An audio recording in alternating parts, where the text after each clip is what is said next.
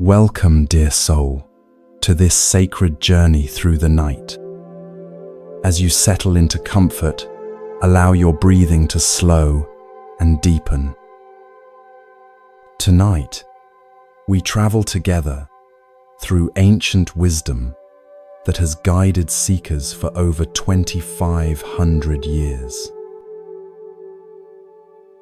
In the mountains of Tibet, where prayer flags flutter in the eternal wind, monks have discovered secrets that make the human spirit unbreakable.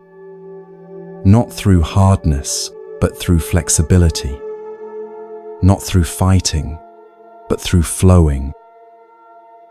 Tonight, these timeless teachings will wash over you like a gentle stream, seeping into your consciousness as you rest.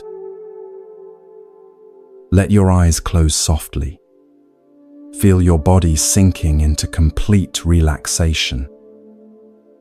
Your only task is to listen, to breathe, and to allow these ancient seeds of wisdom to plant themselves in the fertile soil of your peaceful mind.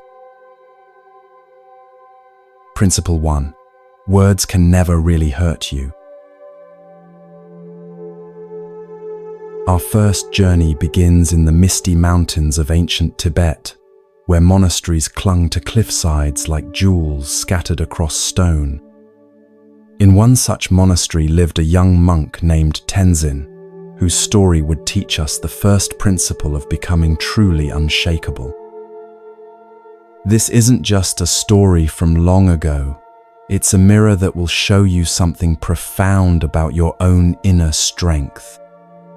Something you've always possessed, but perhaps never recognized.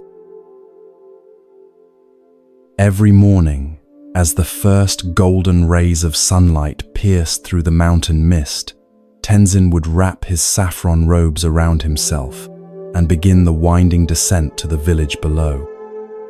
His wooden alms bowl, smooth from countless hands, would rest gently in his palms as he walked the ancient stone path that generations of monks had worn smooth with their footsteps.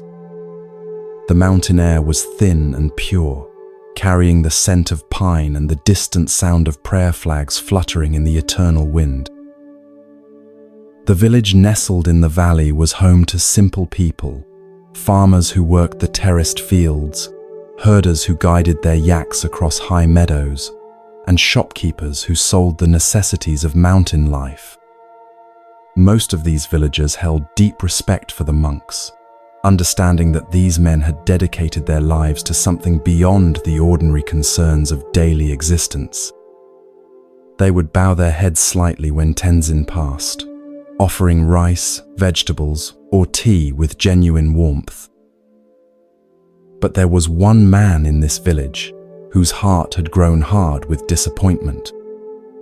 Norbu was a merchant who had once traveled far and wide, bringing goods from distant lands to sell in mountain villages. His shop had been filled with colorful fabrics, exotic spices, and treasures from places most villagers had only heard about in stories. But a series of failed ventures, dishonest partners, and simple bad luck had slowly drained away his wealth and, more tragically, his faith in the goodness of the world. Now Norbu's shop stood nearly empty, its shelves holding only dust and bitter memories.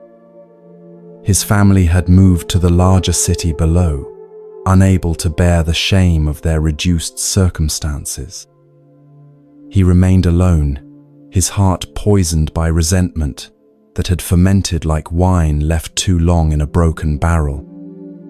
And every morning, when young Tenzin passed by with his peaceful demeanor and gentle smile, something inside Norbu would twist with rage.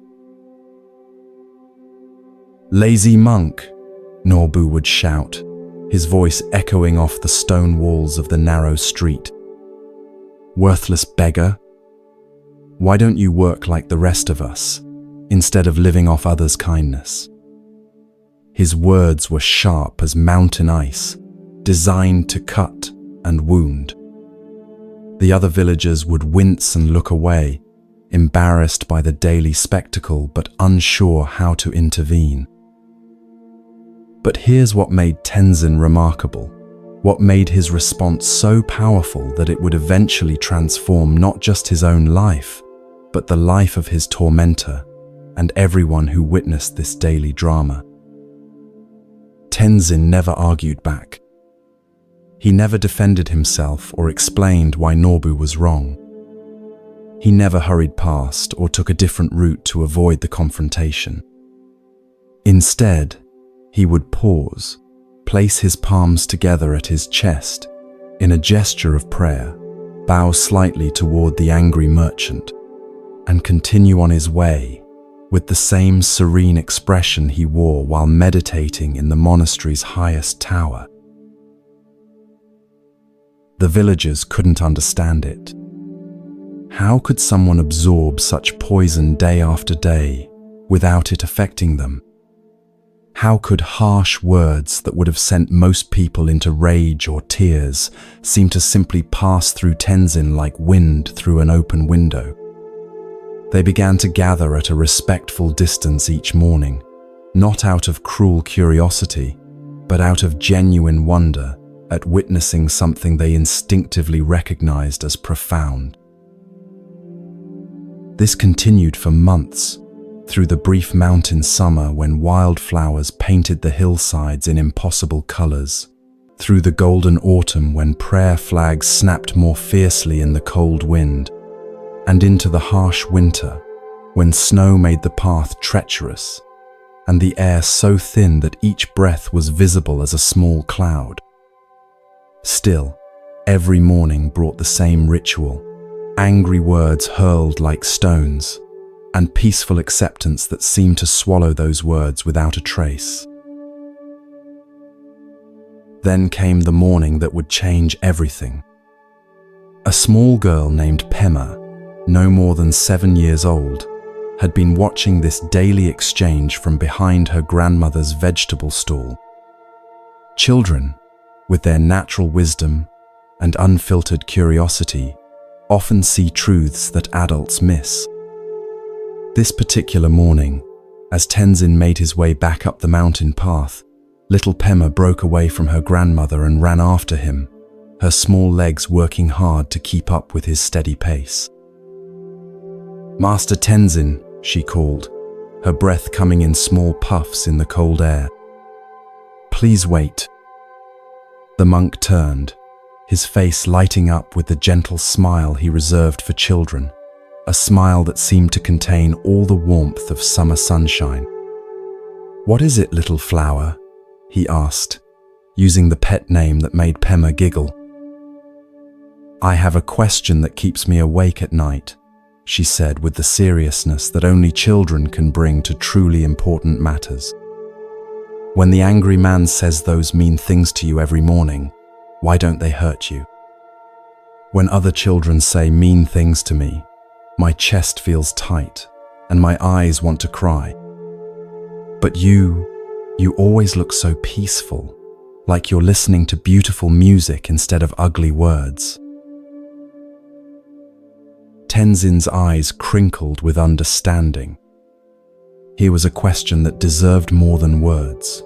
It deserved a demonstration that would plant a seed of wisdom in this young heart. He looked around and spotted a smooth, flat stone on the path, worn round by countless seasons of rain and wind. "Come with me, Pema," he said, taking her small hand in his. "I want to show you something." He led her to the monastery's meditation pond, a perfect circle of water that reflected the sky so clearly it seemed like a window into heaven itself. The water was so still that every cloud, every bird that passed overhead, every branch that swayed in the breeze was captured in perfect detail on its surface. It was a mirror of such clarity that visitors would often stand in silent amazement, feeling as if they were looking down into another world. "Watch very carefully, little one," Tenzin said softly, his voice barely above a whisper. He held up the stone so Pema could see it clearly, smooth and grey, about the size of a child's fist.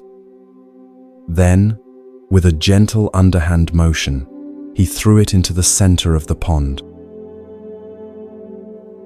The stone hit the water with a splash that seemed to shatter the perfect reflection into 1,000 dancing pieces. Ripples spread outward in perfect concentric circles, each one growing larger and fainter as it traveled toward the pond's edges. The beautiful reflection of clouds and sky was completely gone, replaced by a constantly shifting pattern of light and shadow. For a moment, the peaceful mirror had become a chaos of movement. Pema watched with wide eyes as the ripples continued their journey across the water's surface. But then something magical began to happen. Gradually, almost imperceptibly at first, the ripples began to grow smaller. The wild motion began to settle.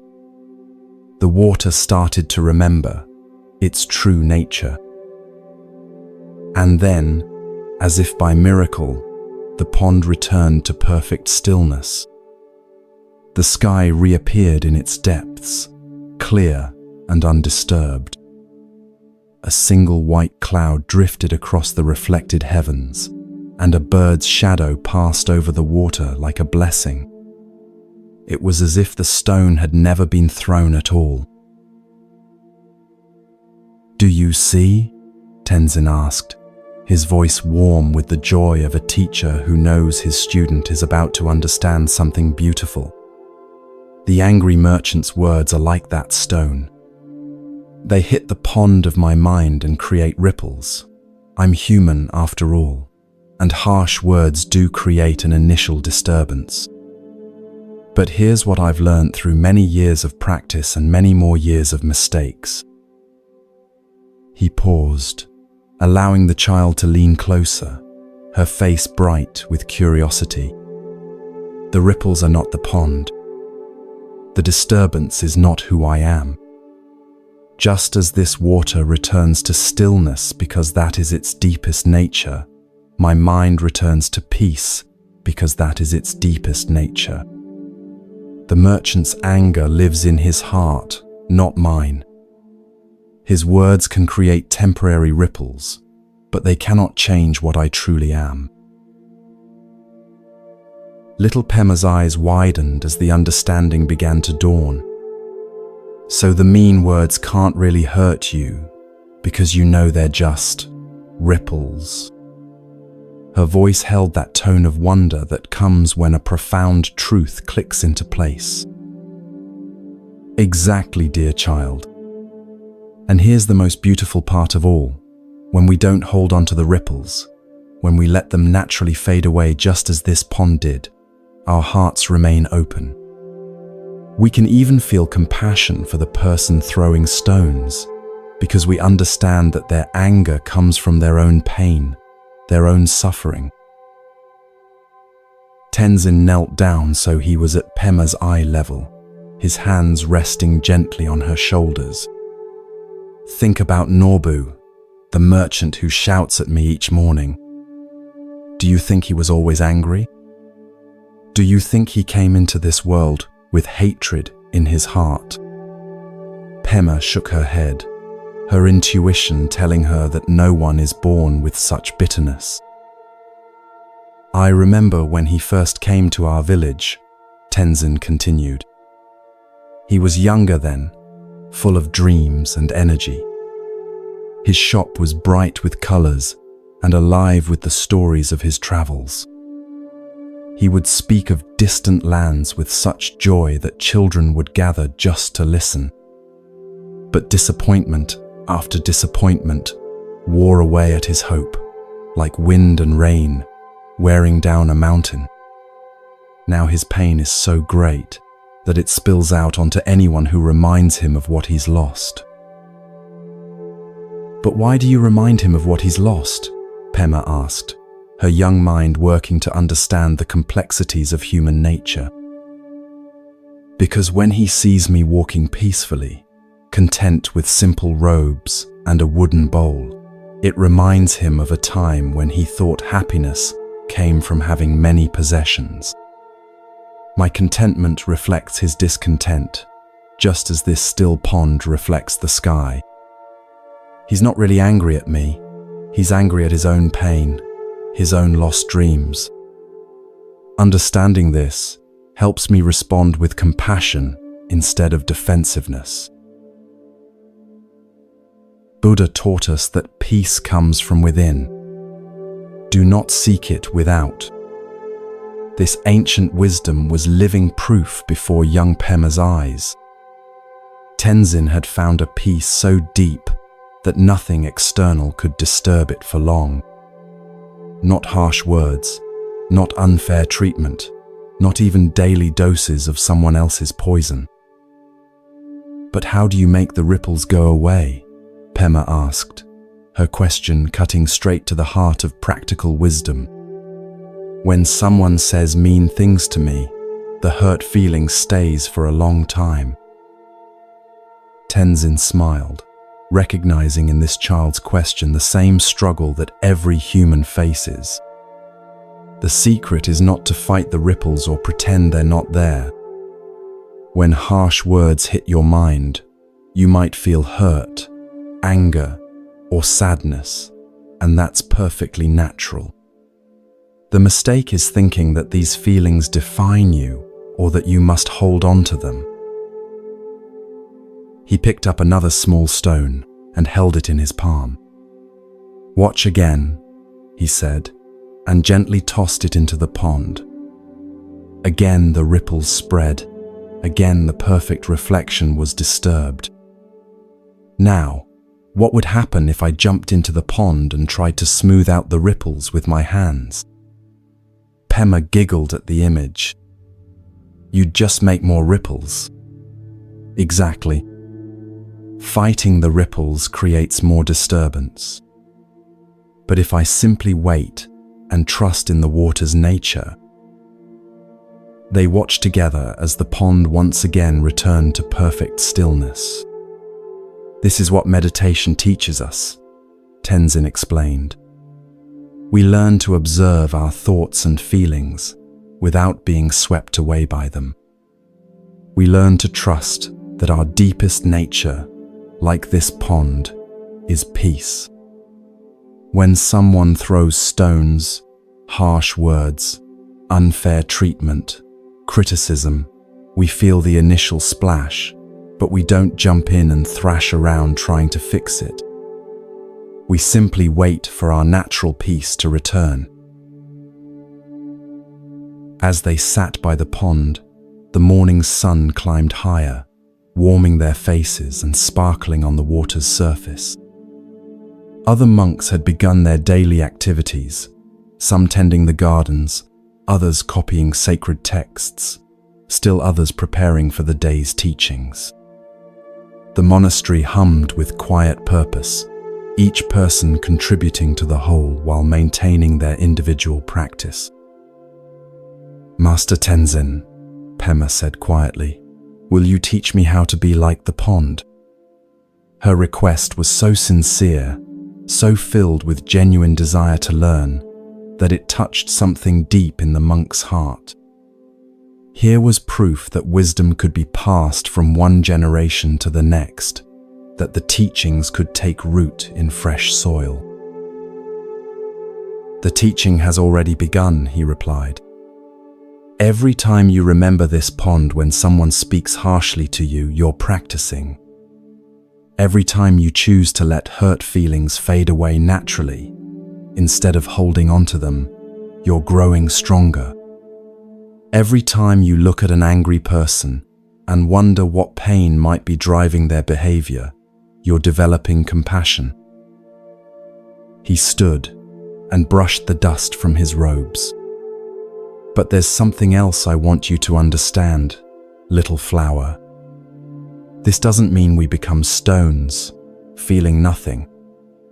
It doesn't mean we don't care when others are hurt, or that we accept cruelty without response. The pond feels the stone's impact. It simply doesn't let that impact define its nature. "What do you mean?" Pema asked, walking beside him as they headed back toward the village. "Sometimes, when someone is drowning in their own anger and pain, the kindest thing we can do is remain calm and peaceful. Our stillness becomes a reminder that peace is possible. Other times, compassion might require us to speak up, to set boundaries, or to take action to protect ourselves or others. The key is responding from a place of wisdom rather than reacting from a place of hurt." As they approached the village, Pema suddenly stopped walking. "Master Tenzin, I want to try something. Tomorrow morning, when you pass by Norbu's shop and he says mean things, I'm going to imagine him as someone who's hurting inside. I'm going to try to feel sorry for his pain instead of angry at his words." Tenzin's eyes sparkled with delight. "Now you're thinking like a true Buddhist, little one. But remember, if you find it difficult at first, that's perfectly normal. Even experienced monks sometimes struggle with harsh treatment. The practice is not about being perfect. It's about returning to peace more quickly each time." The next morning brought a surprise that no one in the village expected.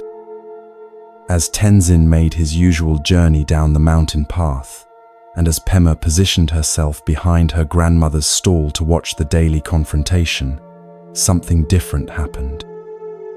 Norbu emerged from his shop as always, his face dark with its customary anger. But when he opened his mouth to hurl his usual insults, he found himself looking into the eyes of a small girl who was watching him with an expression he had never seen before. Not fear, not judgment, but something that looked almost like understanding. The words died in his throat. For just a moment, the hardened merchant felt something crack in the armor of his bitterness. A 7-year-old child was looking at him with more compassion than he had shown himself in years. Tenzin, noticing the shift, bowed slightly deeper than usual and continued on his way. But something had changed in the spiritual atmosphere of that small village street. That evening, as the sun set behind the mountain peaks and painted the sky in shades of gold and crimson, Pema ran to the monastery to find Tenzin. She was breathless with excitement. Master, something wonderful happened. When I looked at Norbu this morning and tried to see his pain instead of his anger, I felt something change inside me. I wasn't scared of him anymore. And I think he felt it too." Tenzin nodded knowingly. "This is the power of the unshakable mind, Pema. When we truly understand that others' harsh words come from their own suffering, we stop taking those words personally. When we stop taking them personally, we stop reacting with hurt or anger. And when we stop reacting, we create space for something new to happen: understanding, compassion, even healing." Buddha's words echoed across the centuries. Holding on to anger is like drinking poison and expecting the other person to die. Young Pema had discovered this truth not through scholarly study, but through the direct experience of letting go. She had learned that the person who benefits most from forgiveness is not the one being forgiven, but the one doing the forgiving. In the days that followed, the daily confrontation between Norbu and Tenzin began to transform. The merchant's words became less sharp, his voice less certain. Sometimes he would emerge from his shop, but remain silent, simply watching as the peaceful monk passed by. Other villagers began to notice the change, and whispers of hope began to replace whispers of embarrassment. One morning, nearly a year after Pema had first asked her question by the pond, Norbu did something that shocked everyone who witnessed it. As Tenzin approached his shop, the merchant stepped forward, not with anger, but with uncertainty. "Monk," he said, his voice rough from disuse of kind words, I have been unkind to you. Every day for months, and you have never responded with anger. Why?" Tenzin stopped and looked at Norbu with the same peaceful expression he had worn through all those months of insults. "Because your anger was never really about me," he said simply. "It was about your pain. And pain, when it's understood with compassion, eventually transforms into wisdom." Norbu's eyes filled with tears, the first tears he had allowed himself to shed since his world had fallen apart. "I've been so angry," he whispered. Angry at the world, angry at life, angry at anyone who seemed to have what I had lost. But mostly, angry at myself for failing. "And now?" Tenzin asked gently. "Now I'm tired of being angry. Tired of carrying this poison inside me. Can you teach me what you know? Can you show me how to find peace the way you have?" This is the miracle that happens when we learn to be like the pond, unshakable in our deepest nature, able to return to peace, no matter what stones are thrown into our consciousness. We don't just protect ourselves from others' negativity. We create possibilities for transformation that wouldn't exist if we responded with anger to anger, hurt to hurt. The first principle of becoming unshakable is this: understand that harsh words and cruel treatment say more about the person giving them than about you. When someone tries to disturb your peace, they're usually broadcasting their own pain.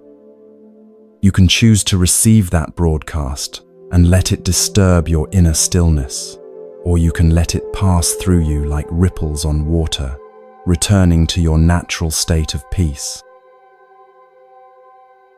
As you drift towards sleep tonight, carry with you the image of that monastery pond. Remember that your deepest nature, like the water's deepest nature, is stillness and peace. Tomorrow, when someone speaks harshly or treats you unfairly, you'll have a choice. You can let their pain become your pain, or you can remain centered in your own peace, and perhaps, like Tenzin, create space for healing to occur. The ripples are not the pond. The disturbance is not who you are. Rest now in the knowledge that nothing, no harsh word, no unfair treatment, no one else's anger, can permanently disturb the peace that is your birthright.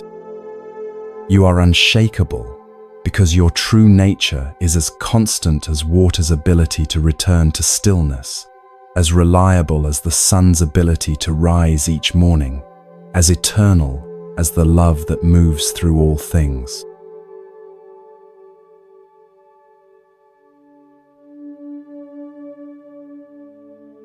Principle 2. Everyone is your teacher. As our second journey unfolds, we travel from the high monastery of Tibet to the bamboo forests of ancient China, where a different kind of wisdom awaited discovery. Here, in a time when scholars and poets walked dusty roads seeking enlightenment, lived a Zen master whose understanding of human nature would challenge everything we think we know about difficult people. His name was Master Lin, and the lesson he taught would transform not just his students, but anyone who truly grasps its profound simplicity. Picture, if you will, a monastery unlike the stone fortress we visited in Tibet. This one was built of warm wood and paper screens, nestled in a grove of towering bamboo that whispered ancient secrets whenever the wind stirred their emerald leaves. The sound was like nature's own meditation, a soft, constant rustling that seemed to wash away the noise of the busy world beyond. Students came here from across the vast expanse of China, some traveling for months along dangerous mountain passes and through bandit-infested valleys, all seeking something that couldn't be found in books or bought with gold. Master Lin was known throughout the land, not for his stern discipline or harsh teachings, but for something far more rare, his infinite patience and his ability to see potential where others saw only problems. His eyes held the depth of someone who had looked long into the nature of human suffering and found not despair, but profound compassion. Students would often say that a single conversation with Master Lin could illuminate truths they had been searching for their entire lives. Among the many seekers who found their way to his monastery was a young man named Jian, whose arrival would test every ounce of Master Lin's legendary patience. Jian was brilliant. There was no denying that. His mind was sharp as a freshly forged blade, capable of cutting through complex philosophical arguments with startling precision. But somewhere in his 23 years of life, that brilliance had curdled into arrogance, and his sharp mind had become a weapon he used to prove his superiority over everyone around him. The other students noticed Jian's disruptive presence from his very first day. During the pre-dawn meditation, when the monastery was supposed to be wrapped in profound silence, Jian would arrive exactly 7 minutes late, his wooden sandals clicking deliberately against the polished floor. He would settle onto his meditation cushion with an elaborate display of adjusting his robes, clearing his throat, and shifting his position, each movement designed to draw attention to his arrival. The ripple of irritation that spread through the meditation hall was almost tangible, yet Master Lin never once turned his head or acknowledged the disruption. During the daily teaching sessions, when Master Lin would share insights from the great Buddhist texts or speak about the nature of enlightenment, Jian would interrupt with questions that weren't really questions at all, but thinly veiled attempts to demonstrate his own knowledge. "Master," he would say, his voice carrying just enough respect to avoid outright rudeness, "surely you're aware that the scholar Wei dynasty interpreted that passage quite differently. Or, while that's an interesting perspective, don't you think it contradicts what the Buddha taught about attachment in the Lotus Sutra?" These weren't the sincere inquiries of a student seeking understanding. They were intellectual traps, designed to make Master Lin look foolish or unprepared. Yet the master would respond to each challenge with genuine thoughtfulness, often saying, "What an excellent point, Jian. Let's explore that together," before launching into explanations that were somehow even deeper and more nuanced than his original teaching. But it was Jian's behavior during work periods that truly tested the community's patience. Each student was assigned daily tasks: sweeping the meditation hall, tending the vegetable garden, preparing meals, copying sacred texts. These weren't just chores, they were considered essential parts of spiritual practice, opportunities to cultivate mindfulness and humility. Jian, however, seemed to view manual labor as beneath someone of his intellectual caliber. He would disappear during garden work, claiming he needed to contemplate a particularly challenging philosophical concept. When it was his turn to sweep, he would do such a hasty, careless job that others had to redo his work. During meal preparation, he would position himself as far as possible from the actual cooking, preferring to engage anyone who would listen in elaborate discussions about the spiritual significance of different foods. The result was that the burden of Jan's neglected duties fell on his fellow students, who were already working hard to maintain the monastery while pursuing their own spiritual development. They began to gather during their free time, their voices tight with frustration as they shared their grievances. "It's not fair," whispered Chen, an earnest young man who had given up a promising career as a government official to seek enlightenment. "We're all here to learn, but we end up doing his work on top of our own. How can we focus on our practice when we're constantly cleaning up after his irresponsibility? And his constant showing off during teachings," added Wei, an older student who had spent 3 years saving money for the journey to the monastery. "He's not trying to learn, he's trying to prove he's smarter than Master Lin. It's disrespectful, and it disrupts everyone's concentration." The complaints grew louder and more frequent. Students who had come seeking peace found themselves consumed with resentment toward their disruptive classmate.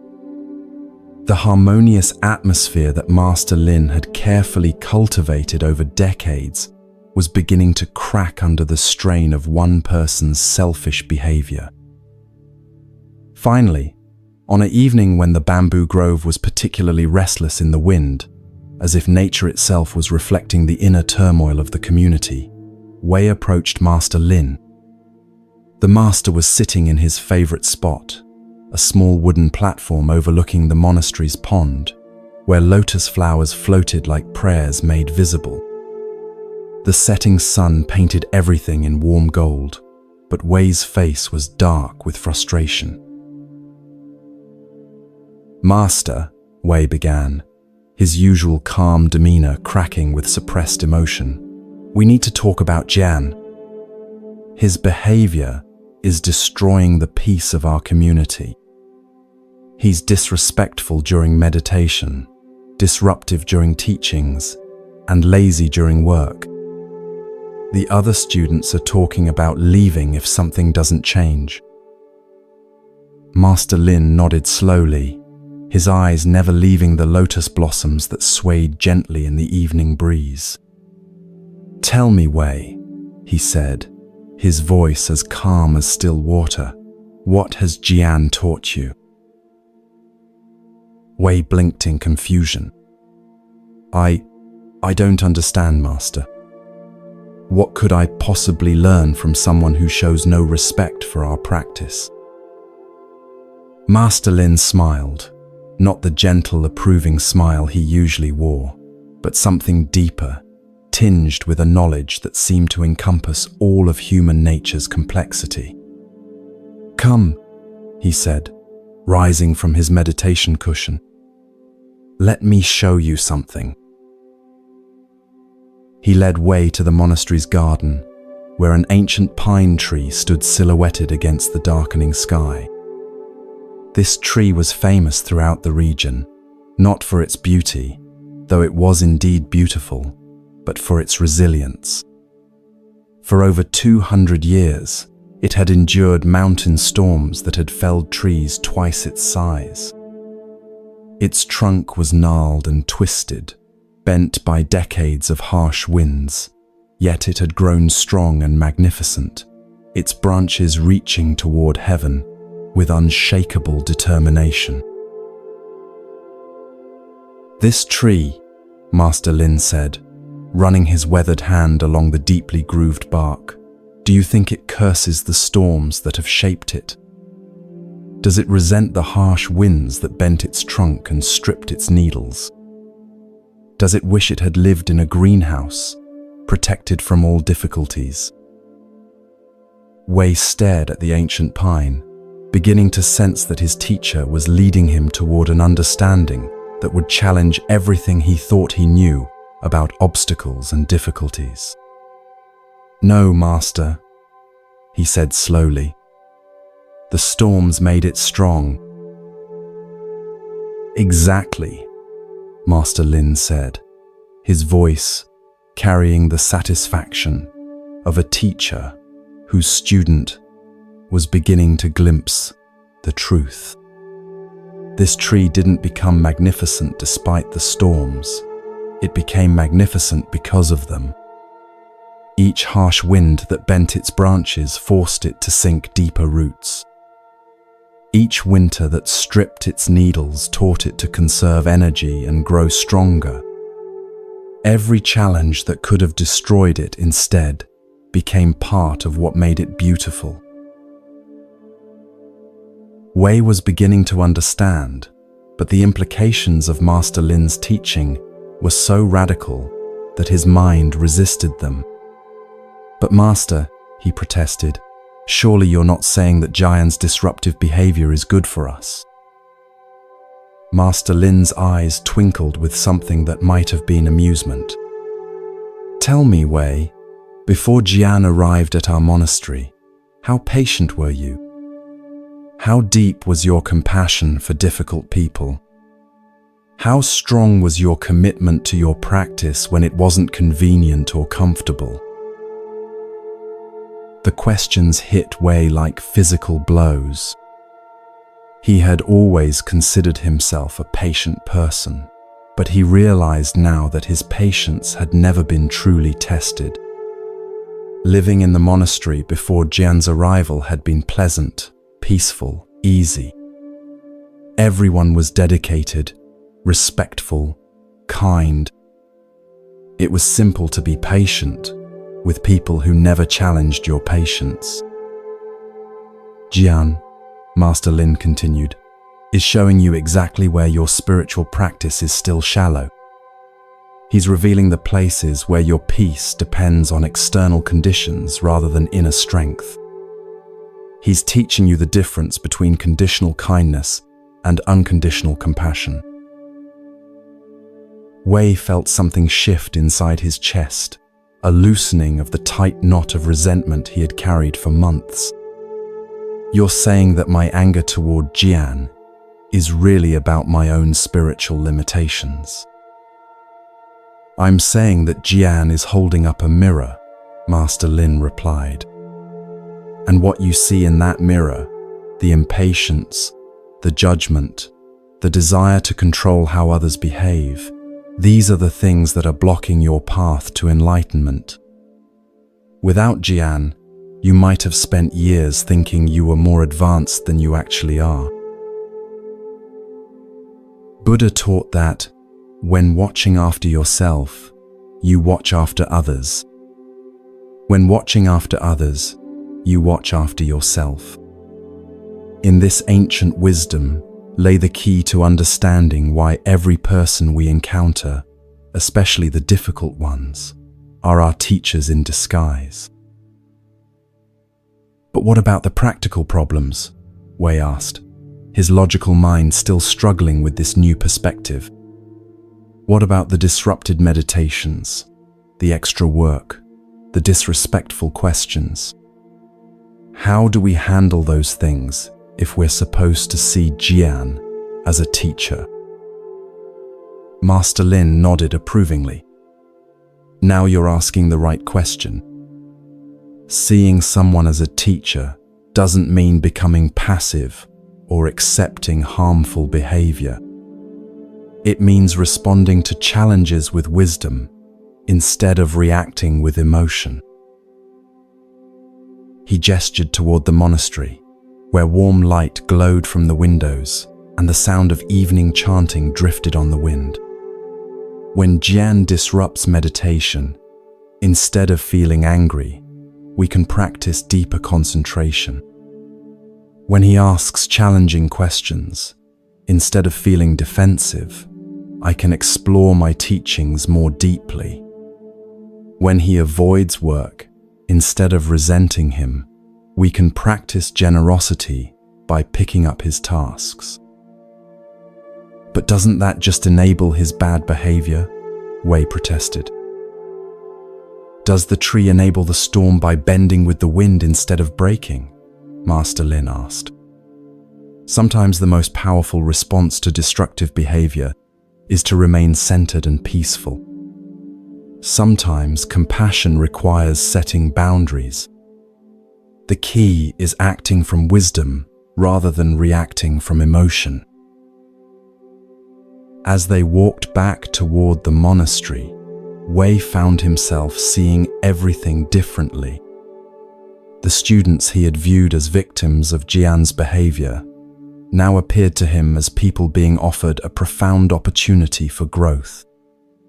The disruptions he had seen as obstacles to spiritual progress now looked like perfect training grounds for developing unshakable peace. Master, Wei said quietly, what about Jian himself?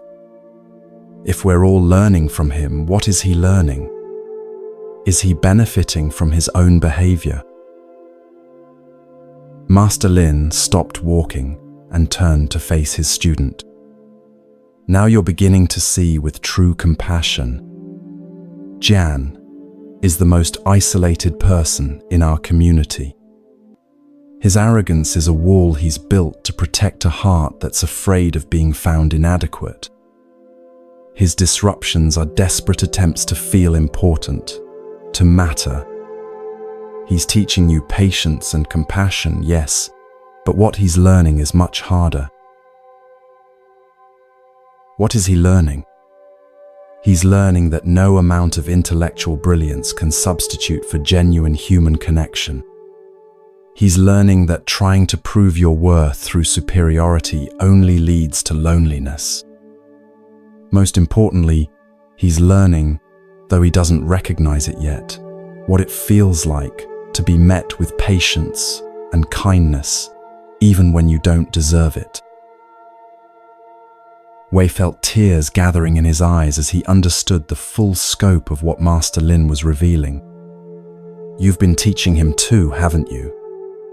All those times when you responded to his disrespect with patience, when you answered his trap questions with genuine wisdom, you were showing him what unconditional compassion looks like.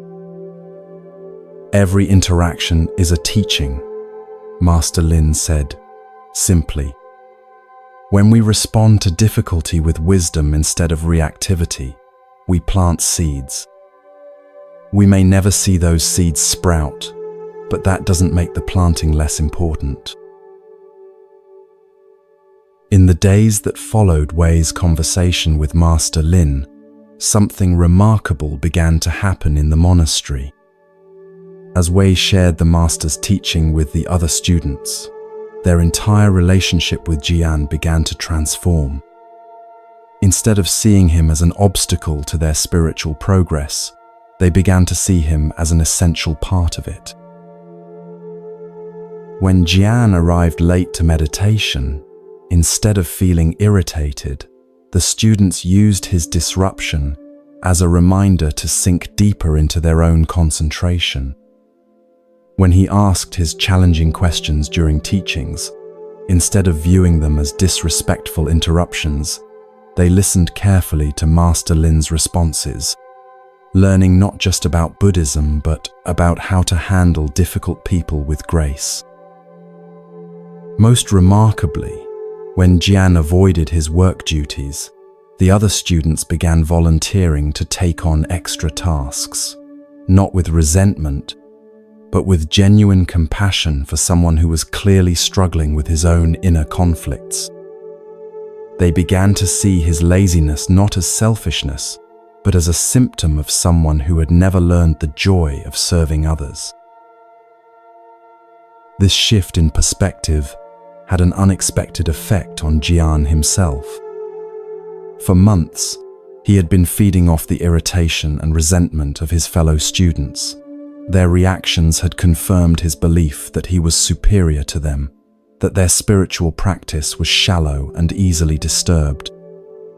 But as their responses changed, the energy that fueled his disruptive behavior began to dissipate.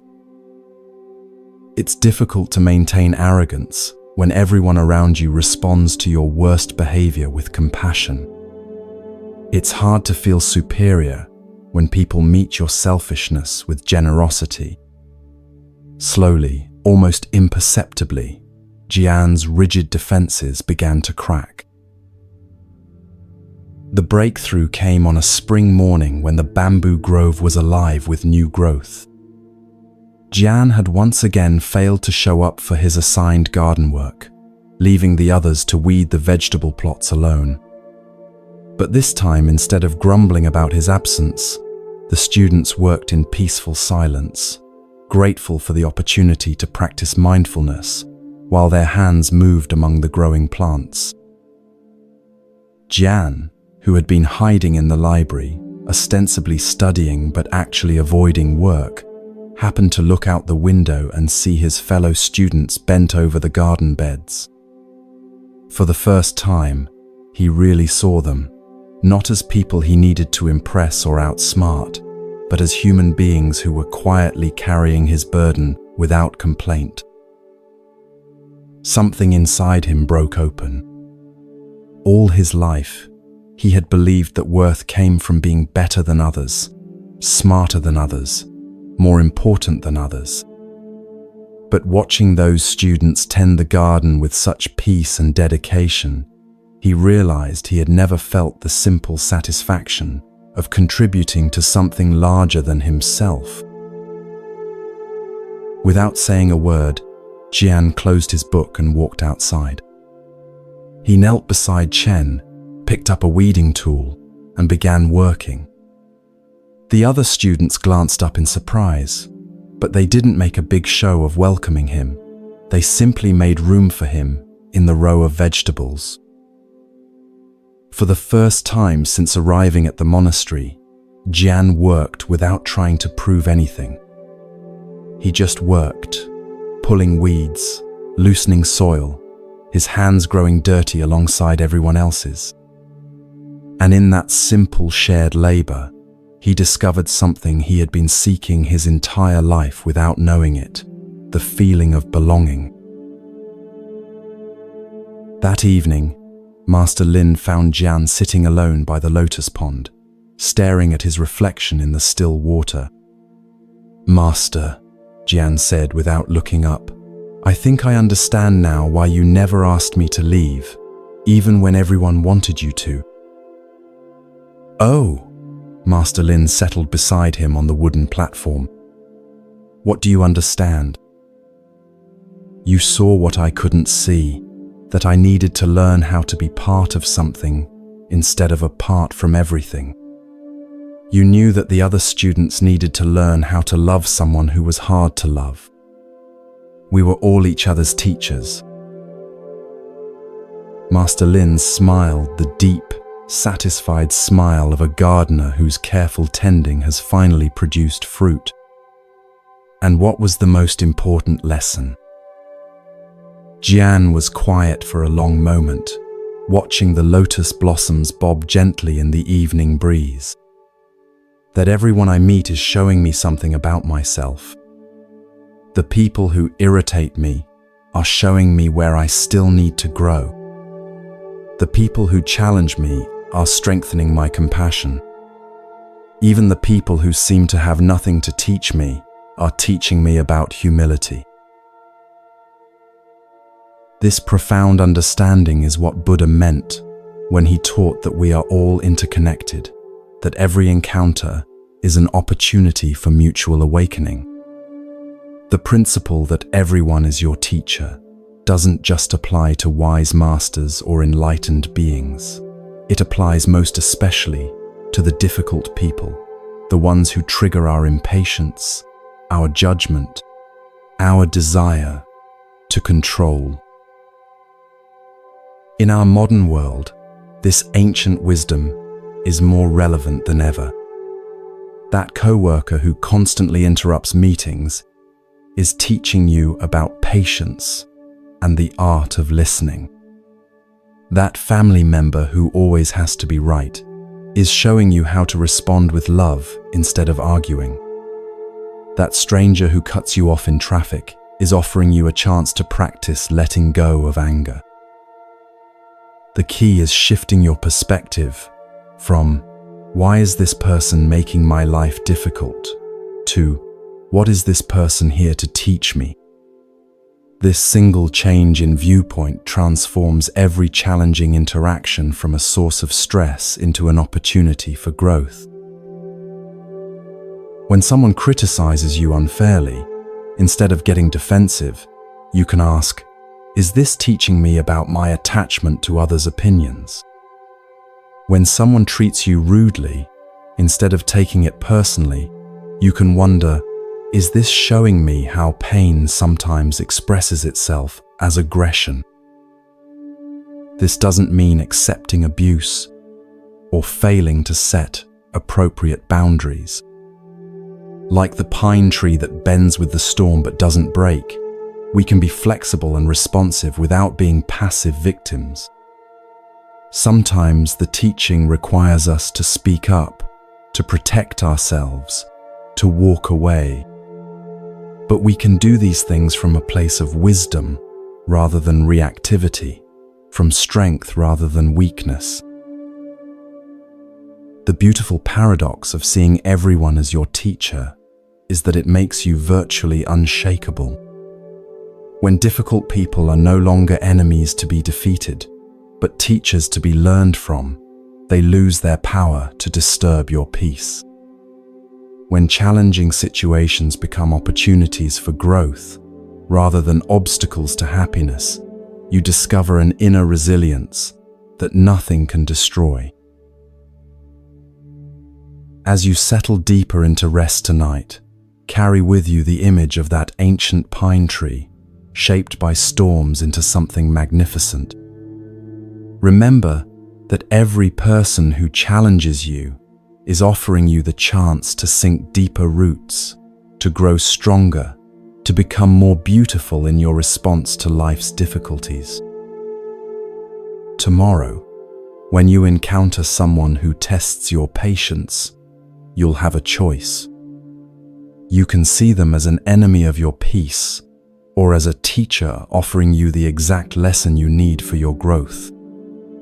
In that choice lies the difference between remaining reactive and becoming truly wise, between staying fragile and becoming unshakable. Everyone is your teacher. The question is not whether you'll have difficult people in your life. You will. The question is whether you'll let them teach you or simply frustrate you. In your willingness to learn from everyone, especially the challenging ones, lies one of the most powerful secrets of Buddhist wisdom, that enlightenment comes not from avoiding difficulties, but from allowing them to transform you.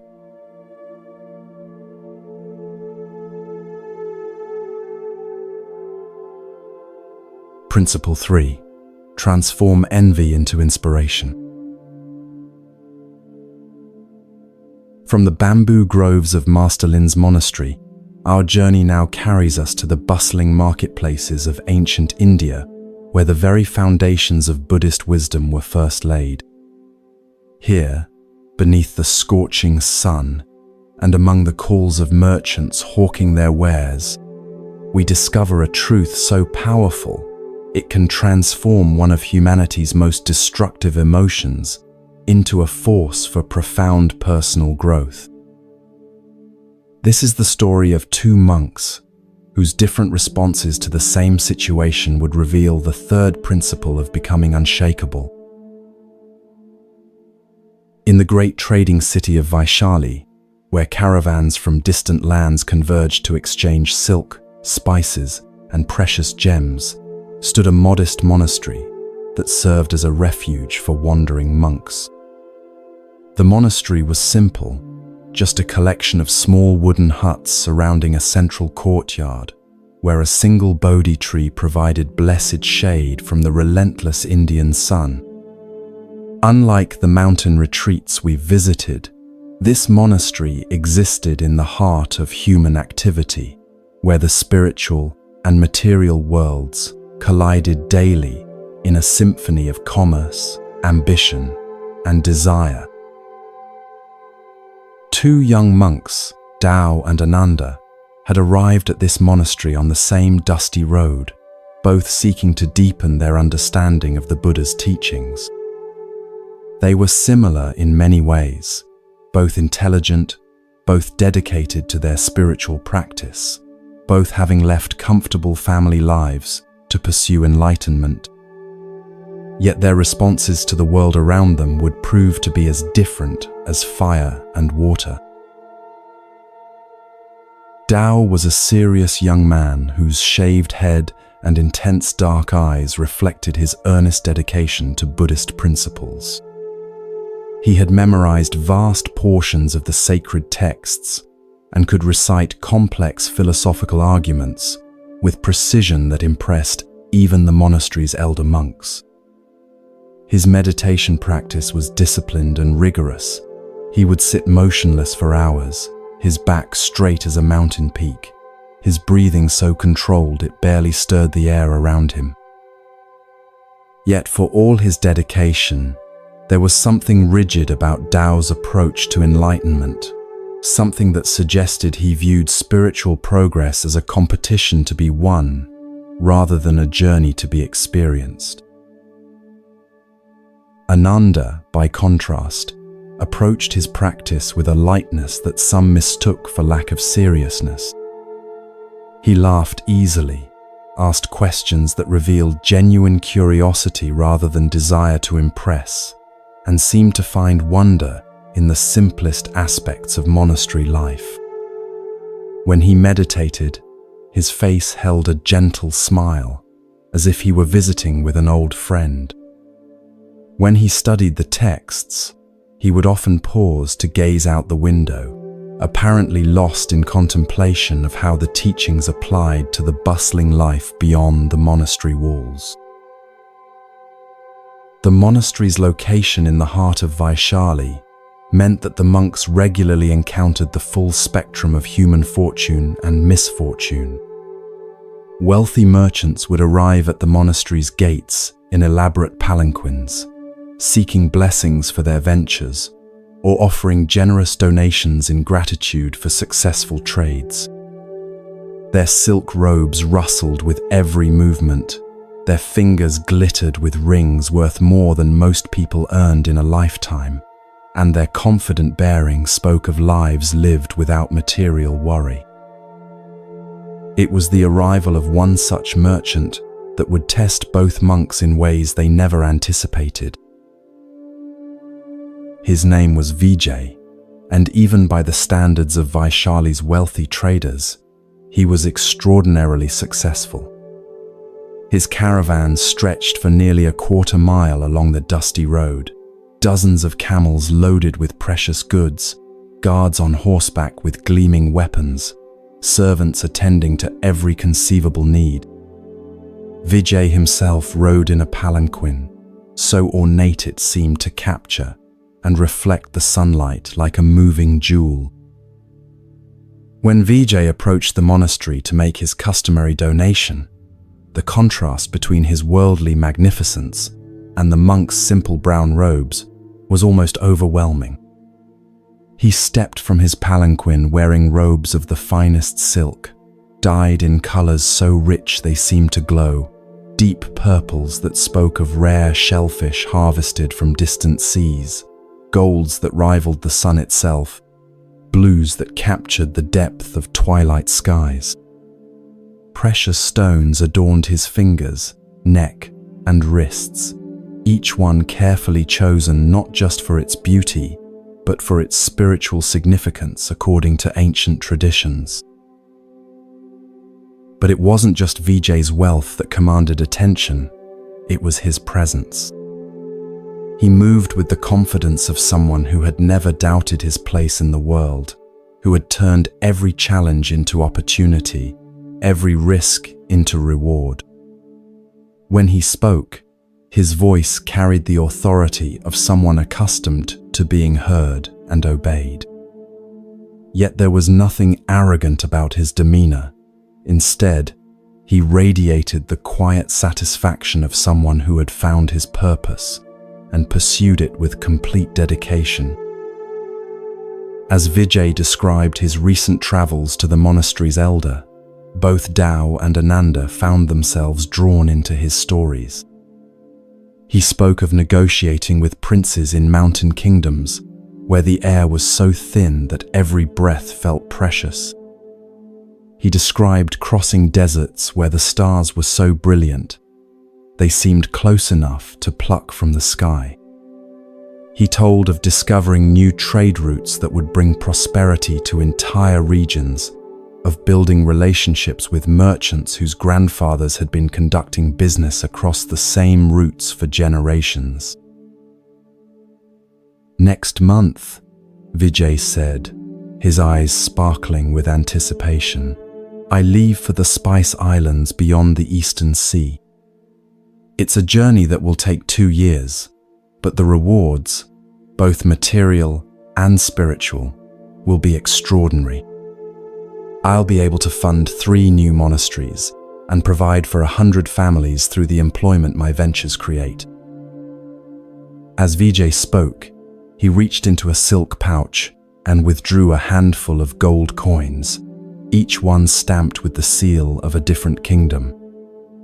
He placed them gently in the monastery's donation bowl, the metal ringing softly against the simple clay.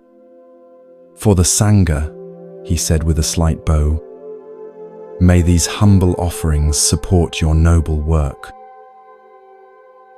After Vijay departed in his magnificent caravan, leaving behind only the settling dust and the lingering scent of exotic incense that had clung to his robes, the monastery seemed suddenly smaller, plainer, almost shabby, by comparison. The monks' simple brown robes felt rougher against their skin, their basic meals seemed more meager, their modest sleeping quarters appeared cramped and uncomfortable. For Tao, the encounter with Vijay was like a poisoned arrow straight to his heart.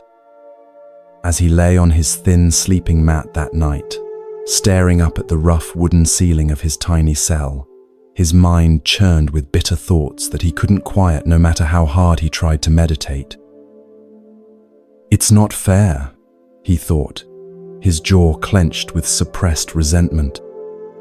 "I've given up everything to pursue enlightenment, my family's wealth, my comfortable life, my promising future as a scholar. I spend my days in meditation and study, trying to purify my mind and serve others. Yet this merchant, who spends his time accumulating possessions and pursuing profit, lives like a king while I sleep on the ground." The more Tao thought about the contrast between his austere monk's life and Vijay's opulent existence, the more agitated he became. During morning meditation, instead of focusing on his breath, he found himself imagining what it would feel like to wear silk robes, to travel in a comfortable palanquin, to command the respect that wealth brings. When he tried to study the sacred texts, the words seemed to mock him with their teachings about the illusory nature of material possessions. If possessions are really meaningless, Tao caught himself thinking, then why do I feel so empty without them? If spiritual practice is supposed to bring happiness, why do I feel more miserable than before I became a monk? These thoughts terrified Tao because they contradicted everything he believed about his spiritual path. He had always prided himself on his detachment from worldly concerns, his ability to find contentment in simplicity. But Vijay's visit had revealed that his detachment was shallow, that his contentment depended on not being confronted with attractive alternatives. Day by day, Tao's envy grew like a thorny vine, wrapping itself around his peace and choking out his joy. He became irritable with his fellow monks, critical of the monastery's conditions, resentful toward anyone who seemed happier than he felt. His meditation practice, once a source of deep satisfaction, became a struggle against intrusive thoughts about wealth and comfort. His study of Buddhist texts became an exercise in finding reasons why worldly success was spiritually meaningless, a defensive strategy rather than genuine learning. Ananda, witnessing his friend's transformation, felt deep compassion for Tao's suffering. But Ananda's own response to Vijay's visit had been completely different, and this difference would prove to be the key to understanding how envy can be transformed into inspiration. When Ananda first saw Vijay's magnificent caravan, he felt the same initial stirring of admiration and perhaps a touch of longing that anyone might experience when confronted with such prosperity. But instead of allowing these feelings to ferment into resentment, Ananda examined them with the gentle curiosity that characterized his approach to all mental phenomena. How interesting, he thought to himself, as he watched Vijay's palanquin disappear down the dusty road. I'm feeling attracted to his lifestyle. What exactly is it that I'm admiring? Is it the wealth itself, or something deeper? As Ananda reflected on this question over the following days, he began to realize that what he truly admired about Vijay wasn't the merchant's possessions, but his qualities of character. Vijay had displayed remarkable discipline, the kind of focused dedication that had allowed him to build a vast trading empire from humble beginnings. He had shown courage in his willingness to undertake dangerous journeys to unknown lands.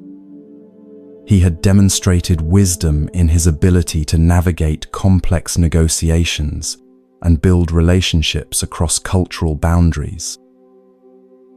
Most importantly, Vijay had exhibited generosity, not just in his donation to the monastery, but in his apparent commitment to using his wealth to benefit others. His mention of funding new monasteries and providing employment showed that his pursuit of prosperity wasn't purely selfish, but included a genuine desire to contribute to the welfare of his community. These are exactly the qualities I want to develop in my spiritual practice, Ananda realized with growing excitement. Discipline, courage, wisdom, generosity. Vijay may be pursuing these through commerce while I pursue them through meditation and study, but the underlying virtues are the same. This insight transformed Ananda's entire relationship with his own spiritual practice. Instead of seeing Vijay as someone who had chosen worldly success over spiritual development, Ananda began to see him as someone who was developing spiritual qualities through worldly means. This perspective didn't make Ananda want to abandon his monastic life, but it did inspire him to approach his practice with renewed energy and purpose. If Vijay could show such discipline in building his business, Ananda reasoned, then surely he could bring that same level of dedication to his meditation practice. If Vijay could be so courageous in facing the dangers of long-distance trade, then Ananda could be equally brave in confronting the difficult emotions and insights that arose during spiritual practice. If Vijay could demonstrate such wisdom in his commercial dealings, then Ananda could apply himself more diligently to understanding the Buddhist teachings. Most transformatively, if Vijay could be so generous with his material wealth, then Ananda could find ways to be equally generous with his spiritual wealth, sharing insights with fellow monks, offering compassion to struggling practitioners, radiating peace to everyone he encountered. The change in Ananda was visible to everyone in the monastery. His meditation became deeper and more focused, inspired by Vijay's example of unwavering concentration on long-term goals. His study of the texts became more thorough and insightful, motivated by Vijay's demonstration of how careful preparation leads to success. His interactions with others became more patient and encouraging, reflecting Vijay's skill in building positive relationships. Within weeks, other monks began seeking out Ananda for guidance and support. His happiness seemed to be contagious, his insights more profound, his presence more calming. Paradoxically, by allowing himself to be inspired by a wealthy merchant's worldly success, Ananda had become a more successful spiritual practitioner. The contrast between the two monks' responses to the same situation illustrates one of Buddhism's most profound teachings about the nature of suffering and happiness. Buddha taught, "Do not be jealous of others' good qualities, but out of admiration, adopt them yourself." This simple instruction contains the key to transforming one of our most painful emotions into one of our most powerful tools for growth. Envy arises when we focus on what others have that we lack, their possessions, their success, their relationships, their apparent happiness. This focus creates a sense of scarcity, a feeling that there isn't enough good fortune to go around, that someone else's gain somehow diminishes our own possibilities. Envy makes us smaller, more bitter, more focused on what's missing from our lives rather than what's present. But when we shift our attention from what others have to how they got it, from their external circumstances to their internal qualities, envy transforms into inspiration. Instead of feeling diminished by others' success, we feel motivated to develop the same virtues that led to their achievements. Instead of seeing their good fortune as evidence of life's unfairness, we see it as proof of what's possible when certain qualities are cultivated and applied. This transformation requires a fundamental shift in how we understand success and happiness. Most envy is based on the assumption that external circumstances determine internal states, that people are happy because they're wealthy, loved because they're attractive, fulfilled because they're successful. But Buddhist wisdom teaches the opposite, that internal qualities create external circumstances, that happiness comes from within and then attracts favorable conditions. When we understand this principle, every person we envy becomes a teacher, showing us which qualities we need to develop. The colleague who gets promoted reveals the importance of dedication and skill. The friend in a happy relationship demonstrates the value of compassion and communication. The neighbor with a beautiful garden shows us what patience and consistent effort can accomplish. Several months after Vijay's visit, the merchant returned to Vaishali. His eastern journey had been even more successful than anticipated, and his caravan was now loaded with spices, silks, and treasures from distant islands. But more than his material wealth, what struck the monks was the change in Vijay himself. He seemed more peaceful, more wise, more deeply content than before. During his visit to the monastery, Vijay shared stories of the challenges he had faced during his journey, storms at sea that had tested his courage, negotiations that had required all his patience and wisdom, moments of doubt when only his discipline had carried him forward. Every difficulty became a teacher, he said. Every obstacle became an opportunity to grow stronger. As Tao listened to these words, something shifted inside him. He realized that Vijay's success hadn't come from luck or privilege, but from the same qualities that Buddhism taught: courage, patience, wisdom, perseverance. The merchant had been following a spiritual path all along, just not in the way Dao had expected. For the first time in months, Dao felt his envy begin to dissolve. In its place arose a new appreciation for his own path and a genuine admiration for Vijay's journey. He began to see that there are many ways to cultivate virtue, many paths to wisdom, many opportunities for growth, and that comparing his path to others had been blocking him from fully embracing his own. Ananda, watching his friend's transformation with joy, approached Dao after Vijay's departure. "What changed?" he asked gently. "I finally understood what you saw from the beginning," Dao replied. "I was so focused on what Vijay had that I couldn't see who he was. His wealth was just the external result of internal qualities, the same qualities we're trying to develop through our practice. Instead of being envious of his success, I should have been inspired by his example." "And now?" Ananda asked.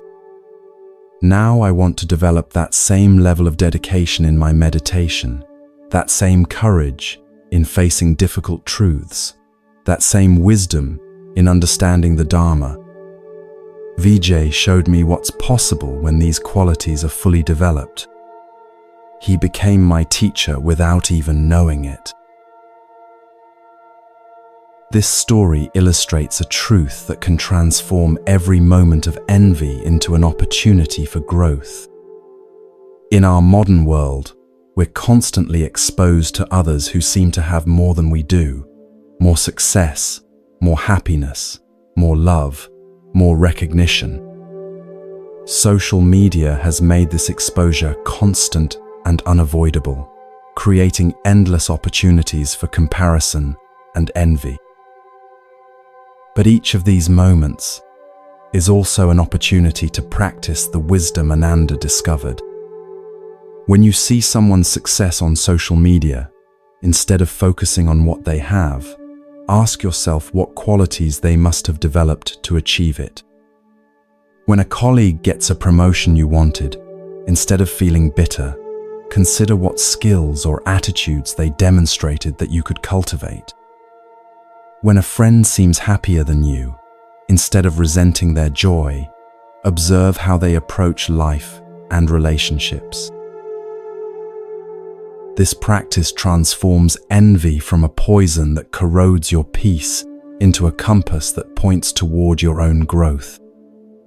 Every person you envy becomes a mirror showing you your own potential. Every achievement that stirs your jealousy becomes a map showing you which qualities to develop. The key is remembering that qualities of character, courage, discipline, wisdom, compassion, generosity are not limited resources. One person's development of these virtues doesn't diminish your ability to develop them too. In fact, seeing these qualities expressed successfully in others proves that they're attainable, that the path of growth you're on leads somewhere real and valuable.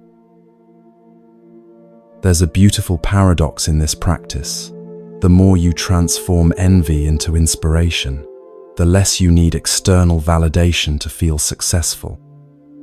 When you're focused on developing your own character, rather than comparing your circumstances to others, you find satisfaction in your growth, regardless of how it measures against others' achievements. You become unshakable because your sense of worth comes from within, rather than from comparison.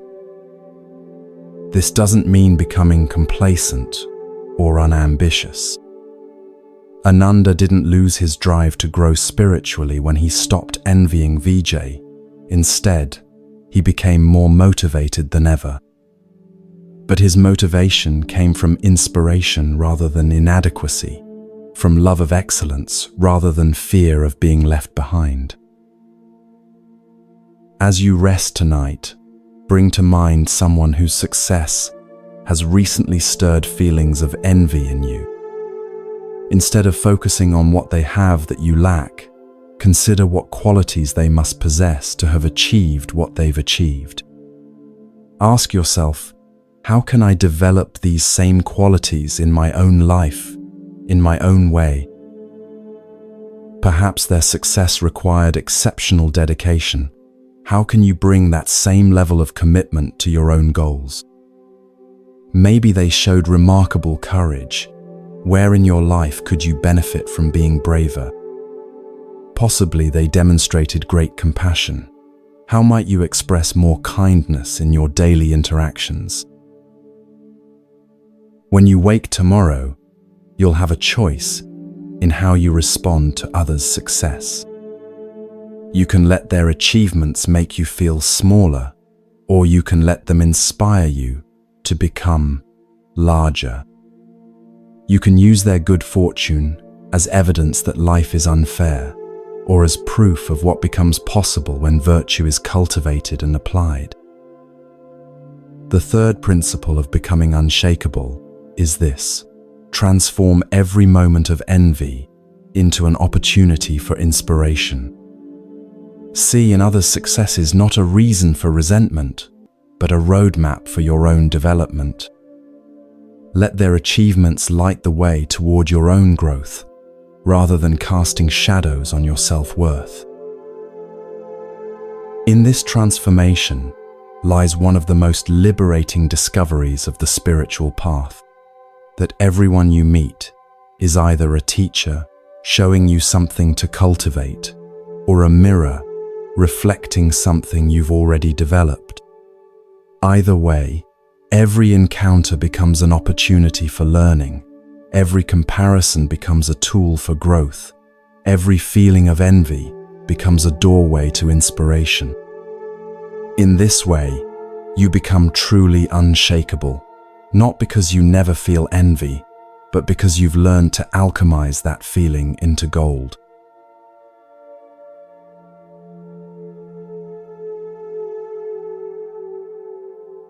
Principle 4.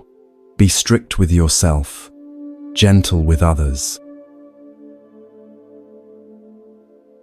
Our journey through ancient wisdom now leads us to the misty mountains of Korea, where autumn painted the hillsides in flames of red and gold.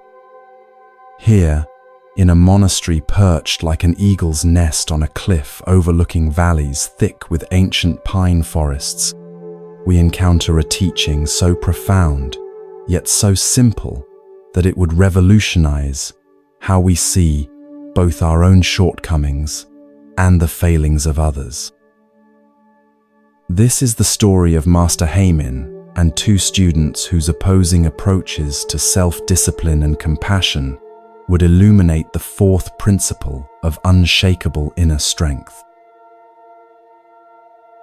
The Monastery of Eternal Springs had earned its name from the natural hot springs that bubbled up from deep within the mountain, providing warmth even during the harshest Korean winters. Steam would rise from these sacred pools like incense offerings to the sky, creating an atmosphere of perpetual mystery and renewal. The monastery itself was built in the traditional Korean style, with gracefully curved rooftops that seemed to dance with the mountain mists and wooden buildings that had weathered centuries of seasons while maintaining their quiet dignity. Master Heimin, the monastery's gentle yet formidable teacher, was known throughout Korea for his unusual approach to spiritual instruction. While many masters of his era were stern and demanding, Master Heimin had developed a reputation for seeing into the heart of each student's unique struggles and offering precisely the guidance they needed to overcome their particular obstacles. His eyes, deep-set and kind, seemed to hold both infinite patience and unwavering discernment, as if he could see not just who you were, but who you were capable of becoming. Among his many students were two young monks whose contrasting personalities would provide the perfect laboratory for exploring the delicate balance between self-discipline and compassion. The first was Quan, a perfectionist whose dedication to spiritual practice was matched only by his harsh judgment of anyone who failed to meet his exacting standards. The second was Minsu, whose kind heart and gentle nature masked a troubling tendency towards self-criticism and personal laxity. Quan had arrived at the monastery with the intensity of someone fleeing from his own imperfections. As the eldest son of a wealthy merchant family, he had been groomed for success from childhood, taught that excellence was not just expected, but mandatory. Every aspect of his upbringing had reinforced the belief that worth was earned through achievement, that love was conditional upon performance, that any failing was a cause for shame. When he decided to become a monk, Quan brought this same merciless drive for perfection to his spiritual practice, but with a twist that made his presence difficult for everyone around him.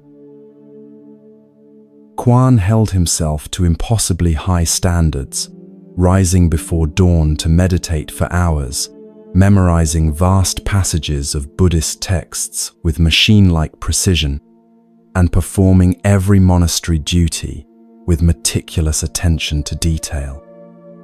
His own cell was immaculate, his few possessions arranged with geometric precision, his sleeping mat positioned at exactly the correct angle, his water bowl polished to mirror brightness. He fasted regularly, often skipping meals to demonstrate his detachment from bodily desires, and he could sit in meditation for longer periods than monks with decades more experience. But Quan's perfectionism came with a terrible cost. He applied the same ruthless standards to everyone around him. When a fellow student arrived late to morning meditation, Quan's disapproving glare could be felt across the entire hall. If someone made an error while reciting texts, Quan would correct them with barely concealed irritation. When monastery duties weren't performed to his exacting specifications, he would redo the work himself, making sure others noticed his superior efforts. How can they be so careless with their spiritual practice? Quan would mutter to himself as he swept floors that others had already cleaned, his jaw tight with frustration. Don't they understand that every moment wasted, every duty performed carelessly, every distraction entertained is an obstacle to enlightenment? If they can't even fold their robes properly, how can they hope to achieve liberation from suffering? The other students began to avoid Quan, not out of malice, but out of exhaustion.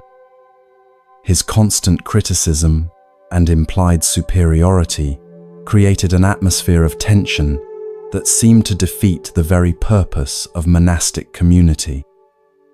Even his genuine achievements, his profound knowledge of the texts, his impressive meditation skills, his unquestionable dedication, were overshadowed by the uncomfortable feeling that he was keeping score of everyone's spiritual progress and finding them all lacking.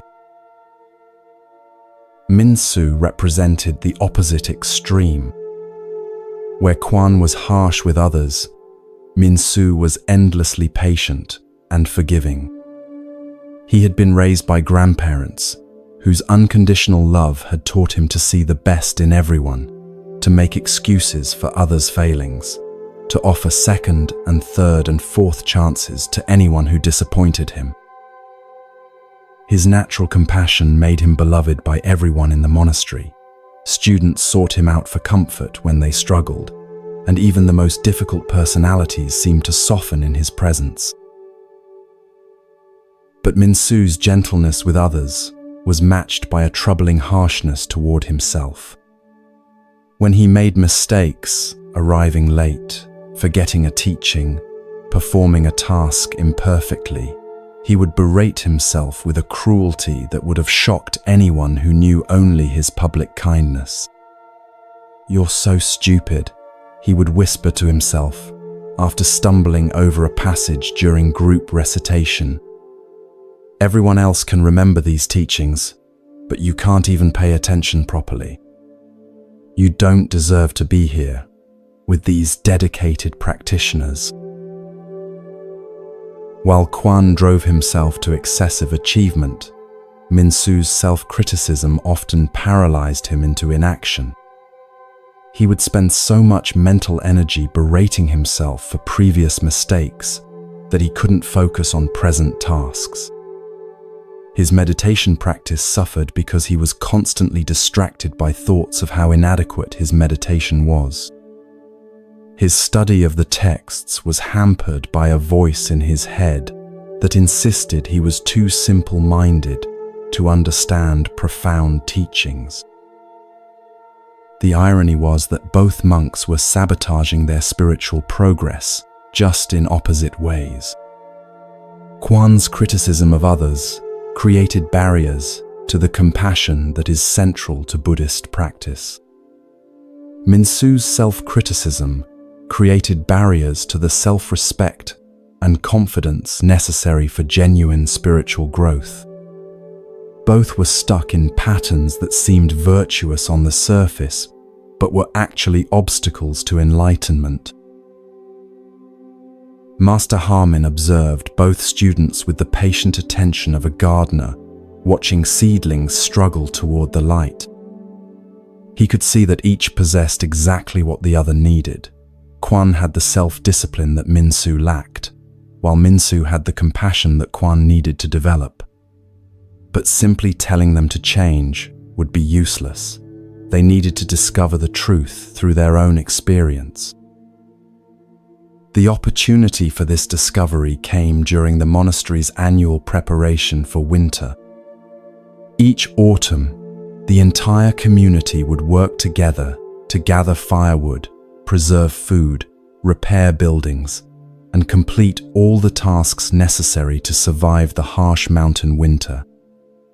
It was a time when individual spiritual practice merged with collective responsibility, when the monastery's survival depended on everyone contributing their best efforts. Master Heimin assigned Quan and Minsu to work together on the crucial task of waterproofing the main meditation hall's roof.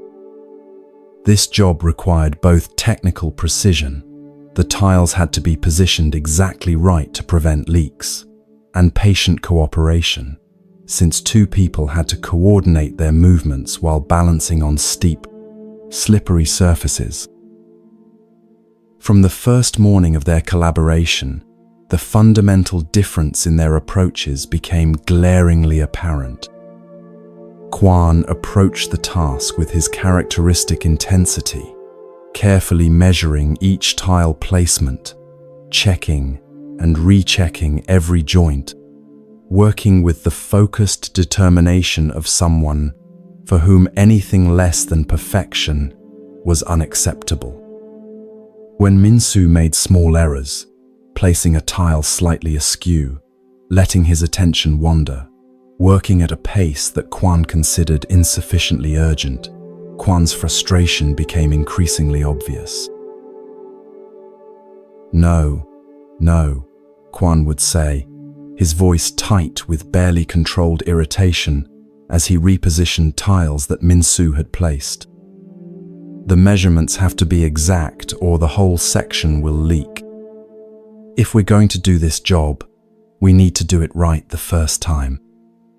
His criticism was technically accurate, but delivered with an edge that made Minsu wince and become even more nervous, which led to more mistakes, which increased Quan's frustration in a cycle that seemed destined to explode.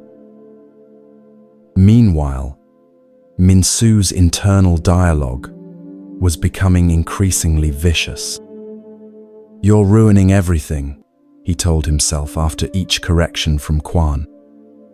You can't even place roof tiles properly. How pathetic is that? Quan probably thinks you're the most incompetent person he's ever worked with. You should just quit and let someone capable handle this important work. But instead of quitting or defending himself, Min-soo did something that revealed the beautiful but misguided nature of his character. When Quan made his own mistakes, dropping tools, miscalculating measurements, struggling with the physical demands of roof work, Min-soo immediately offered understanding and support. "Don't worry about it," Min-soo would say when Quan fumbled a tile and sent it sliding off the roof. "This is difficult work, and we're both learning.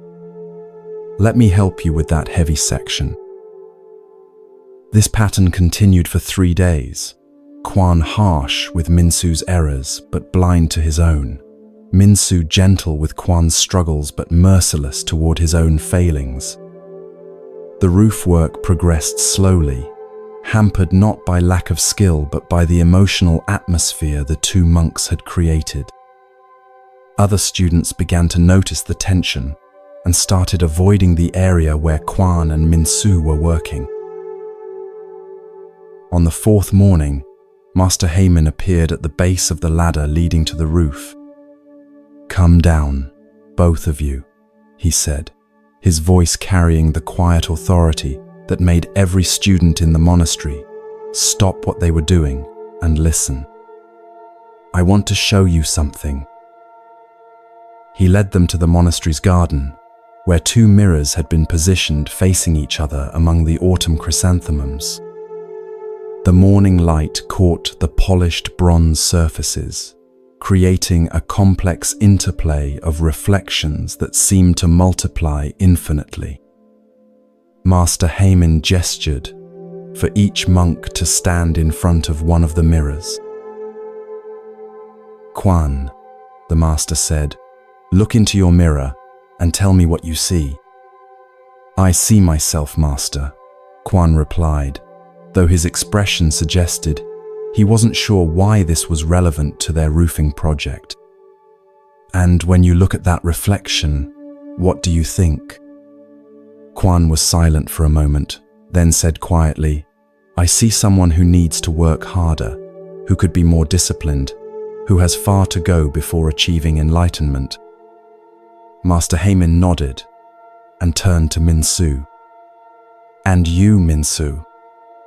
What do you see in your mirror?"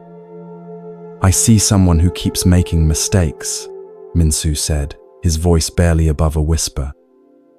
"Someone who isn't good enough, who disappoints others, who probably doesn't belong here." "Interesting," Master Harmon said, stroking his beard thoughtfully. "Now, I want you each to look at the other person and tell me what you see." Quan looked at Min-soo and said, "I see someone who tries hard but lacks focus and precision. Someone who means well but doesn't apply himself sufficiently to important tasks." Min-soo looked at Quan and said, "I see someone who's incredibly dedicated and skilled. Someone who cares deeply about doing things right and has achieved a level of discipline I can only admire." Master Heyman smiled the gentle smile of a teacher whose students were about to discover something important about themselves. "Do you notice anything interesting about these observations?" Both monks looked puzzled, so Master Heyman continued. "Quan, you use your mirror to examine your own faults with ruthless precision, but when you look at Min-soo, you see his faults just as clearly. You are strict with yourself and strict with others." He paused to let this sink in. "Min-soo, you use your mirror to see only your own inadequacies, but when you look at Quan, you see his strengths and virtues. You are harsh with yourself, but gentle with others." "But Master," Quan protested, "isn't it important to maintain high standards?" Shouldn't we expect excellence from ourselves and others? And Master, Minsu added, isn't it better to be understanding of others' struggles? Shouldn't we be compassionate toward people who are trying their best?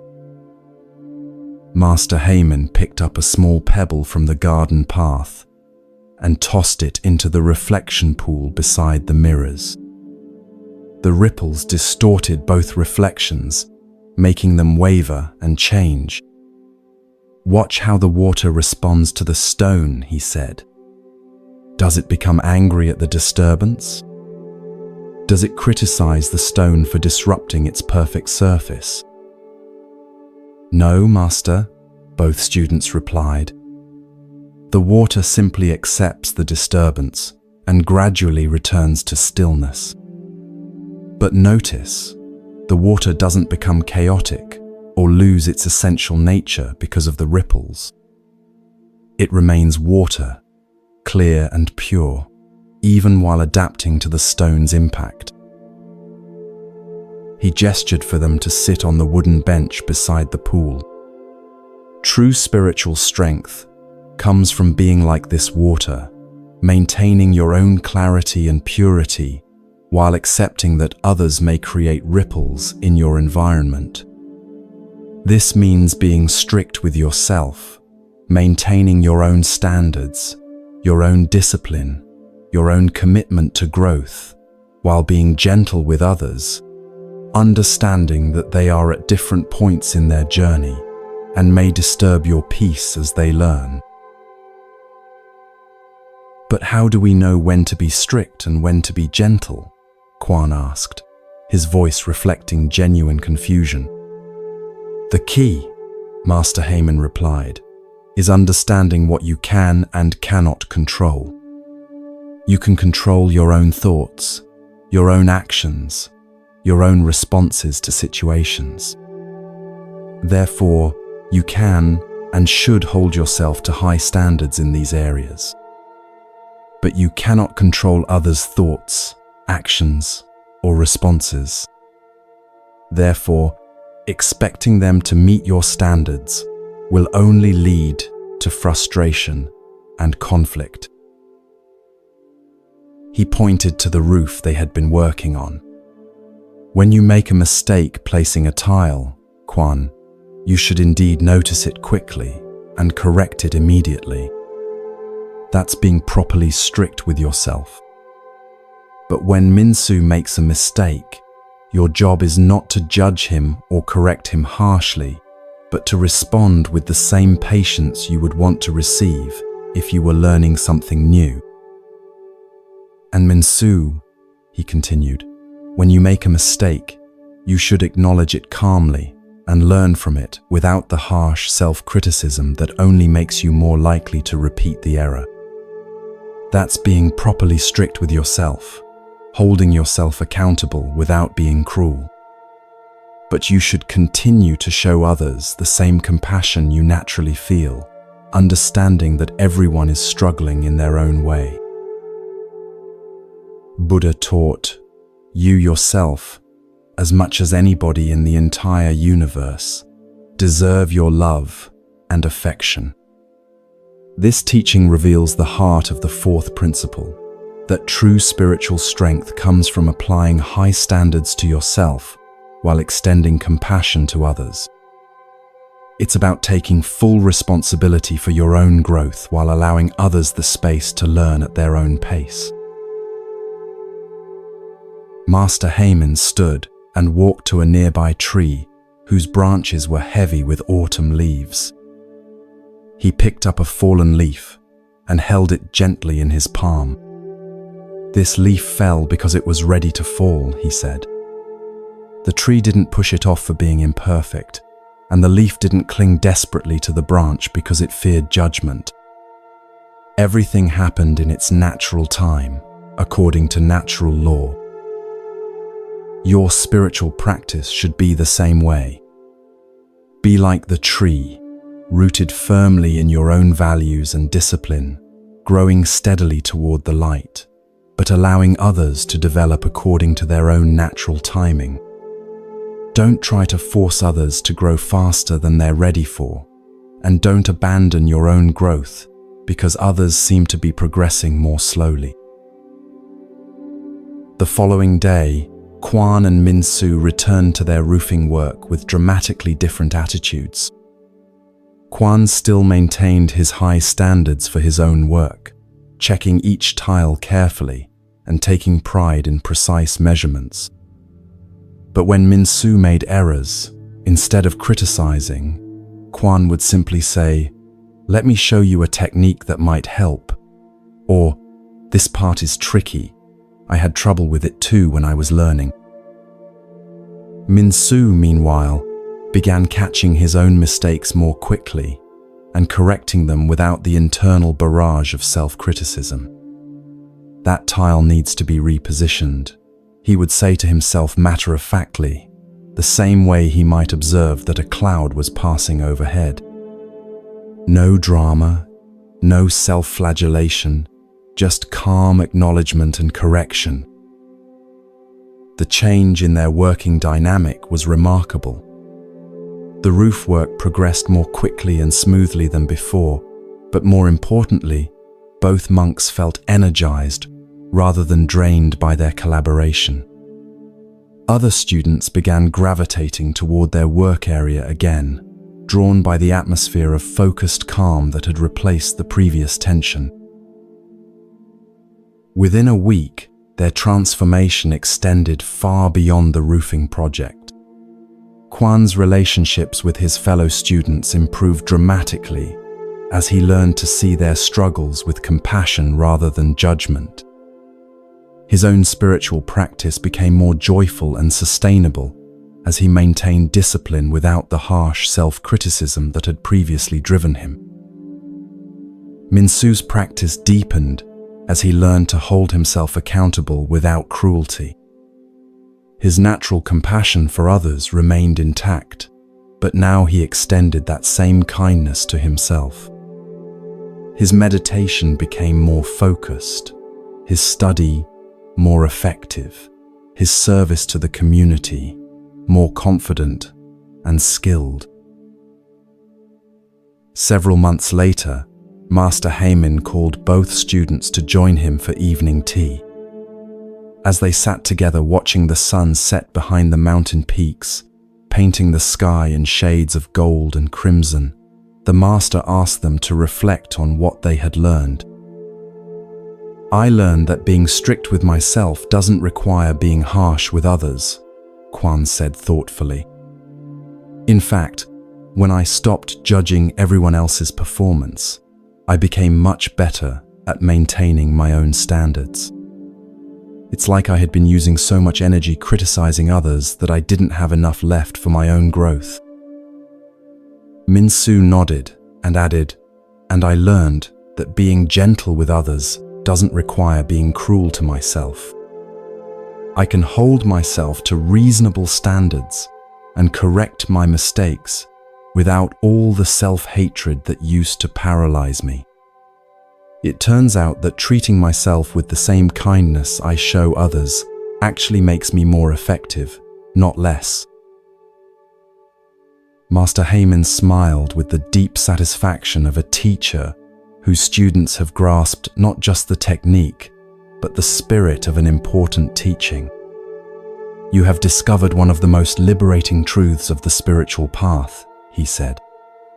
"That real strength comes not from being hard or soft, but from knowing when to be firm and when to be flexible. Like bamboo that bends in strong winds but doesn't break, like water that is soft enough to flow around obstacles, but persistent enough to carve canyons through stone. This principle transforms how we navigate every relationship and challenge in our lives. In our modern world, we often fall into the same traps that Kwan and Min-soo experienced. Some of us become harsh critics of everyone around us, while making excuses for our own failings. Others become so focused on being understanding toward others that we lose all accountability for our own growth and behavior. The Buddhist path offers a wiser way, taking complete responsibility for our own thoughts, emotions, and actions, while extending patience and compassion to others as they navigate their own learning process. This means noticing when we're being lazy or undisciplined with ourselves and correcting course immediately, while also recognizing that others' apparent laziness or lack of discipline might reflect struggles we can't see or understand. When your co-worker consistently arrives late to meetings, instead of judging their character, you can wonder what challenges they might be facing, while ensuring that you yourself are always punctual. When a family member repeatedly makes the same mistakes, instead of lecturing them, you can offer support while making sure you're learning from your own errors. When a friend seems to be making poor choices, instead of trying to control their decisions, you can be available to help while focusing your energy on making wise choices in your own life. This principle also applies to how we handle our own mistakes and shortcomings. Being strict with yourself doesn't mean being cruel or perfectionistic. It means holding yourself accountable with the same firmness and compassion you would use with a beloved friend who was struggling. It means acknowledging errors quickly and completely while maintaining faith in your ability to learn and grow. When you make a mistake at work, you can acknowledge it fully, take steps to correct it, and implement systems to prevent similar errors in the future, all without the internal narrative of shame and self-attack that only makes future mistakes more likely. When you fall short of your own standards in relationships, you can apologize sincerely, change your behavior, and recommit to treating others with love, without drowning in guilt that serves no constructive purpose. The practical application of this principle requires constant mindfulness and the willingness to catch yourself when you slip into old patterns. Throughout each day, you can ask yourself, am I taking appropriate responsibility for my own thoughts and actions? Am I extending appropriate compassion to others as they navigate their own challenges? This isn't about keeping score or achieving perfect balance, but about developing the wisdom to know when firmness serves growth and when gentleness serves healing. Sometimes being strict with yourself means pushing through resistance to do something difficult but important. Other times it means being honest about your limitations and asking for help.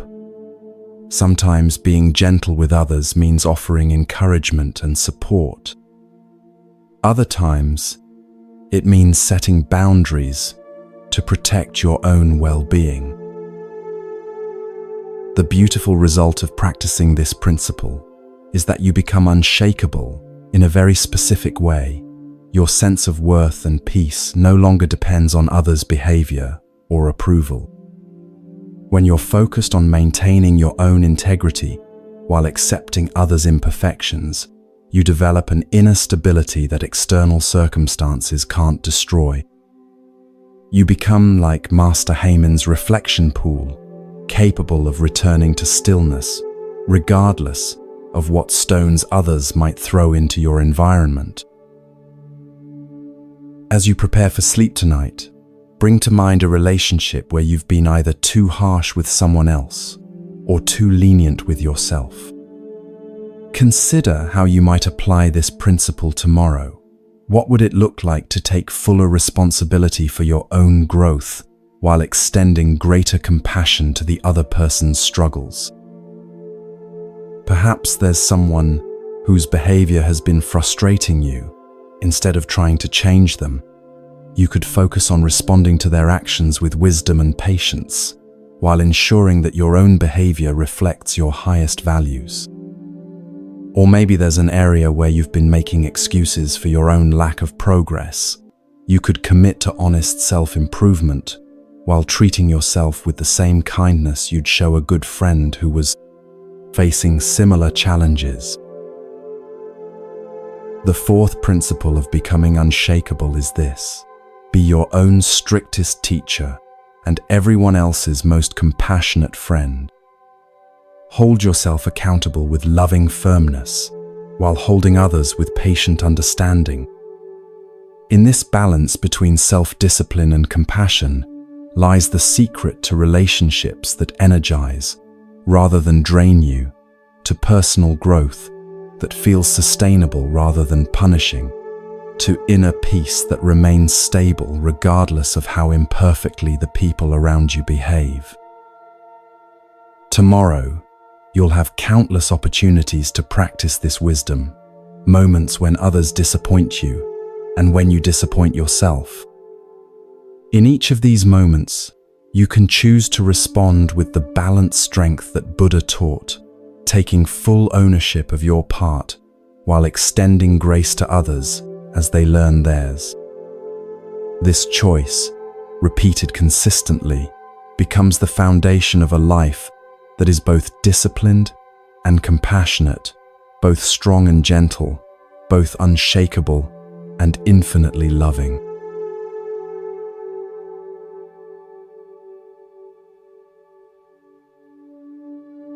Principle 5.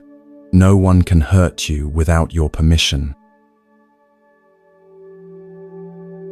Deep in the heart of Myanmar, where ancient temples rise like prayers carved in stone and the Irrawaddy River flows like liquid gold in the evening light, we encounter perhaps the most challenging yet liberating truth in all of Buddhist teaching. This is the story of a monk whose encounter with genuine danger would reveal that the greatest strength lies not in avoiding harm, but in understanding what can and cannot truly be harmed within us. Prepare yourself for a journey that will forever change how you understand your own invulnerability. The year was 1287, and the great kingdom of Pagan was crumbling under the weight of political upheaval and foreign invasion. Across the land, temples that had stood for centuries were being abandoned, monks were fleeing to safer regions, and the ancient order that had maintained peace for generations was dissolving into chaos.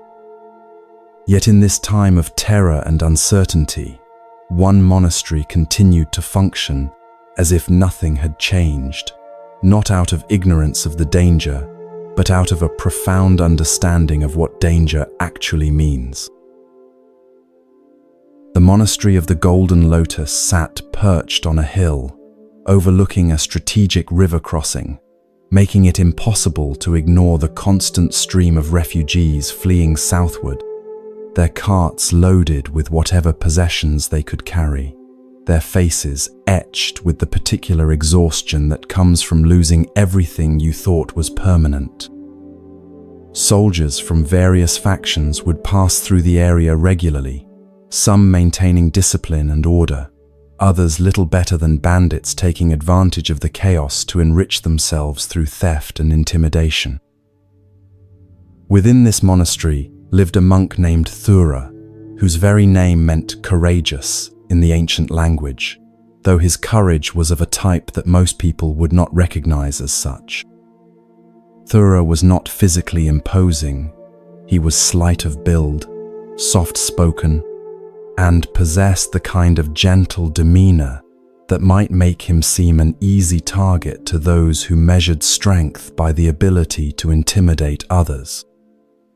But Thura had spent 15 years studying and practicing the deepest teachings of Buddhism, and in those teachings he had discovered something that made him essentially invulnerable, not to physical harm, but to the fear and spiritual damage that such harm is meant to inflict. Unlike many of his brother monks who had fled to safer regions when the political situation deteriorated, Thura had chosen to remain at the monastery, continuing his daily routine of meditation, study, and service to the local community as if the world around him was not falling apart. This wasn't foolish denial of reality. Thura was fully aware of the dangers surrounding him.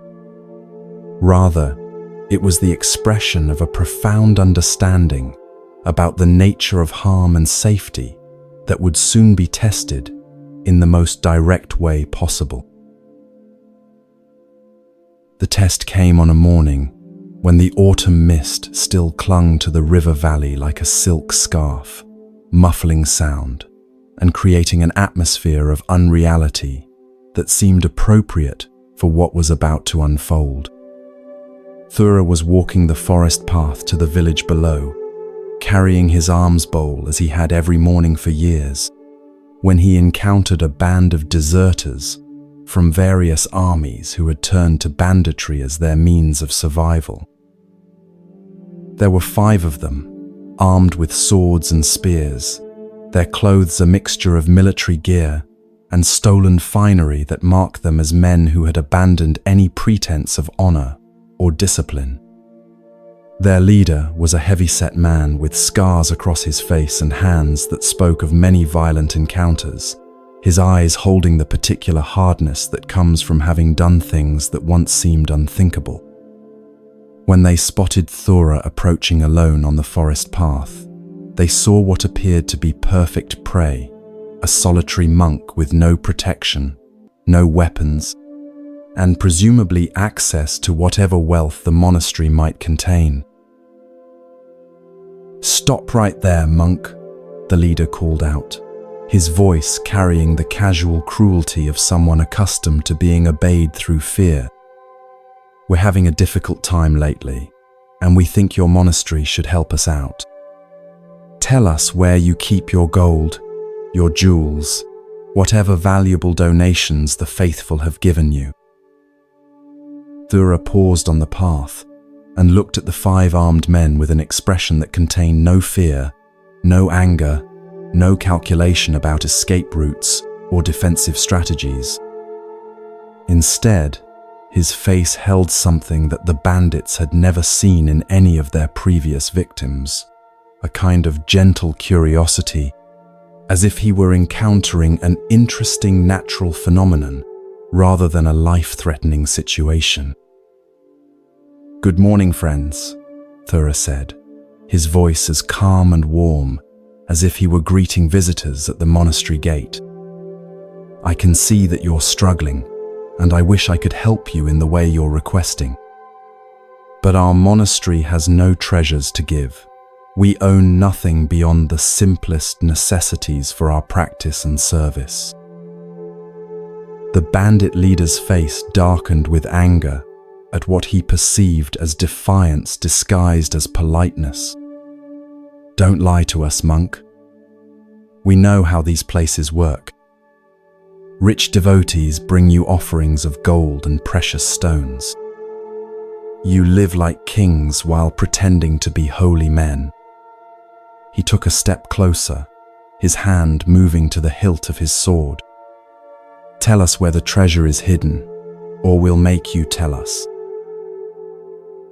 What happened next would be remembered and retold for generations, not because it was dramatic in the way that stories of heroic battles are dramatic, but because it revealed something about human nature that most people never discover, the difference between what can be threatened and what is truly invulnerable. Thura looked directly into the bandit leader's eyes with an expression of such complete peace that it was almost startling in the context of the threatening situation. "My friend," he said gently, "you can certainly harm this body if you choose to. You can take my life, cause me physical pain, destroy anything material that I might possess. But you cannot touch what is most essential about me unless I give you permission to do so." "What are you talking about?" the bandit demanded, confusion creeping into his voice alongside the anger. "Are you trying to confuse us with your religious nonsense?" "Not at all," Thura replied, settling into a cross-legged position on the forest path, as naturally as if he were beginning his morning meditation. "I'm simply telling you the truth about what you can and cannot accomplish through violence. You can hurt my body, but you cannot hurt my peace unless I choose to abandon it. You can threaten my life, but you cannot damage my spirit unless I give you that power over me." The bandits exchanged confused glances. They were accustomed to victims who begged, who offered bribes, who tried to negotiate or escape. They had never encountered someone who responded to threats with what appeared to be a philosophy lesson. One of the younger bandits raised his spear menacingly. "Stop talking in riddles. We want treasure, not a sermon." Thura nodded understandingly. "I know you want treasure, and I truly wish I could provide what you're seeking. But I want to share something with you that might be even more valuable than gold or jewels." He paused, looking at each of the 5 men with genuine compassion. "Right now, you believe that your survival and happiness depend on taking things from others by force. But this belief is causing you more suffering than any external enemy could inflict." "How dare you?" the leader began, but Thura continued speaking in the same calm, conversational tone. "Think about your life since you began this path of taking from others," Thura said. "Are you happier now than you were before? Do you sleep peacefully at night? Do you trust the men beside you, or do you constantly worry that they might betray you for a larger share of the spoils? Are you at peace, or are you always looking over your shoulder, always ready for the next fight, always afraid that someone stronger will do to you what you do to others?" The questions hit their target with surprising accuracy. The bandit leader's face tightened as he recognized uncomfortable truths in Thura's words. Life as a brigand was indeed a constant state of vigilance, suspicion, and fear disguised as aggression. But admitting this to a monk he was trying to rob felt like an unbearable weakness. "That's none of your business," he snarled, drawing his sword partway from its sheath. "We're not here for your advice. Give us what we want, or suffer the consequences." Thura's expression remained unchanged, neither fearful nor defiant, but filled with something that seemed almost like sadness for the bandit's situation, rather than concern for his own. "The consequences you're threatening are only painful if I resist them," he said simply. "If you choose to harm this body, I will not fight you or hate you for it. If you choose to end this life, I will not spend my final moments in fear or anger. You can take my possessions, but I have already given them up. You can threaten my future, but I am completely present in this moment. What power do you actually have over someone who wants nothing from you and fears nothing you can do?" The question hung in the morning air, like the mist that still clung to the trees around them. For the first time in their criminal careers, the bandits were facing someone who seemed genuinely unaffected by their threats. The very foundation of their power, the ability to create fear, was proving useless against this calm monk, who spoke to them as if they were old friends, having a philosophical discussion rather than armed men planning violence. Buddha's teaching echoed through Thura's words. "No one saves us but ourselves. No one can, and no one may. We ourselves must walk the path." What Thura understood, what the bandits were struggling to comprehend, was that true invulnerability comes not from being too strong to be harmed, but from being too free to be controlled by the fear of harm. "You're insane," one of the younger bandits muttered, but his voice lacked conviction. There was something unsettling about threatening someone who seemed genuinely unafraid, who appeared to mean exactly what he said about accepting whatever they chose to do. Perhaps, Thura agreed with a slight smile. But consider this. Which of us is truly free right now? You carry weapons because you're afraid of being defenseless. You travel in a group because you're afraid of being alone. You take from others because you're afraid of having nothing. I sit here with no weapons, no companions, no possessions worth stealing, and I fear none of the things you fear. Who is the prisoner and who is free? The bandit leader felt something crack inside his chest, not physically but emotionally, as if Thura's words had reached through all his armor and touched something he had thought was safely buried. He had spent years building an identity around being dangerous, around being someone others feared, around taking what he wanted through force. But facing someone who was genuinely unintimidated by his threats, he suddenly felt the hollowness of that identity, the way it depended entirely on others' fear for its power. "Stop talking," he said, but the command came out more like a plea than an order. Just tell us where the treasure is so we can be done with this." Thura's voice remained gentle, but it carried an unmistakable note of finality. "There is no treasure in the sense you mean, my friend. The only wealth our monastery contains is the understanding that happiness cannot be stolen from others, and peace cannot be found through violence. These are treasures that can only be discovered within yourself, and no one can take them from you once you truly possess them." He stood up slowly, brushing dust from his robes, with the unhurried movements of someone who was completely present in the moment. "You can search our buildings if you wish. You'll find rice, simple tools, worn books, sleeping mats. You can harm me if that will somehow serve your purposes. But I cannot give you what you're really looking for, because what you're really looking for can only be found through understanding rather than acquisition." The bandits stood in confused silence, their weapons still drawn but their purpose somehow deflated.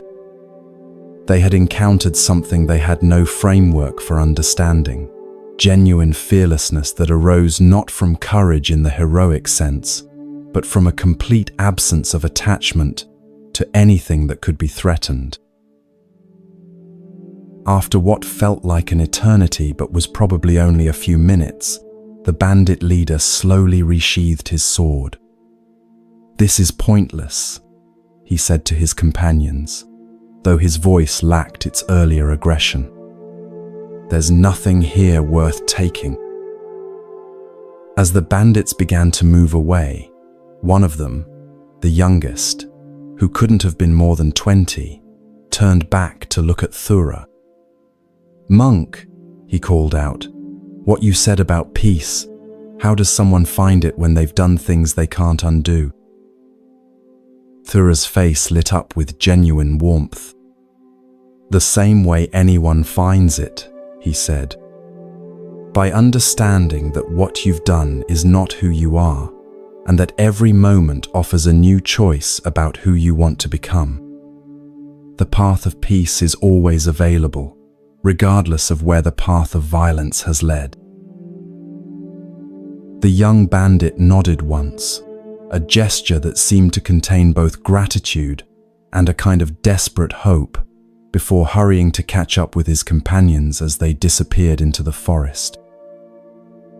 Thura remained standing on the path for several minutes after they left, not from any lingering fear or shock, but simply to allow the encounter to settle into his consciousness as completely as possible.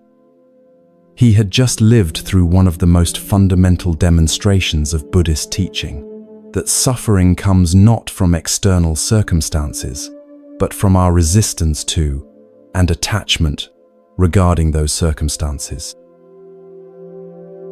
The bandits had intended to create suffering through threats and violence, but they had discovered that their power existed only when their targets shared their belief in the importance of material security and physical safety. Thura's genuine detachment from these concerns, not as a philosophical concept, but as a lived reality, had rendered their threats meaningless. He could not be controlled through fear because he was not afraid. He could not be robbed because he owned nothing he was attached to keeping.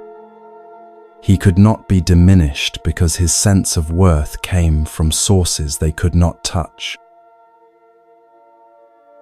When Thura returned to the monastery that evening and shared his experience with the other monks, they were amazed not by his bravery, but by his clarity.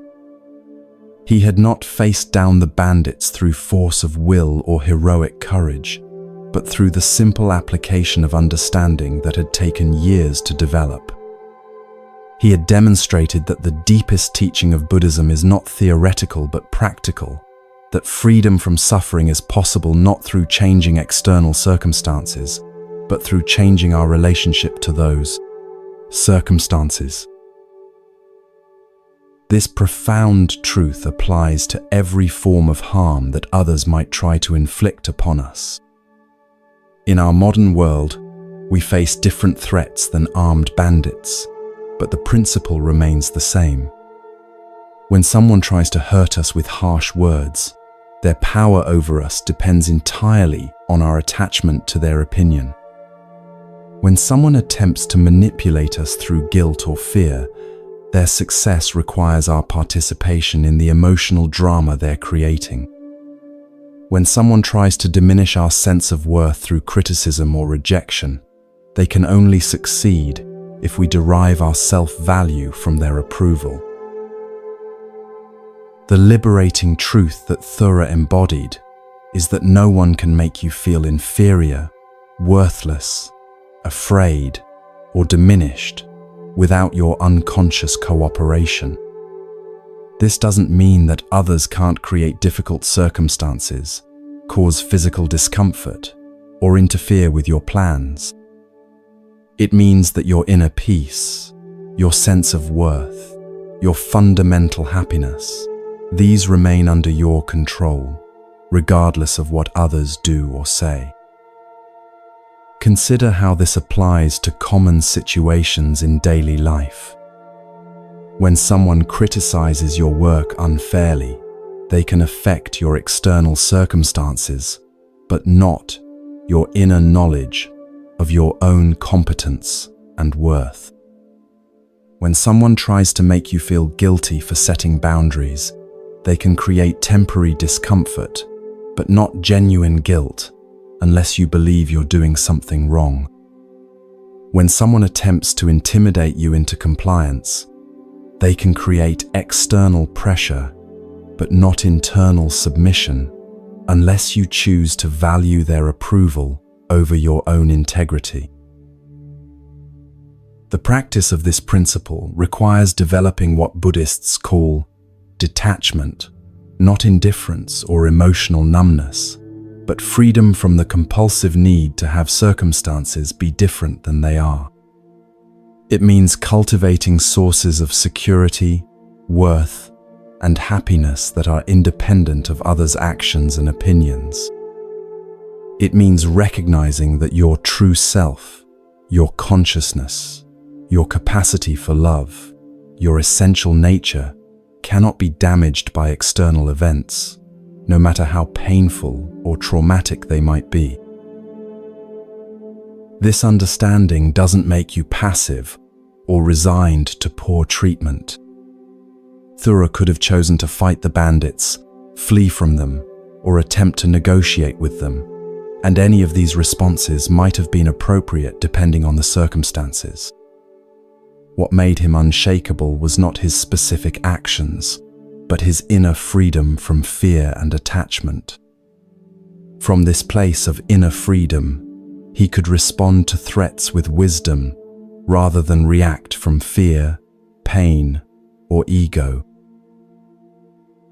In practical terms, this principle allows you to set boundaries without anger, to receive criticism without defensiveness, to face uncertainty without anxiety, and to encounter hostility without hatred.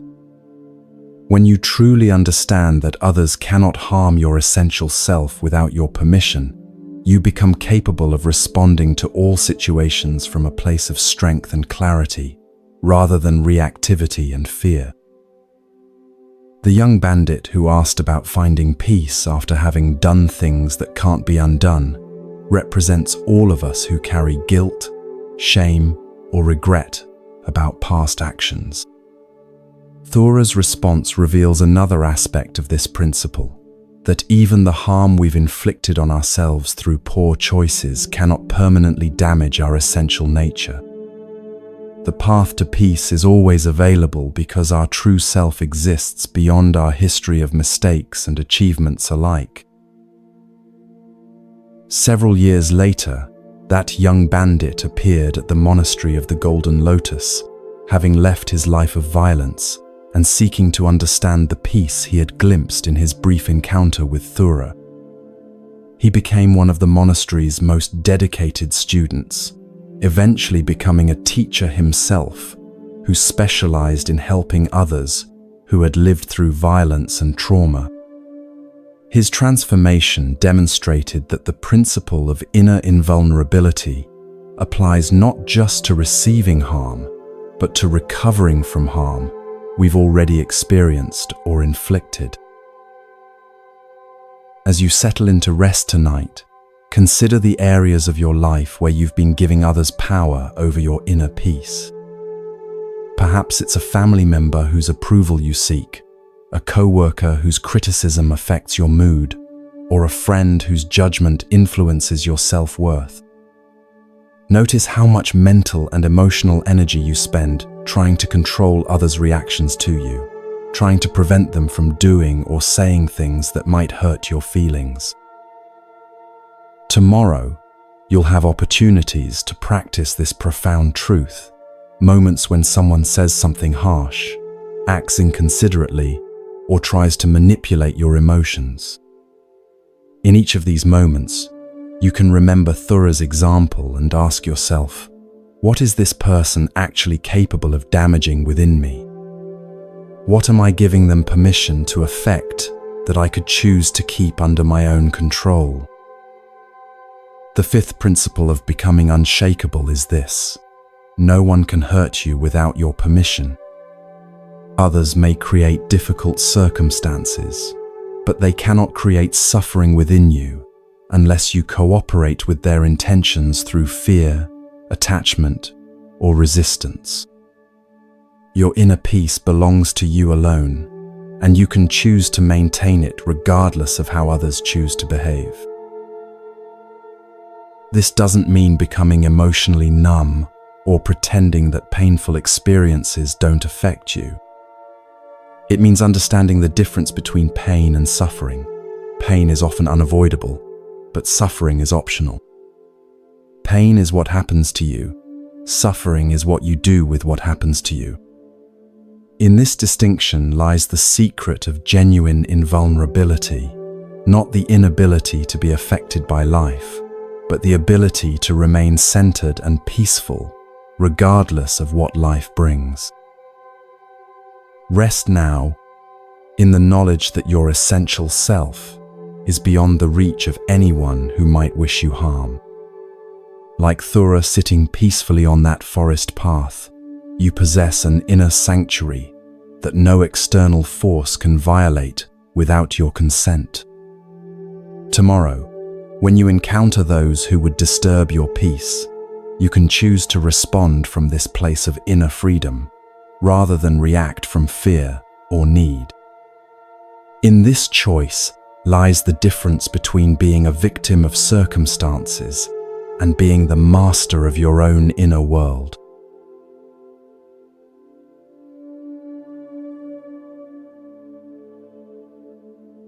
Principle 6.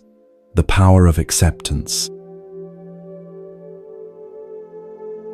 In the fertile river valley of ancient Cambodia, where the mighty Mekong carved its path through landscapes of impossible green, we discover a teaching that reveals the paradox at the heart of all transformation.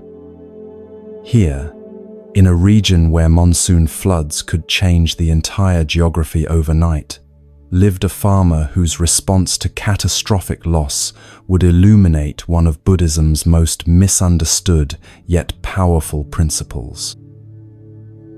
This is the story of how true strength is found, not in fighting what has already happened, but in embracing it so completely that it becomes the foundation for something even more beautiful.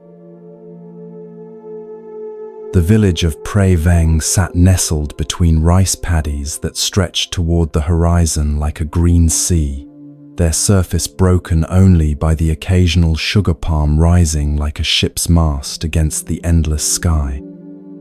For generations, the families here had lived in harmony with the river's rhythms, understanding that the same waters that brought life-giving nutrients to their crops could also bring destruction when the rains were too heavy or came at the wrong time. It was a landscape that taught its inhabitants the deepest lessons about impermanence, though not everyone learned those lessons with equal grace. Among the village's most respected residents was a man named Chandra, whose family had farmed the same plot of land for over 2 centuries. His great-great-grandfather had first cleared the forest here, building the intricate system of dikes and channels that controlled the flow of water through the paddies with an engineering precision that would have impressed the builders of Angkor Wat.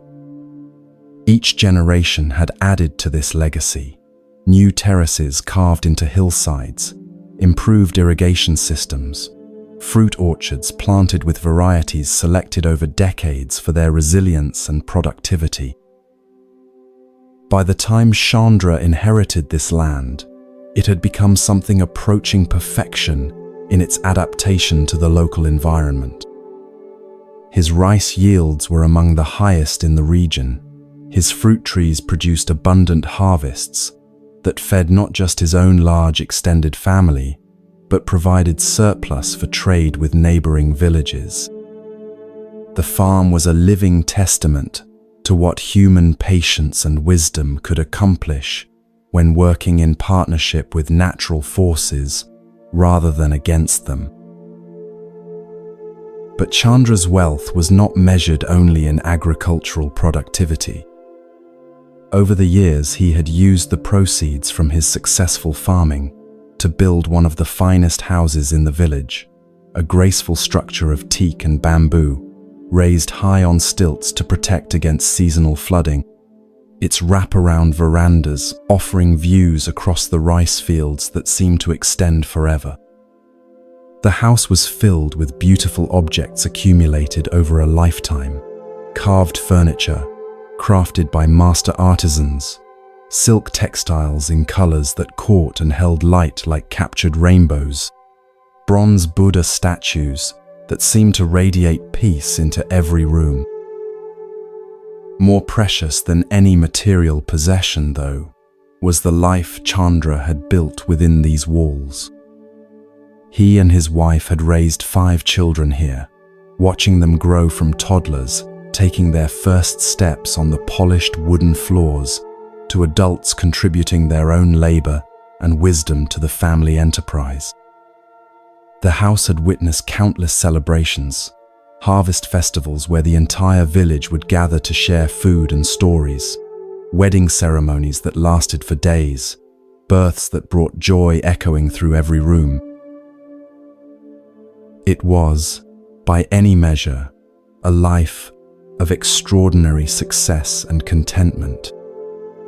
Chandra often said that he felt blessed by the gods, that his good fortune was beyond what any man had a right to expect. He was known throughout the region, not just for his prosperity, but for his generosity. During difficult years, he would share his surplus with struggling neighbors, and his home was always open to travelers who needed shelter. Yet Chandra's contentment was about to face the ultimate test, in a way that would reveal whether his peace was truly deep or merely dependent on favorable circumstances. The monsoon season of 1432 began normally enough. The rains arrived on schedule, filling the rivers and flooding the rice paddies in the ancient rhythm that had sustained life in this region for thousands of years. Chandra watched with satisfaction as his rice plants turned the fields into a carpet of vibrant green, their growth vigorous and healthy in the rich, muddy water. But as the weeks passed, it became clear that this year was different. The rains continued long past their usual stopping point, growing heavier rather than lighter as the season progressed. The river began to rise beyond its normal flood stage, first gradually, then with alarming speed. Village elders who had lived through 8 decades of monsoons shook their heads in bewilderment. They had never seen water levels like this. Chandra and his neighbors worked frantically to reinforce their dikes and channels, hauling baskets of earth and stones in a desperate attempt to direct the rising waters away from their homes and fields. For 3 days and nights, the entire village labored together, men and women, young and old, fighting against a force that seemed determined to reclaim the land that human ingenuity had wrestled from its control. On the 4th night, as Chandra stood on his veranda watching the water creep ever higher up the support posts of his house, he realized that their efforts had been futile.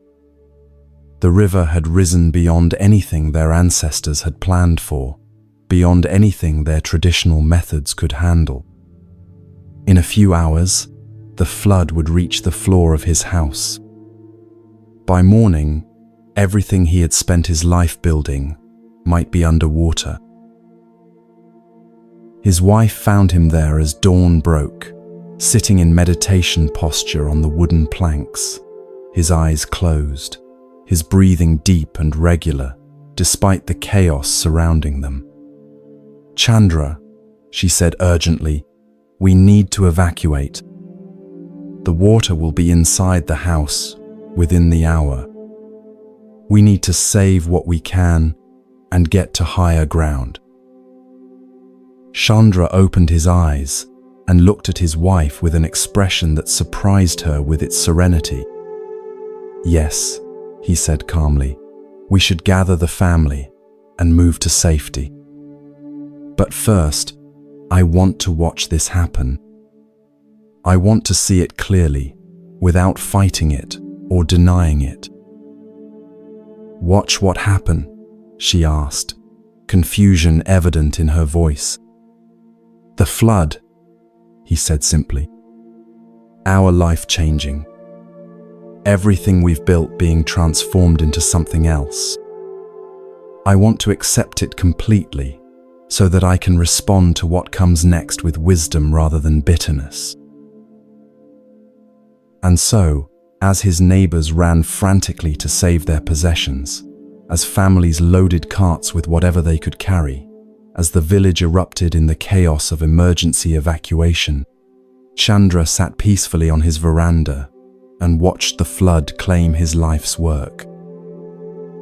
He watched as the water reached the floor of his house and began to spread across the rooms where his children had played, where his family had shared thousands of meals, where he had experienced some of the happiest moments of his life. He watched as his beautiful furniture began to float, as his silk textiles were soaked and ruined, as his bronze Buddha statues disappeared beneath the muddy water. He watched as the rice fields that had fed his family for generations vanished beneath a brown sea that reflected the grey sky like a mirror of destruction. But something remarkable happened as Chandra witnessed this catastrophe. Instead of feeling the crushing despair that might be expected from someone losing everything, he found himself filled with an unexpected sense of liberation. As each possession disappeared beneath the water, as each familiar landmark was transformed beyond recognition, he felt something heavy lifting from his chest, something he hadn't even realized he had been carrying. "Look," he said to his wife, who had joined him in watching their world transform. "Look how the water doesn't fight against anything. It doesn't argue with the land about where it should go, or complain that the houses are in its way. It simply flows where the land allows it to flow, accepting the shape of whatever contains it." His wife stared at him in amazement. "How can you be so calm? We've lost everything, our home, our crops, all our possessions. Don't you feel anything about what's happening?" Chandra was quiet for a long moment, watching a wooden chest that had belonged to his grandfather float past the veranda like a boat without a sailor. "I feel everything," he said finally. "I feel sadness for the loss of beautiful things. I feel concern about how we'll rebuild our lives. I feel uncertainty about what comes next." He paused, choosing his words carefully. "But I don't feel resistance to what has already happened. The flood is here. Our house is flooded. Our crops are destroyed. These are simply facts now, like the fact that the sun rises in the east. I can accept these facts and put my energy into responding wisely, or I can resist them and waste my energy fighting against something that has already occurred." Buddha taught, accept what is, let go of what was, and have faith in what will be. In this moment of devastating loss, Chandra was embodying this teaching not as a philosophical concept, but as a lived reality. He was discovering that acceptance is not passive resignation, but the foundation of all effective action. As the water continued to rise, Chandra and his family evacuated to a Buddhist temple on higher ground, joining dozens of other flood refugees in the simple wooden building that had become a temporary shelter. The contrast between their current circumstances and their comfortable life of just a few days earlier could hardly have been more stark. They slept on thin mats on the temple floor, ate simple rice porridge prepared by the monks, and wore whatever clothes they had managed to save from the flood. But while other refugees spent their days lamenting their losses, Chandra seemed to approach their situation with a curious sense of anticipation. "This is interesting," he would say to his wife as they watched other families arguing about who was to blame for their situation or complaining about the inadequate conditions in their temporary shelter. "We have an opportunity here that we've never had before." "What opportunity?" she asked, genuinely puzzled by her husband's attitude. "The opportunity to start fresh," he replied. "For 30 years, I've been managing and maintaining and expanding what my ancestors built. It was good work, and I'm grateful for it, but it was also constraining in ways I didn't recognize. Every decision I made had to account for what already existed, had to fit into patterns that were established long before I was born." He gestured toward the window, where the floodwaters stretched to the horizon. "Now we have a blank canvas. When the water recedes, we can rebuild in whatever way serves us best, not just maintain what has always been. We can design a farm that's even better adapted to this environment. We can build a house that better reflects what we've learned about how we want to live. We can create something new instead of just preserving something old." His enthusiasm was infectious. Within days, other flood refugees began gathering around Chandra each evening, drawn by his ability to see possibility where they saw only loss. Instead of dwelling on what the flood had taken away, they began planning what they would create when it was over. "My old rice paddies were too small," one farmer realized. "When I rebuild, I can combine several plots into larger, more efficient fields." "I always wanted to try growing different crops," another added. "Now I can experiment with varieties I was afraid to risk before." "My house was beautiful, but it was also too big for our family's current needs," a village elder admitted. "We can build something more appropriate for who we are now, not who we were 20 years ago."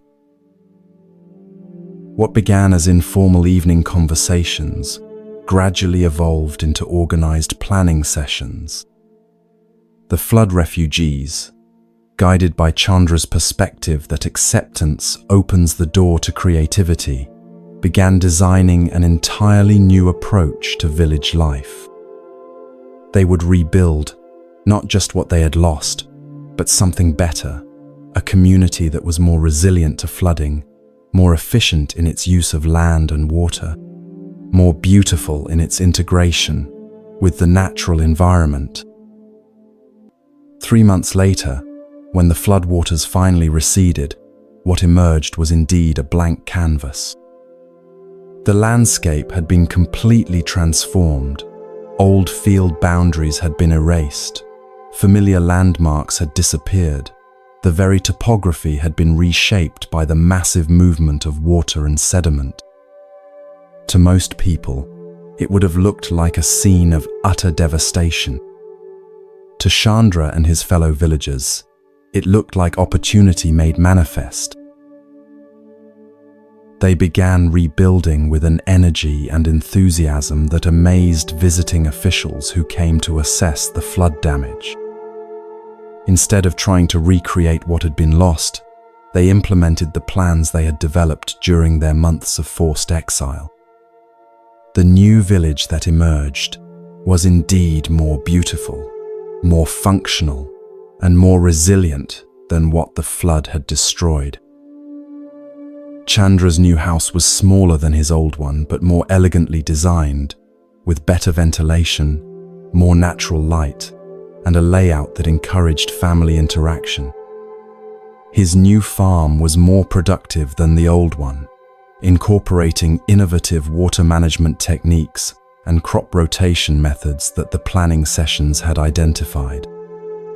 More importantly, his new life felt more authentic, more aligned with his actual values rather than inherited expectations. But the most profound transformation was in Chandra himself. The experience of losing everything and discovering that he was not only okay but somehow liberated by the loss had given him a different relationship with all possessions and achievements.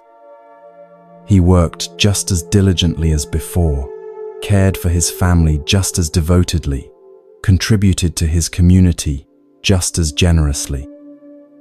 But he held it all more lightly, with the understanding that everything he built was temporary and that his happiness was not dependent on any of it remaining unchanged. Years later, when visitors would ask him about the Great Flood and how he had managed to recover from such devastating losses, Chandra would smile and shake his head gently. "I didn't recover from the flood," he would say. "I was transformed by it. The flood didn't take away my life. It revealed to me what my life actually was, underneath all the things I thought defined it." This story illustrates the profound difference between acceptance and resignation, between surrendering to what is and giving up on what could be. Acceptance is not passive. It's the most powerful foundation for effective action. When we stop wasting energy fighting against what has already happened, we free up all that energy for responding creatively to current circumstances. In our modern lives, we face floods of different kinds: job losses that devastate our financial security, relationship endings that shatter our emotional landscape, health crises that transform our physical capabilities, global events that disrupt our assumptions about how the world works. The principle Chandra embodied applies to all these situations. Resistance to what has already occurred prevents us from responding wisely to what exists now. When you lose a job, you can spend months consumed with anger about the unfairness of the situation, dwelling on what you should have done differently, resenting the people who made the decision. Or you can accept that your employment has ended and put all your energy into exploring what kind of work would actually fulfill you. What opportunities might exist that weren't available while you were locked into your previous position. When a relationship ends, you can remain stuck in bitterness about how your partner failed to appreciate you, replaying arguments and nursing grievances about their shortcomings. Or you can accept that this relationship has concluded and focus on understanding what you learned about yourself, what you want in future relationships, how you can grow into someone more capable of lasting love. When illness limits your physical abilities, you can rage against the unfairness of your condition, mourn endlessly for the activities you can no longer pursue, resist adapting to your new limitations. Or you can accept your changed circumstances and discover what kinds of meaning, joy, and contribution are possible within your current capabilities. Acceptance doesn't mean you have to be happy about difficult circumstances or pretend that losses don't matter. Chandra felt genuine sadness about losing his beautiful home and productive farm. What he didn't do was waste energy, insisting that the flood shouldn't have happened, that life was unfair, that he was a victim of circumstances beyond his control. He felt his feelings fully, then put his energy into working with reality as it actually existed, rather than as he wished it would be. The practical application of this principle requires developing what Buddhists call beginner's mind, the ability to approach even familiar situations with fresh curiosity rather than rigid expectations. When your carefully laid plans are disrupted, instead of immediately trying to force them back on track, you can pause and ask, what opportunities does this disruption reveal that I couldn't see before? When someone you trust disappoints you, instead of focusing exclusively on how they've failed to meet your expectations, you can explore, what does this teach me about the nature of trust and the importance of emotional independence? When global events create uncertainty about the future, instead of clinging desperately to old assumptions about how things should work, you can investigate. How can I adapt to these new realities in ways that might actually improve my life? This doesn't mean becoming passive or fatalistic. Chandra didn't just sit and wait for his life to improve after the flood. He actively participated in designing and building something better. But his actions came from acceptance of current reality rather than resistance to it, and this made all the difference in their effectiveness and his own peace of mind throughout the process. The deepest teaching of acceptance is that it reveals the creative potential hidden within every apparent disaster. When we're not wasting energy fighting what has already happened, we become capable of seeing possibilities that resistance makes invisible. When we're not attached to maintaining things exactly as they were, we become free to explore what they might become. As you prepare for sleep tonight, consider what floods have occurred in your own life, what changes, losses, or disruptions you've been resisting rather than accepting. Perhaps it's a recent change that still feels raw and unwelcome. Or maybe it's an old wound that you've never fully allowed to heal, because accepting it feels like giving up. Tomorrow, you'll have opportunities to practice the power of acceptance in small ways, when plans change unexpectedly, when other people don't behave as you'd hoped, when circumstances fail to unfold according to your preferences. In each of these moments, you can choose between resistance and acceptance, between fighting what is and working with what is. The sixth principle of becoming unshakable is this: acceptance is the foundation of all effective action. When you stop fighting what has already happened, you free yourself to respond creatively to what exists now. When you embrace change instead of resisting it, you discover possibilities that were hidden by your attachment to how things used to be. This doesn't make you weak or passive. It makes you like water, which is soft enough to flow around any obstacle but powerful enough to carve the Grand Canyon. It makes you like Chandra, sitting peacefully on his veranda as everything he had built disappeared underwater, finding in that moment of total loss the seeds of something even more beautiful.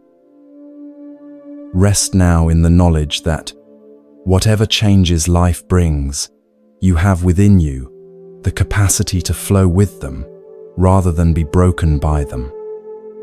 Like the water that flooded Chandra's village, you can accept the shape of whatever contains you while never losing your essential nature.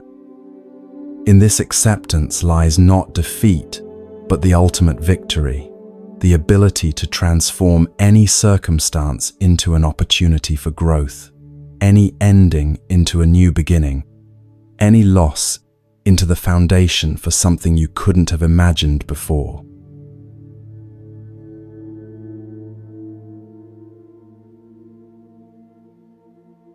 Principle 7. Living according to nature. High in the Himalayan foothills of ancient Nepal, where eagles soar between peaks that touch the realm of gods and the morning mist carries prayers whispered by countless generations, we encounter a teaching that reveals the deepest secret of effortless living.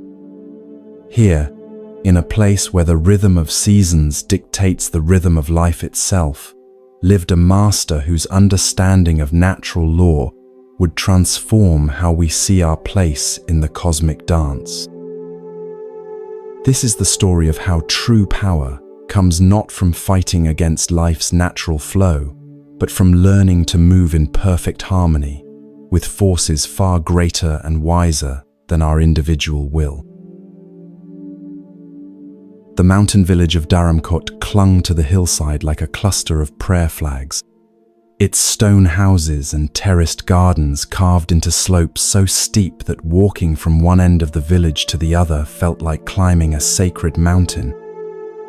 Here, where the air was thin enough that every breath felt precious, and the silence profound enough that your own heartbeat seemed loud, the cycle of seasons wasn't just weather, it was the organizing principle of all existence.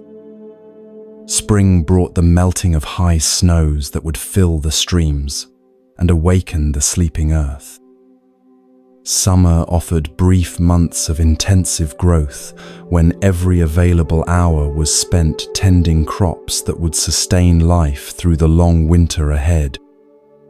Autumn demanded the wisdom to harvest at precisely the right moment, to preserve and store with the care of someone who understood that survival depended on working with nature's timing rather than human convenience. And winter brought the deep rest that allowed both land and people to gather strength for the cycle to begin again. In this village lived a man known simply as Lobsang, whose very presence seemed to embody the peaceful rhythm of the mountains themselves.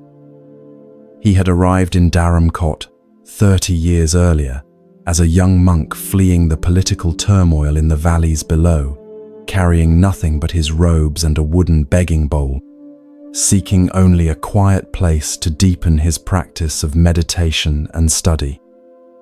What he had discovered in those 3 decades was something far more profound than retreat from the world. He had learned how to live as an integral part of the natural order, moving through his days with the same effortless grace that governed the movement of clouds across mountain peaks and water-down hillsides. Lobsang's daily routine was so perfectly synchronized with natural rhythms that visitors often mistook it for rigid discipline, but those who stayed long enough to observe closely realized they were witnessing something entirely different. A human life lived in such harmony with cosmic patterns that effort and struggle had become almost unnecessary. He would wake naturally as the first light touched the eastern peaks, not because he forced himself to rise early, but because his body had learned to respond to the same cues that awakened the birds and opened the mountain flowers. His morning meditation began as the sky lightened from black to deep blue to the pale gold that preceded sunrise, his practice flowing seamlessly into the day's awakening rather than fighting against his natural energy patterns. When the sun crested the mountains and bathed the village in warm light, Lobsang would begin his physical work, tending the small garden where he grew vegetables that fed not just himself, but any neighbor who needed fresh food, maintaining the mountain paths that connected the village to the outside world, or helping with whatever seasonal tasks the community required. But his work never felt forced or urgent, never carried the frantic quality that characterized so many people's efforts to impose their will on circumstances. Instead, he worked like water flowing downhill, taking the path of least resistance, while accomplishing exactly what needed to be done, using the minimum energy necessary to achieve maximum effectiveness. What made Lobsang's approach so remarkable was not just its efficiency, but its impact on everyone around him. Other villagers found that projects completed more smoothly when he was involved, that conflicts resolved more easily in his presence, that the overwhelming tasks of mountain life somehow became manageable when approached with his patient, natural timing. Children would follow him around the village not because he entertained them, but because being near him felt peaceful, in a way they couldn't explain. Even the village animals seemed calmer in his presence, as if they recognized in him someone who belonged to the same natural order that governed their own lives. Yet Lobsang's harmony with natural law would face its greatest test through an encounter with someone who represented the exact opposite approach to life. A wealthy merchant from the lowlands whose very presence would illuminate the place. Difference between fighting against nature and flowing with it. His name was Tenzin Norbu, and he arrived in Dharamkot during the peak of summer, carrying the frenetic energy of the commercial world like a storm cloud preceding a tempest. Norbu was successful by any external measure. His trading ventures stretched across the Himalayan region. His caravans carried goods from India to Tibet and back again. His wealth allowed him to live in comfort that most mountain people could barely imagine. But success had come at a cost that was written in the tight lines around his eyes, the constant tension in his shoulders, the way he seemed unable to sit still for more than a few minutes without checking on some urgent business matter. Norbu had come to the mountain village, not for spiritual reasons, but because one of his trading routes passed through the area, and he needed to negotiate with local authorities about transport permits and tax obligations. His plan was to spend 2 days completing his business and then return immediately to the pressures and opportunities of the commercial world below. He had no interest in mountain spirituality, no patience for what he viewed as the slow, backward ways of village life, no time for anything that didn't directly contribute to his business objectives. But the mountains, as they often do, had different plans. On Nobu's second morning in the village, a sudden summer storm swept through the region, bringing winds so fierce that travel became impossible and rain so heavy that the mountain paths turned into rushing streams. What should have been a brief business trip suddenly became an extended stay, trapping the impatient merchant in exactly the kind of slow, natural environment he spent his life trying to avoid. For the first 3 days of his enforced isolation, Nobu paced through the village like a caged tiger, muttering constantly about lost opportunities and delayed shipments, checking obsessively for any break in the weather that might allow his escape. His agitation was so intense that it seemed to create its own weather system. Other villagers began avoiding the areas where he spent his time. Children stopped playing in the courtyards near his temporary lodging. Even the usual mountain birdsong seemed muted when he was present. It was on the 4th morning that Nobu encountered Lobsang in a way that would begin to change everything he thought he knew about how life should be lived. The merchant had risen before dawn, unable to sleep due to his anxiety about delayed business, and had wandered outside hoping to find some sign that the weather was clearing. Instead, he found Lobsang sitting in meditation posture in the small garden behind the village temple, perfectly still, despite the light rain that continued to fall, his face peaceful in a way that seemed to mock Nobu's inner turmoil. "How can you just sit there?" Nobu demanded, his voice sharp with frustration. "Don't you understand that this storm is ruining everything? People have responsibilities, schedules to keep, obligations to meet.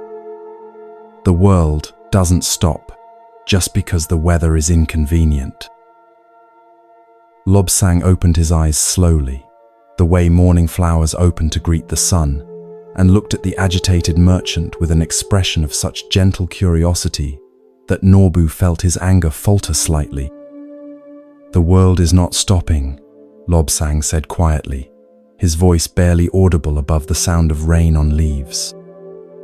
"It's continuing exactly as it always has. The storm is part of the world's movement, not a disruption of it." "That's easy for you to say," Nobu replied, though with less vehemence than before. "You don't have contracts to fulfill, deadlines to meet, people depending on you to deliver goods on time. You can afford to sit in the rain and pretend that schedules don't matter." Lobsang smiled with the gentleness of someone who had once carried the same burdens that now weighed so heavily on his visitor. "Tell me," he said, "in all your years of business, have you ever experienced a season when everything went exactly according to your plans? When no storms delayed your caravans, no floods blocked your routes, no unexpected events forced you to adapt your carefully laid schedules?" Nobu paused, caught off guard by the question. "Well, no," he admitted reluctantly. "There are always complications, always unexpected problems to solve." "And how much of your energy do you spend fighting against these complications?" Lobsang asked. "How much time do you waste being angry about delays you cannot control, frustrated by weather you cannot change, resentful towards circumstances that are simply the natural flow of events?" The question struck deeper than Nobu wanted to admit. He realized that he spent enormous amounts of mental and emotional energy raging against situations he was powerless to alter, as if his anger could somehow force the world to conform to his timeline. "But if I don't push against obstacles, How do I get anything accomplished? He asked. If I just accept every delay and setback, won't my business fall apart? Lobsang gestured toward the rain-soaked garden around them, where every plant and tree was receiving the water it needed to continue growing, where the storm that seemed so disruptive to human plans was actually essential to the mountain ecosystem's health. Look at how nature accomplishes its goals, he said. The river doesn't waste energy fighting against the rocks in its path. It flows around them, or over them, or gradually wears them smooth. The trees don't struggle against the wind. They bend so they won't break, and use the storm's energy to spread their seeds to new ground. The seasons don't try to rush their transitions. Spring doesn't try to become summer before the snow has finished melting, and autumn doesn't resist the coming of winter. Buddha taught, just as a candle cannot burn without fire, men cannot live without a spiritual life. What Lobsang was revealing to the frustrated merchant was that this spiritual life is not separate from practical life, but is actually the most practical approach possible, a way of living that accomplishes more with less effort by working with natural forces rather than against them. Come with me, Lobsang said, rising gracefully from his meditation posture. Let me show you something that might help you understand what I mean. He led Norbu to the edge of the village, where a small stream cascaded down the mountainside in a series of natural pools and waterfalls. The recent rains had swollen the stream, making its voice louder and its movement more dramatic, but its essential character remained unchanged, water following the path of least resistance, while accomplishing the monumental task of carving the mountain landscape. This stream, Lobsang said, travels hundreds of miles from its source high in the peaks to its destination in the great rivers below.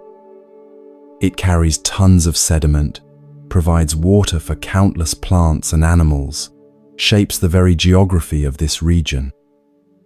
Yet it never struggles, never forces, never fights against the terrain.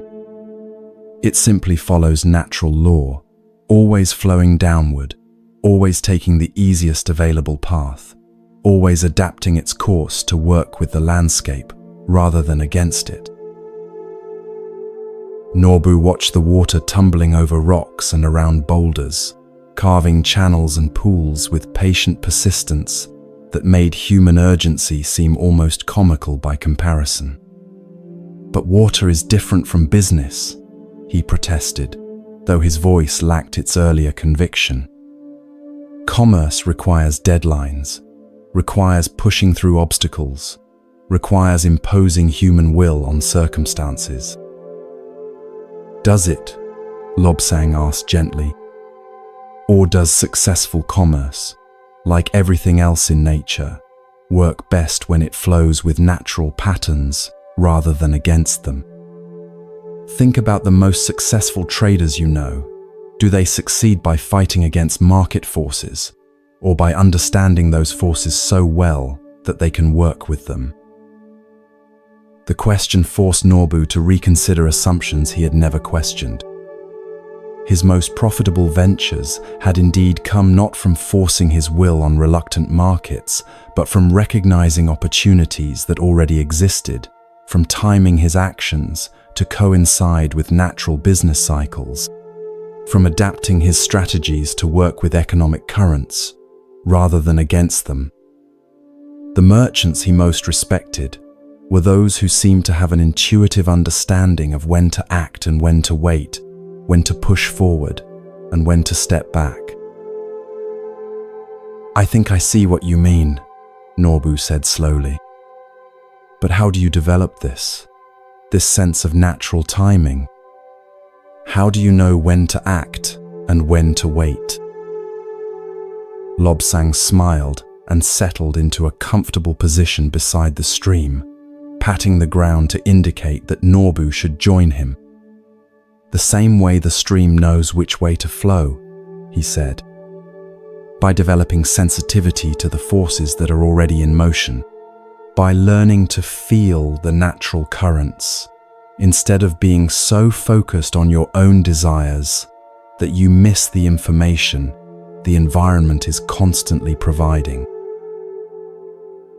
Over the following days, as the storm gradually cleared, and Norbu's originally planned 2-day visit stretched into more than a week, the merchant found himself drawn into conversations and observations that challenged everything he thought he knew about effective action. Lobsang showed him how the villagers planned their activities around lunar cycles, planted their crops according to seasonal patterns that had been refined over generations, timed their major decisions to coincide with natural rhythms that supported rather than hindered their goals. "Look at how we approach the harvest," Lobsang explained as they walked through the village's terraced fields. "We don't decide when to harvest based on human convenience or artificial deadlines. We watch the plants themselves, feel the quality of the air, observe the behavior of birds and insects that depend on the same cycles we do. When all these natural indicators align, we know it's time to act. The work flows easily because we're working with natural forces rather than against them." "But surely this is just old-fashioned farming," Norbu objected. "It doesn't apply to modern commerce, to the complexities of international trade." Lobsang paused to examine a plant that was just beginning to show signs of ripeness, its leaves changing color in subtle ways that spoke to those who knew how to read nature's language. "Natural law operates at every level," he said. "In your business there are seasons too, times when markets are receptive to new ideas and times when they resist change, periods when expansion is natural and periods when consolidation serves better. There are daily rhythms in human energy and attention that smart merchants learn to work with. There are longer cycles in economic activity that the wisest traders use to time their major moves." As Norbu reflected on this, he began to recognize patterns in his own business experience that he had never consciously acknowledged. His most successful negotiations had often occurred when he sensed that all parties were ready to make a deal, when the timing felt natural rather than forced. His most profitable investments had come when he followed hunches about market timing that he couldn't fully explain rationally. His most disastrous ventures had typically resulted from trying to force opportunities that weren't quite ready, from pushing ahead with plans, despite subtle signs that the timing was wrong. "I think I understand what you're saying," Norbu said thoughtfully. "But how do you develop this sensitivity you're talking about? How do you learn to read these natural signs?"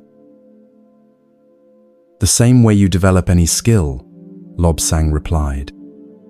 "Through practice, attention, and patience. But most importantly, by quieting the constant noise of your own desires and fears long enough to actually notice what's happening around you."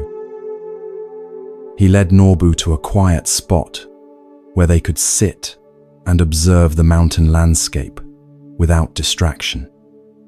"Right now," Lobsang said, "your mind is so focused on your business concerns, so preoccupied with your plans and schedules, that you're like someone trying to navigate by starlight while carrying a bright torch.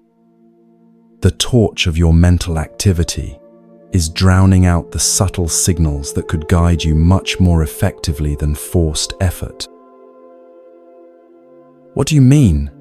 Norbu asked. "Try this," Lobsang suggested. "For the next few minutes, instead of thinking about your business problems, Just observe what's happening in this moment.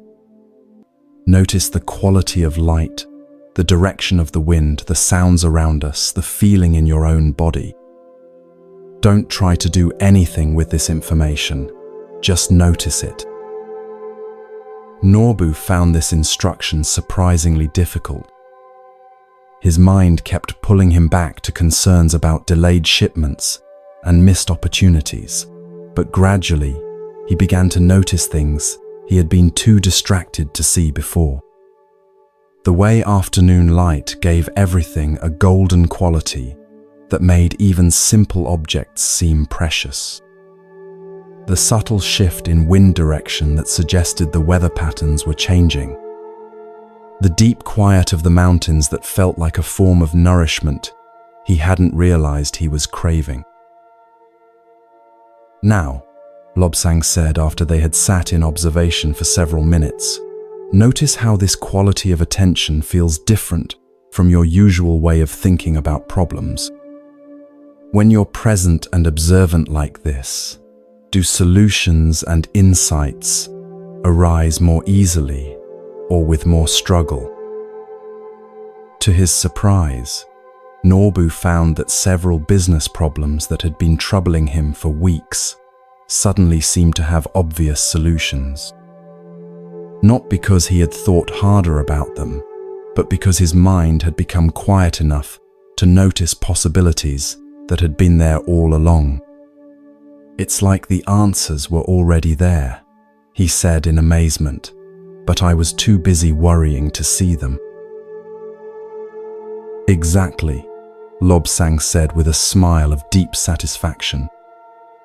"This is what it means to live according to nature, not to become passive or give up your goals, but to approach them with the same intelligence that guides rivers to the sea and plants towards sunlight. To work with the natural flow of events, rather than exhausting yourself swimming against currents you cannot change." By the time the weather cleared enough for Norbu to resume his journey, something fundamental had shifted in his approach to life and business. He still had the same goals, the same responsibilities, the same challenges to navigate. But he carried them differently now, with less force and more flow, less struggle and more sensitivity to the natural rhythms that could support his efforts. In the months that followed, Norbu's business associates began to notice changes in his approach that they couldn't quite explain.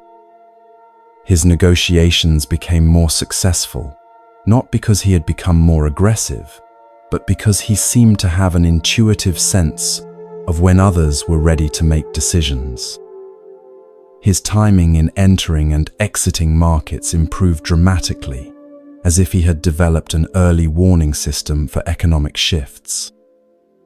His stress levels decreased markedly, even as his business expanded, because he had learned to work with market forces rather than fighting against them constantly.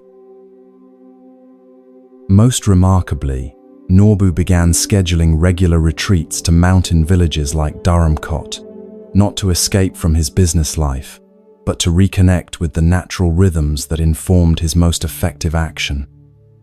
He discovered that periods of quiet observation and natural living actually increased his effectiveness in the commercial world, like a river that gains power by gathering momentum in mountain valleys before flowing into the plains below.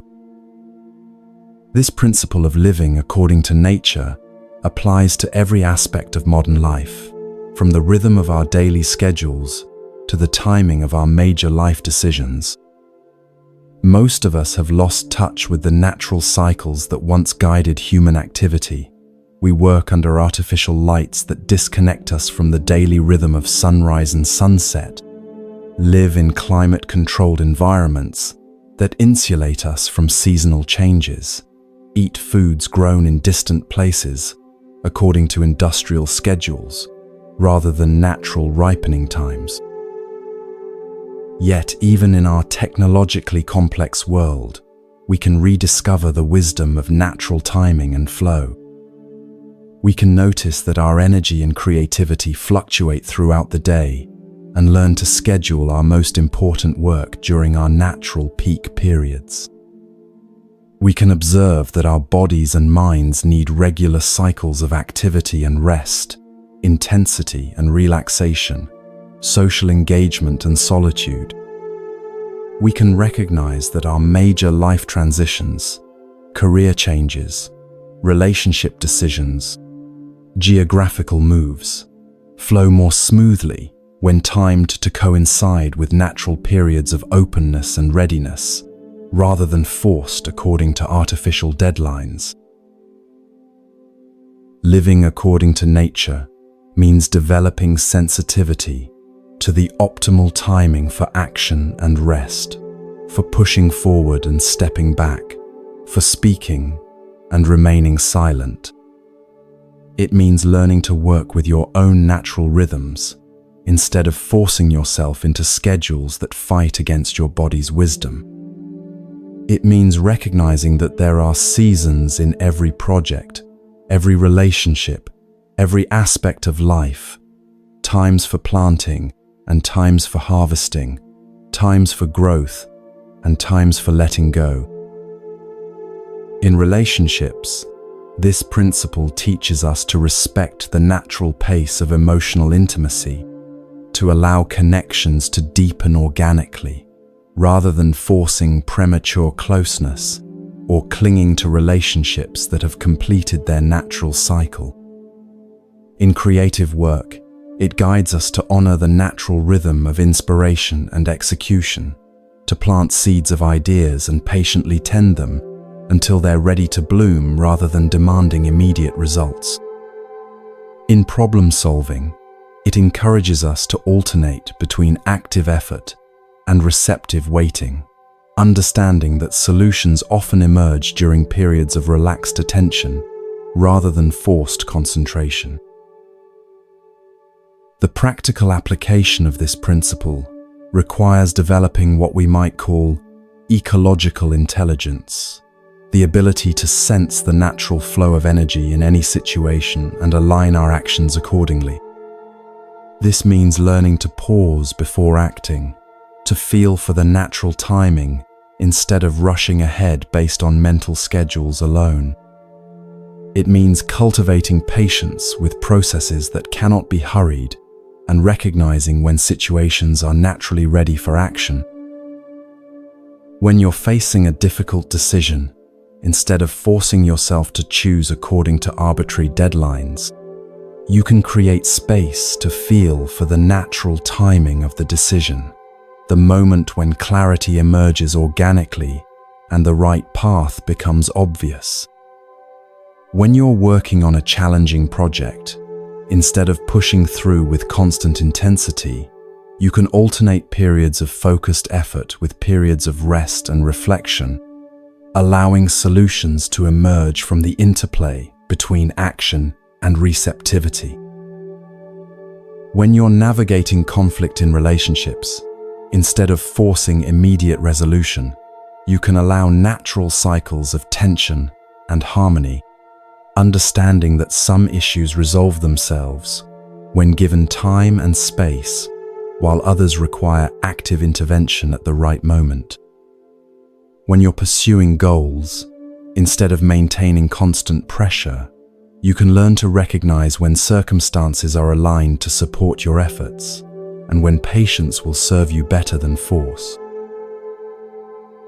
The deepest teaching of living according to nature is that we are not separate from the natural world, but part of it, subject to the same laws that govern the movement of tides and the changing of seasons.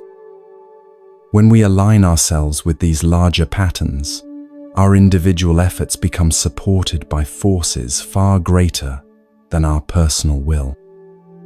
We discover that we can accomplish more with less effort, not through laziness, but through intelligent cooperation with the natural flow of events.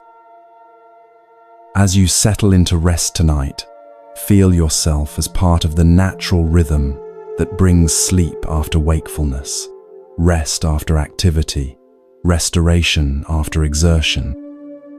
Notice how your body naturally relaxes when you stop fighting the approach of sleep, how your mind settles when you allow thoughts to slow rather than forcing them to stop. This is a perfect example of living according to nature, working with your natural rhythms rather than against them.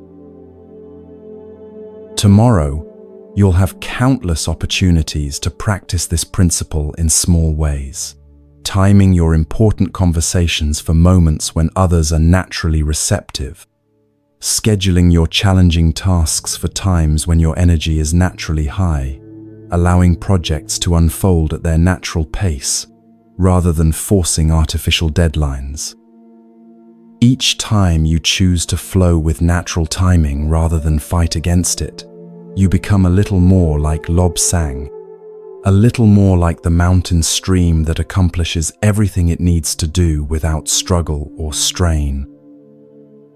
The seventh principle of becoming unshakable is this: align yourself with the natural flow of life, rather than exhausting yourself swimming against invisible currents. Learn to read the subtle signs that indicate when action is called for and when patience will serve you better. Develop sensitivity to the natural rhythms that govern everything from your daily energy cycles to the larger patterns of growth and change in your life. This doesn't make you passive or fatalistic. It makes you more effective, like a sailor who uses wind and current instead of fighting against them. It makes you more peaceful, like a tree that bends with storms instead of breaking. Most importantly, it reconnects you with your place in the larger web of existence, helping you remember that you are not fighting against life, but dancing with it. In this dance lies the secret of effortless accomplishment, the path of least resistance that leads to the greatest fulfillment.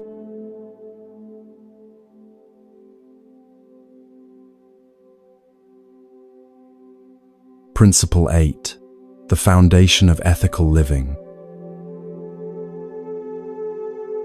In the ancient port city of Hoi An, where the Thubon River meets the South China Sea, and merchants from across Asia once gathered to trade in silk, spices, and precious stones, we encounter a teaching that reveals the invisible foundation upon which all lasting happiness is built. Here, in a place where fortunes were made and lost on the strength of a man's word, where trust was more valuable than gold and reputation, more precious than any cargo, lived two merchants whose different approaches to business would illuminate one of Buddhism's most practical, yet profound truths. This is the story of how the quality of our actions shapes not just our external circumstances, but the very nature of our inner world. The year was 1595, and Hoi An had become one of the most important trading ports in Southeast Asia, a place where Vietnamese, Chinese, Japanese, and European merchants mingled in the narrow streets that wound between ancient temples and bustling marketplaces. The air was thick with the scent of cinnamon and star anise, the sounds of a dozen languages mixing in the constant negotiation of commerce, and the salt tang of the sea that carried ships laden with dreams of prosperity from distant shores. It was a city where anything could be bought or sold, where clever men could become wealthy in a single season, and where the line between legitimate business and profitable deception was often blurred by the intoxicating possibility of quick riches. Among the many traders who had made Hoi An their home were two men whose names would become legendary in the merchant community, though for very different reasons. The first was Nguyen Duc, a Vietnamese silk trader whose family had been in the business for 3 generations, inheriting not just warehouses and trade connections, but a reputation for honesty that had become as valuable as any physical asset. The second was Li Wei, a Chinese merchant who had arrived in the city 5 years earlier, with nothing but intelligence, ambition, and a willingness to bend rules whenever profit demanded it. Nguyen Duc approached business with what some of his competitors considered naive simplicity, but what he understood as sophisticated wisdom, passed down through generations of successful trading. Every bolt of silk that left his warehouse was exactly what he claimed it to be. The quality represented honestly, the origin stated accurately, the price set fairly based on actual value, rather than whatever the market might bear. When he told a buyer that a particular fabric would wear well for 10 years, his customers knew they could make plans based on that information. When he promised delivery on a specific date, merchants across the region would schedule their own activities, knowing that Duc's shipments would arrive precisely when expected. This approach to business had been taught to him by his father, who had learned it from his father before him, along with a saying that had guided their family's commercial activities for decades: "The mind is everything. What you think, you become." This wasn't just philosophical wisdom to Nguyen Duc.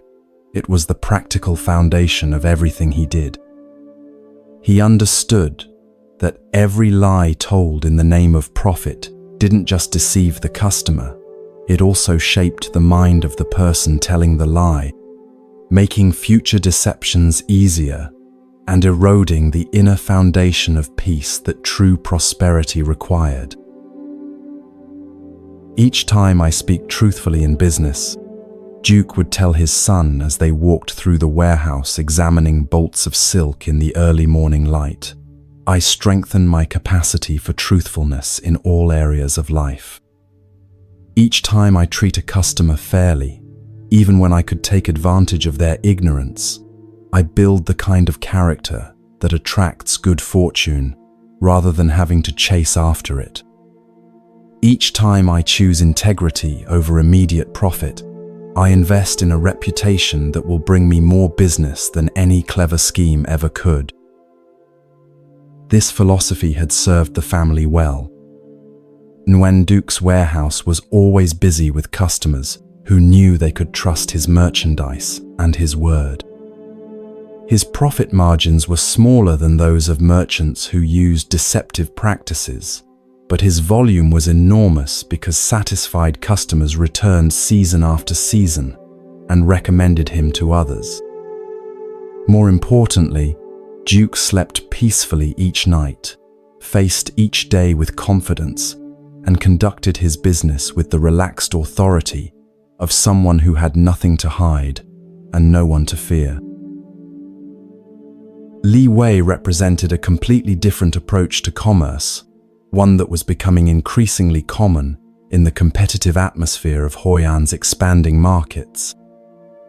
Where Duc saw business as a long-term relationship-building exercise, Wei viewed it as a series of individual transactions to be optimized for maximum immediate gain. Where Duc prioritized trust and reputation, Wei focused on cleverness and opportunity. Where Duc made modest profits through honest dealing, Wei pursued large gains through whatever means the law allowed and sometimes slightly beyond. Wei's methods were sophisticated and, in their own way, brilliant. He would purchase silk from producers in the countryside, telling them it was for local use and negotiating lower prices accordingly, then export it at international rates for substantial profits.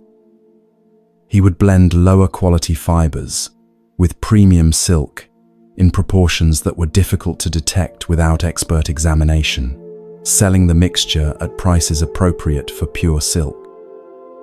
He would promise delivery dates that he knew were optimistic, calculating that the profits from early sales would offset the costs of disappointed customers. These tactics allowed Wei to undercut competitors like Nguyen Duc and rapidly expand his business. Within 3 years of arriving in Hoi An, he had acquired 2 warehouses, a fleet of trading vessels, and enough wealth to build one of the finest houses in the merchant quarter. By external measures, he was extraordinarily successful, and many younger merchants began imitating his methods, viewing traditional approaches like Duc's as outdated and unnecessarily restrictive. But success had come with costs that Wei was only beginning to recognize, costs that would soon threaten everything he had built. The constant need to remember which lies he had told, to which customers created a mental burden that grew heavier each season. The fear of being discovered in his various deceptions meant that he could never fully relax or enjoy his prosperity. Most troubling of all, the habits of mind that served him in business had begun to infect other areas of his life. He found himself deceiving friends, family members, even himself, about matters that had nothing to do with commerce.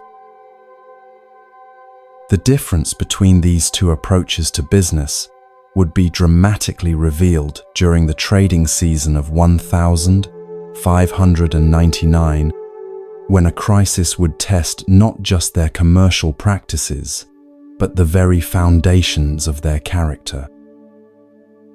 A devastating typhoon had struck the silk-producing regions to the north, destroying much of the year's crop and creating a severe shortage that drove prices to unprecedented levels. Both merchants found themselves with existing inventory that was now worth far more than they had paid for it, and both faced the same ethical dilemma: honor their existing commitments to sell at previously agreed prices, or find ways to capitalize on the sudden scarcity. Nguyen Duc's response was immediate and unwavering. He contacted every customer who had placed orders at pre-typhoon prices and assured them that he would honor every commitment exactly as agreed. "A man's word is his bond," he told his son, as they prepared shipments that would bring them far less profit than current market conditions would allow. When we make a promise, we keep it regardless of changed circumstances. This is not just about business. This is about who we choose to be as human beings. Li Wei saw the same situation as an opportunity for extraordinary profit. He began contacting customers with existing orders, explaining that the typhoon had affected his supply chains in ways that required price adjustments to reflect current market realities. Customers who refused to pay the higher prices found their orders mysteriously delayed due to quality control issues or shipping complications. Meanwhile, Wei sold his existing inventory to new customers at premium prices, justifying the practice as simply responding to market forces. In the short term, Wei's strategy appeared to be vindicated. He earned profits in a single season that exceeded what Duc made in 3 years of steady business. He expanded his operations further, acquired more warehouses, and became known throughout the region as one of the most successful merchants of his generation. Younger traders flocked to learn his methods, impressed by his ability to turn crisis into opportunity. But the true test of their different approaches would come not in immediate profits, but in long-term consequences that neither man could have fully anticipated. Word of how each merchant had handled the typhoon crisis spread throughout the trading networks that connected Hoi An to the rest of Asia.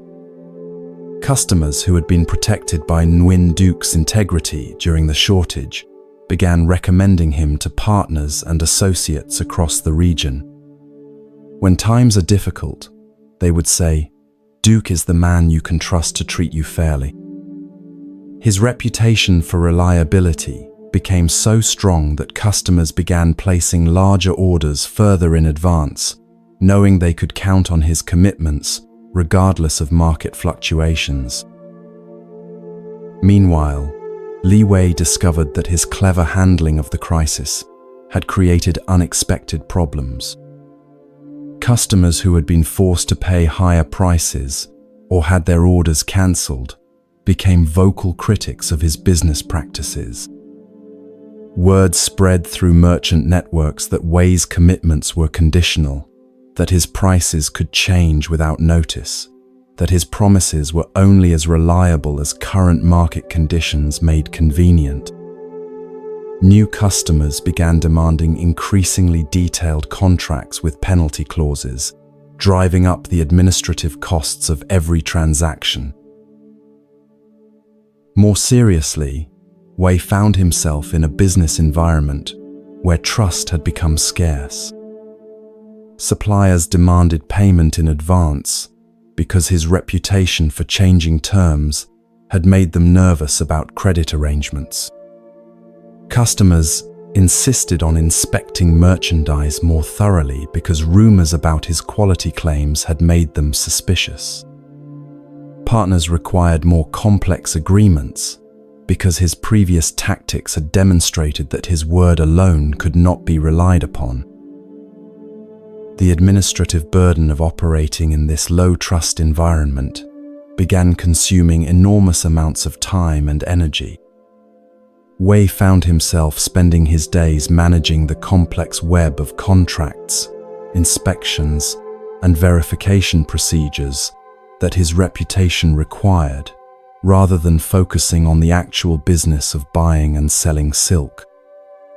The mental stress of keeping track of his various commitments and their conditions created a constant state of anxiety that no amount of profit could relieve. But the most profound impact was on Wei's inner world. Buddha taught that the mind is everything. What you think, you become. And Wei was discovering the practical truth of this teaching in ways he had never expected.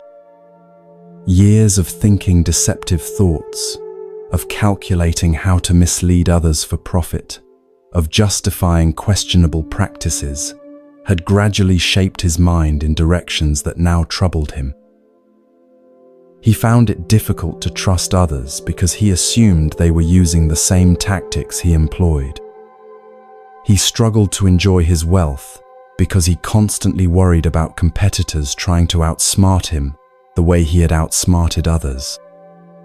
He had trouble sleeping peacefully because his mind was always working on schemes and strategies, unable to rest in the simple satisfaction of honest work well done. Most disturbingly, he realized that he had begun lying to himself, rationalizing behaviors he once would have recognized as wrong. The contrast with Nguyen Duc's experience was striking. While Wei's profits had initially been higher, Duke's business had grown steadily and sustainably over the years following the typhoon crisis. His reputation for integrity had become so valuable that customers would often pay slightly higher prices simply for the peace of mind that came with dealing with a completely trustworthy merchant. More importantly, the quality of Duke's daily experience was entirely different from Wei's constant stress and vigilance. I wake each morning knowing that I have nothing to hide and no one to fear, Duke explained to a younger merchant who had asked about his approach to business. When customers contact me, I'm genuinely happy to hear from them because our relationships are based on mutual benefit rather than my advantage over them. When I make commitments, I feel confident rather than anxious because I know I'll honor them regardless of circumstances. When I lie down at night, my mind is clear and peaceful because my actions during the day have been aligned with my values.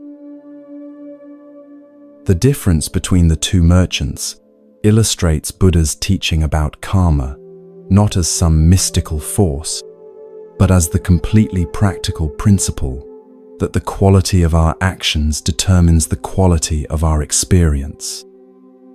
Every ethical choice creates conditions that support peace, trust, and sustainable success. Every unethical choice creates conditions that require constant vigilance, complex management, and ultimately undermine the very goals they were meant to achieve. This principle extends far beyond business into every area of human life. In relationships, honesty creates the foundation for intimacy and trust, while deception creates the need for careful management of stories and constant fear of discovery. In personal goals, integrity allows us to build steadily on solid foundations, while cutting corners creates instability that eventually requires much more energy to maintain than honest effort would have required. In social interactions, treating others with genuine respect creates an environment where we ourselves are treated well, while manipulation creates a social world where everyone is suspicious and defensive. The practical application of ethical living begins with understanding that every choice is simultaneously an action in the world and a shaping of our own character. When we tell the truth, we not only provide accurate information to others, but also strengthen our own capacity for truthfulness. When we act with compassion, we not only help others, but also cultivate compassion within ourselves. When we choose courage over convenience, we not only address the immediate situation, but also become more courageous people.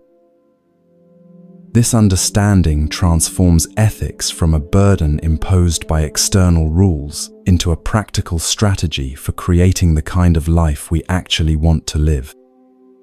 We choose integrity not because we're supposed to, but because integrity creates the conditions for peace, trust, and sustainable happiness.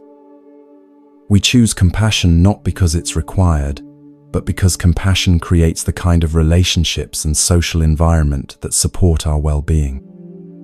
We choose courage not because we have to, but because courage creates the ability to live authentically and pursue what truly matters to us.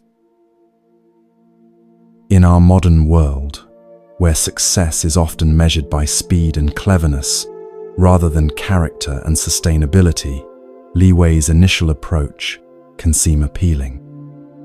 We're surrounded by examples of people who appear to prosper through cutting corners, bending rules, or prioritizing short-term gains over long-term integrity.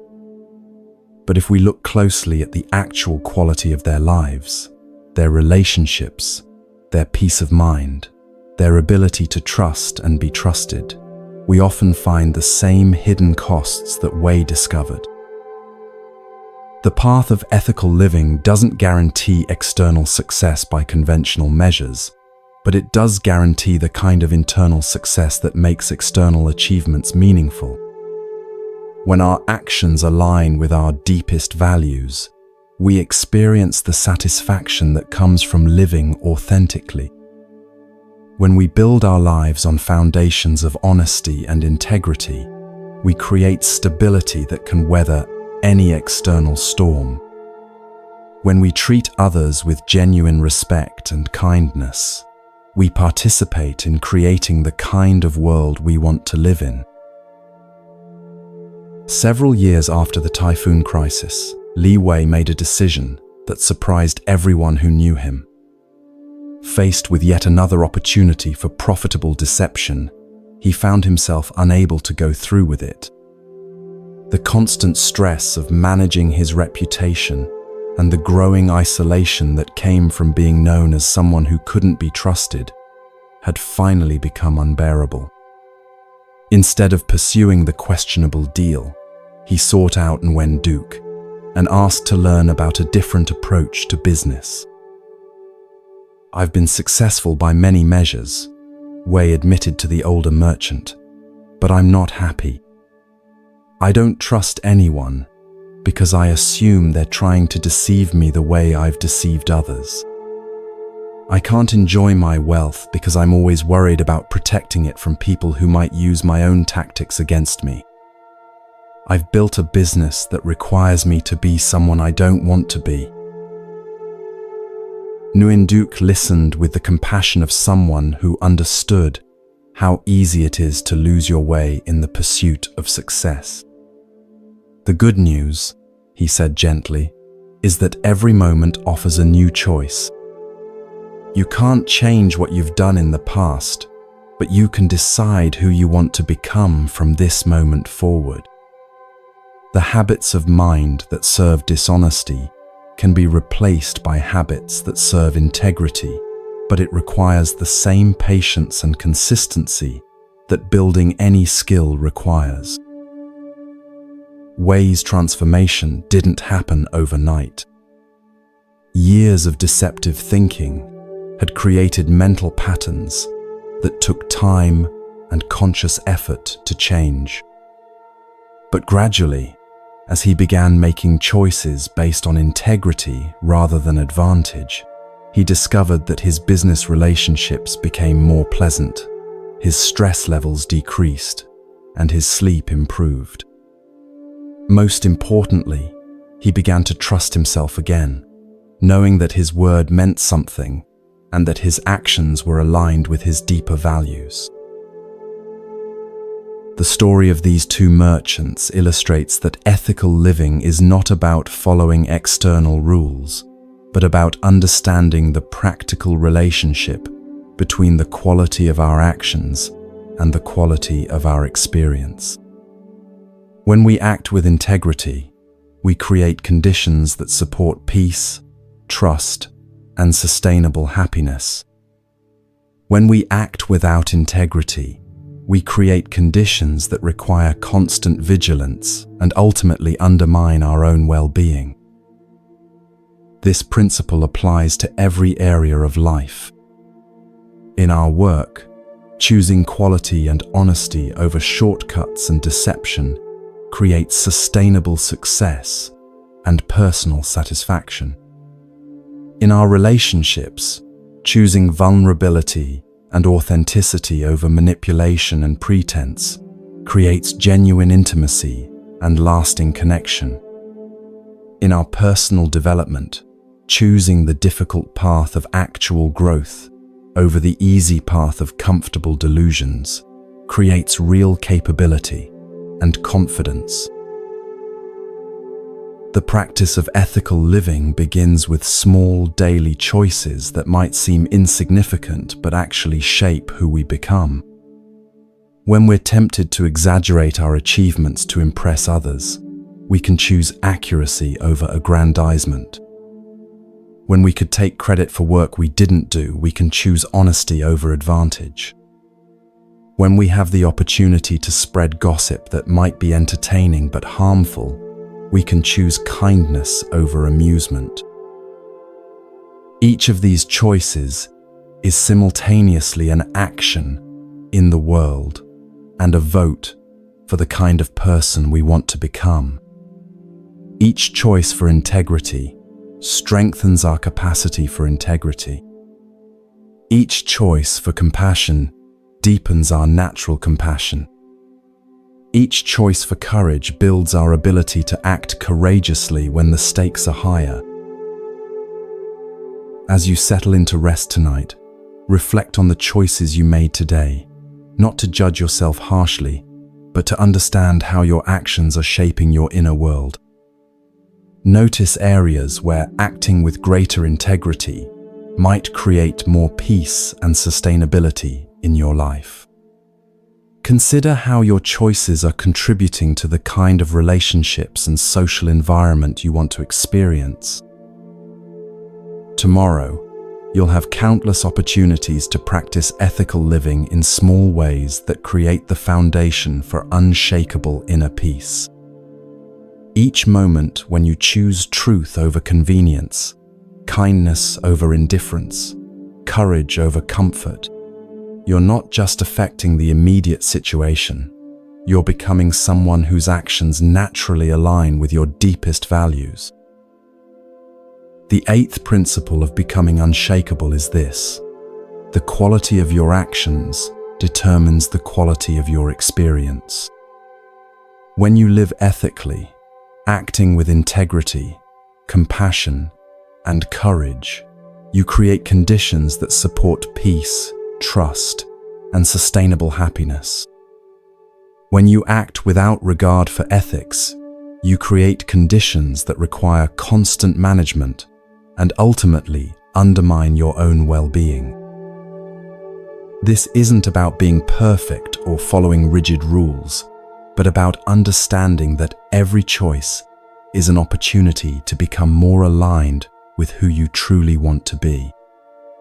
Like Uwen Duke, sleeping peacefully each night, you can rest in the knowledge that your actions during the day have been worthy of your highest aspirations. In this alignment between your values and your choices lies the unshakable foundation of a life well lived.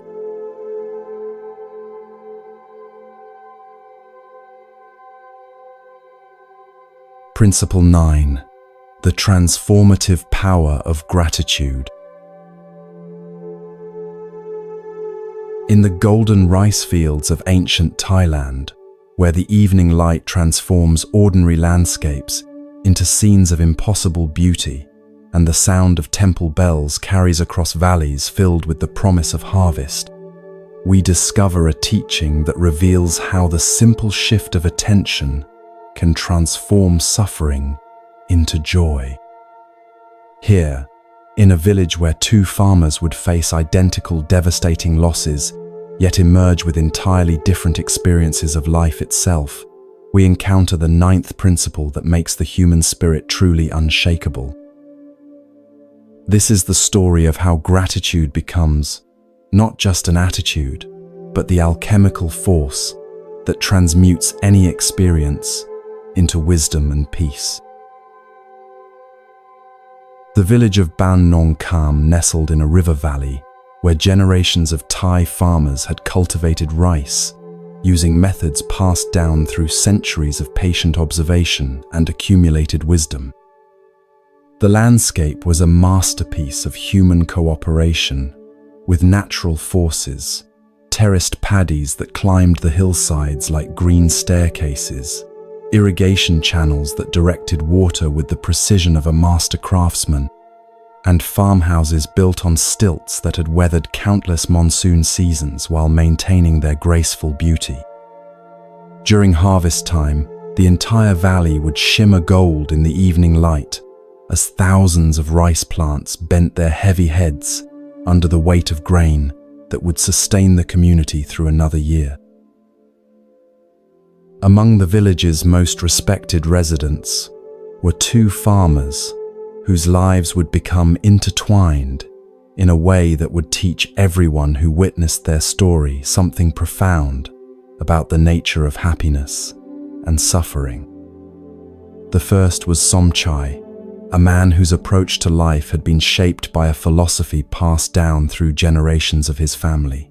The understanding that gratitude is not just a response to good fortune, but a way of seeing that transforms any circumstance into an opportunity for appreciation. The second was Boone, equally hard-working and dedicated, but whose attention had been trained by life's difficulties to focus primarily on what was missing, what was wrong, what threatened his security and peace. Both men had worked their fields for over 20 years. Both had raised families through the patient labor of rice farming. Both had weathered the usual challenges that come with, depending on weather, markets, and the countless variables that affect agricultural life. Their farms were of similar size and productivity, their families equally loving and supportive, their positions in the community equally respected. Yet their daily experiences of the same basic circumstances were as different as sunrise and storm, illustrating how the lens through which we view life determines the quality of life itself. Somchai began each day with a practice that his grandmother had taught him when he was barely old enough to walk between the rice rows without getting lost. Before leaving his house, he would stand on the wooden porch and spend a few moments acknowledging specific things for which he felt grateful. Not grand, abstract concepts, but particular, immediate realities. The sound of his wife's laughter from the kitchen as she prepared the morning meal, the way early sunlight painted the mountains in shades of gold and purple, the health that allowed him to work with his hands in the rich earth, the rain that had fallen during the night to nourish his growing crops. Gratitude, Somchai would tell his children as they walked together to the fields, is like good eyesight.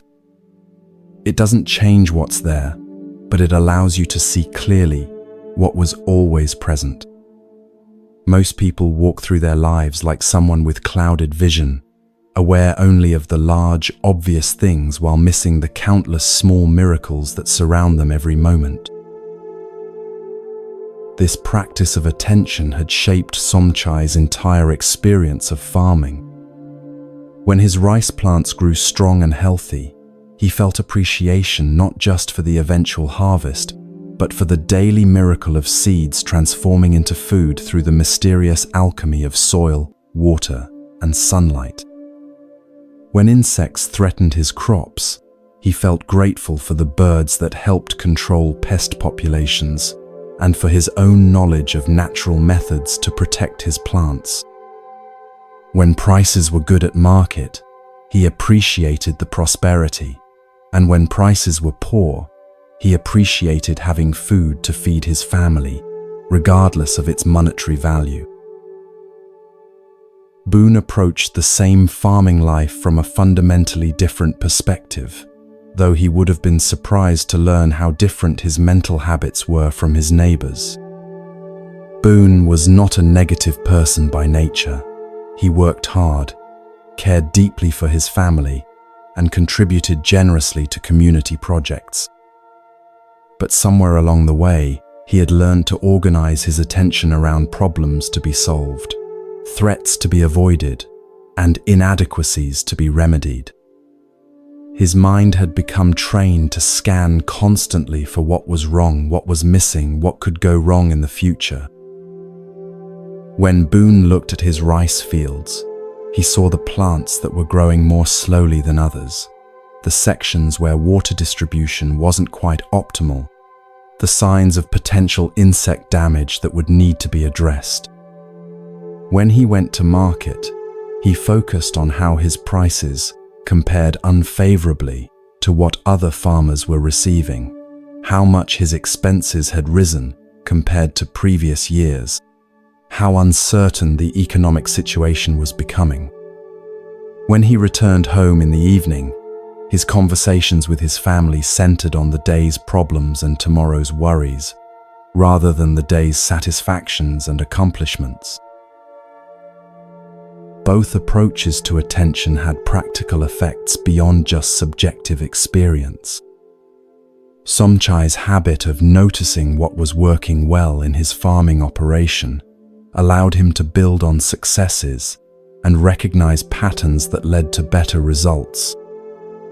His appreciation for his family's support motivated them to continue helping enthusiastically with farm work.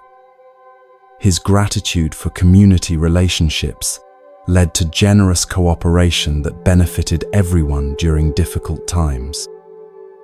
His general contentment with life made him pleasant to be around, which attracted friendships and business relationships that enriched his life in countless ways. Boone's focus on problems also had practical effects, though not always the ones he intended. His constant attention to what was wrong made him skilled at identifying and solving specific difficulties, but it also made him anxious and pessimistic in ways that affected his decision-making. His family began to associate conversations with him with stress and worry, which made them less likely to share their experiences and ideas. His relationships in the community became primarily transactional rather than genuinely supportive, because interactions with him felt draining rather than energizing. The dramatic difference between these two approaches to life would be revealed most clearly during the rice farming season of 1847, when both men would face identical losses that would test everything they believed about gratitude, suffering, and the nature of resilience. The monsoon rains that year arrived exactly on schedule and brought precisely the amount of water that experienced farmers knew their crops needed. Both Somchai and Boone planted their rice with the accumulated wisdom of decades, using seeds saved from their best previous harvests, preparing the soil with methods their grandfathers had perfected, timing every activity to align with natural cycles that had governed successful farming in this valley for generations.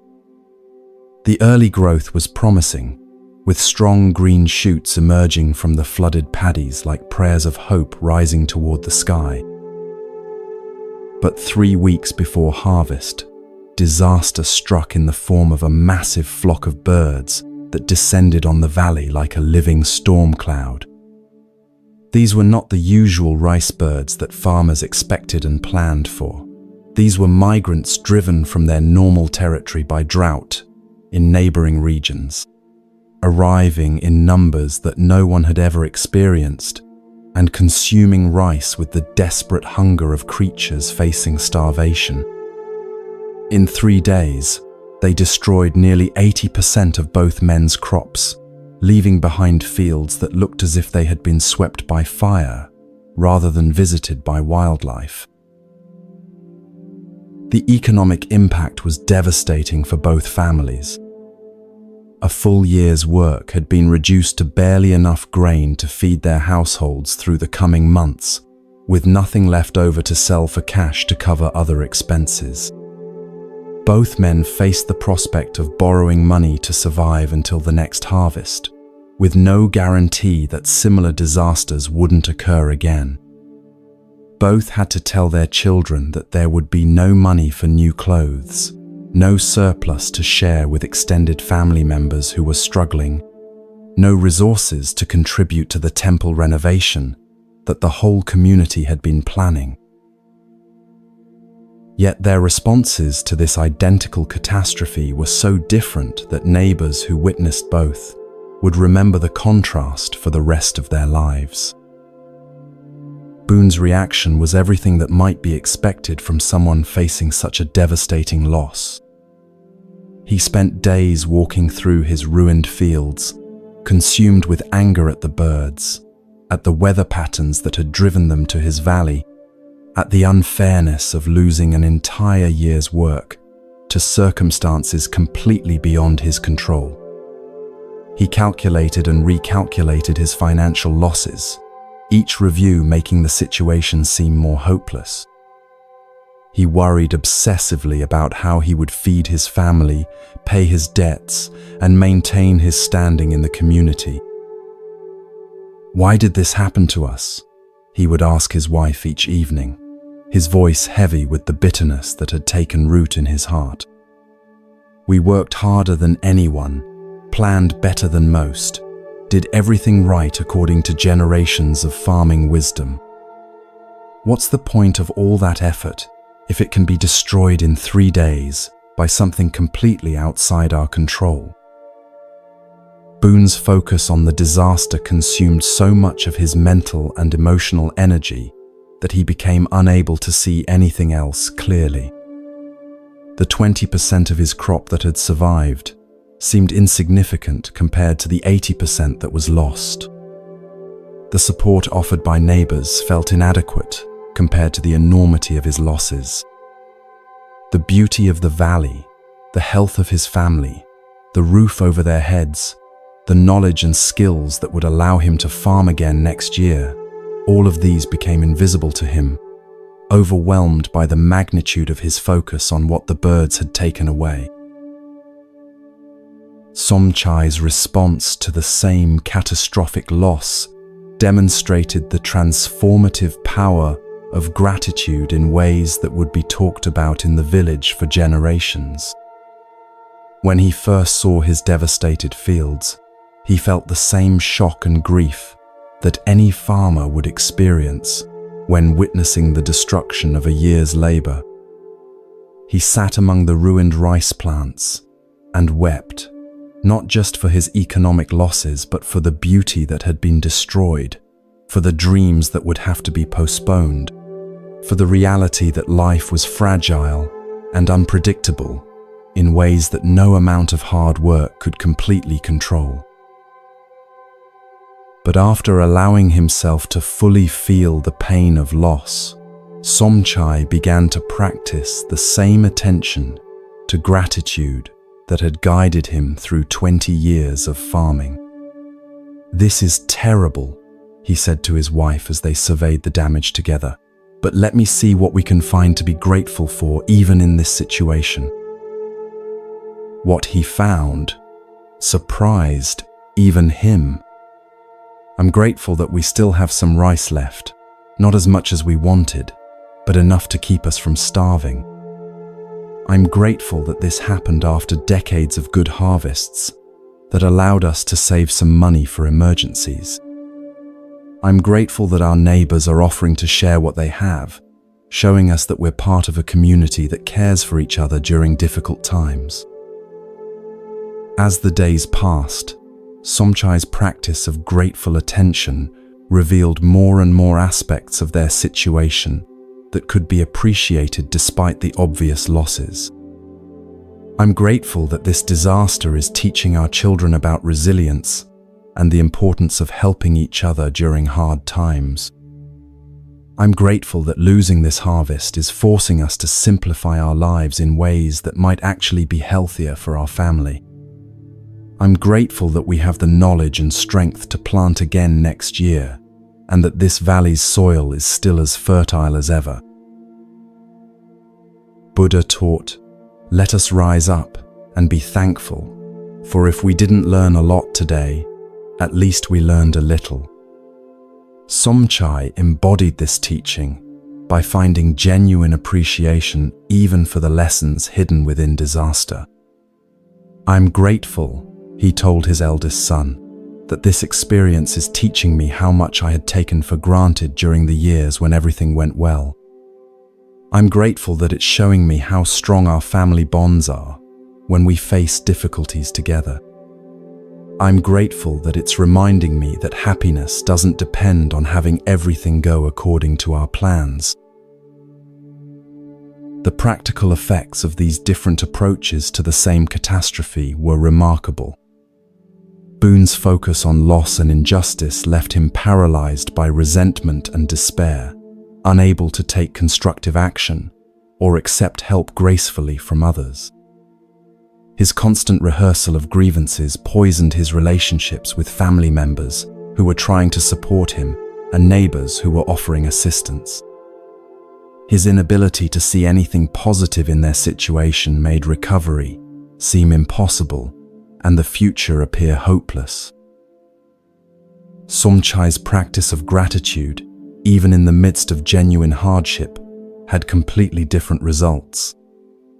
His appreciation for what remained gave him energy to make the best use of their limited resources. His gratitude for community support motivated others to continue helping and created relationships that would benefit his family for years to come. His ability to find meaning and growth opportunities within disaster transformed a potentially devastating experience into a period of unexpected spiritual and family development. Most remarkably, Somchai's harvest the following year was the most abundant he had ever achieved. Not because of any external factors. The weather was average, market prices were modest. He used the same farming methods he had always employed. But his response to the previous year's disaster had deepened his relationships with neighbors who now shared knowledge and resources more freely, had motivated his family to work together more cooperatively, and had clarified his priorities in ways that made him more effective and efficient in all his activities. Boone's experience was exactly the opposite. His continued focus on the injustice of the bird disaster had created a mental and emotional state that made every aspect of farming more difficult. His resentment had damaged relationships that could have supported his recovery. His pessimism had become a self-fulfilling prophecy, causing him to make decisions based on fear rather than wisdom. Even when his crops grew normally, he could find no satisfaction in the achievement because his attention remained focused on what he had lost rather than what he was gaining. The transformation that gratitude creates is not just subjective but profoundly practical. When we train our attention to notice what we can appreciate, we literally change the quality of information our minds have to work with. Instead of spending mental energy on resentment and worry, we free that energy for creative problem-solving and relationship building. Instead of seeing only obstacles and limitations, we begin to notice opportunities and resources that were always present but previously invisible. In our modern world, we face different challenges than Thai rice farmers, but the principle remains exactly the same. When we lose a job, we can focus on the injustice and uncertainty, or we can find genuine appreciation for the opportunity to discover work that might be more fulfilling, for the skills and experience that no one can take away from us, for the relationships and resources that support us during transitions. When a relationship ends, we can dwell on what we've lost, or we can feel grateful for what we learned, for the love we experienced, for the freedom to create something new. When health challenges arise, we can become consumed with resentment about limitations, or we can appreciate the parts of our bodies that continue working well, the medical knowledge available to help us, the relationships that deepen when we face vulnerability together. When global events create uncertainty, we can focus exclusively on threats and problems, or we can notice the countless ways that life continues to offer beauty, meaning, and connection, even during difficult times. The practice of gratitude is not about pretending that difficulties don't exist or that losses don't matter. Somchai felt genuine grief about his destroyed harvest and took practical steps to address his family's needs. Gratitude is about expanding our vision to include the full complexity of any situation, acknowledging problems while also recognizing resources, feeling sadness about losses while also appreciating what remains, facing uncertainty while also noticing the countless ways that life continues to support us. The practical application of this principle begins with training attention the same way we might train any other skill. Each morning, before engaging with the challenges of the day, we can spend a few minutes identifying specific things we genuinely appreciate, not abstract concepts, but particular realities we can see, hear, feel, or remember. Throughout the day, we can practice noticing moments of beauty, kindness, effectiveness, or simple functioning that we might otherwise overlook in our focus on problems and goals. When difficulties arise, we can ask ourselves, what can I find to appreciate, even in this challenging situation? This doesn't mean ignoring problems or avoiding necessary action, but rather ensuring that our response comes from a complete understanding of our circumstances rather than a narrow focus on what's wrong. Often, this expanded perspective reveals resources and opportunities that problem-focused thinking makes invisible. The practice becomes most powerful when applied to ordinary moments that we might otherwise consider unremarkable. Appreciating the taste of morning coffee, the feeling of warm water in a shower, the sound of laughter from another room, the simple miracle of being able to read these words and understand their meaning. These small moments of appreciation accumulate over time, creating a foundation of contentment that remains stable even when external circumstances become challenging. During his final years, Somchai became known throughout the region as someone who could find reasons for gratitude in any circumstance. People would seek him out not for advice about farming techniques, but for his ability to help them see their own lives from perspectives that revealed hidden blessings and unexpected opportunities. Gratitude, he would tell them, is not about what happens to you. It's about how you train your eyes to see what's always been there. Boone, meanwhile, despite achieving reasonable success by external measures, remained trapped in patterns of attention that made satisfaction elusive. Even during his best years, he could find reasons for worry and dissatisfaction. Even when his family was healthy and his crops abundant, he focused on potential threats and inadequacies that kept happiness just out of reach. His life became a demonstration of how focusing primarily on problems creates more problems, how attending mainly to what's missing makes us miss what's present. As you prepare for sleep tonight, consider the lens through which you've been viewing your own life. Notice whether your attention has been trained primarily on problems, lacks, and threats, or whether you've been practicing the kind of grateful seeing that Somchai demonstrated. This is not about judging your current habits, but about recognizing that attention is trainable and that changing how you see changes what you experience. Tomorrow, you'll have countless opportunities to practice gratitude, not as a superficial positive thinking exercise, but as a practical method for expanding your vision to include the full richness of your actual circumstances. Each time you notice something to appreciate, you're not just improving your mood, but literally retraining your brain to gather different kinds of information from your environment.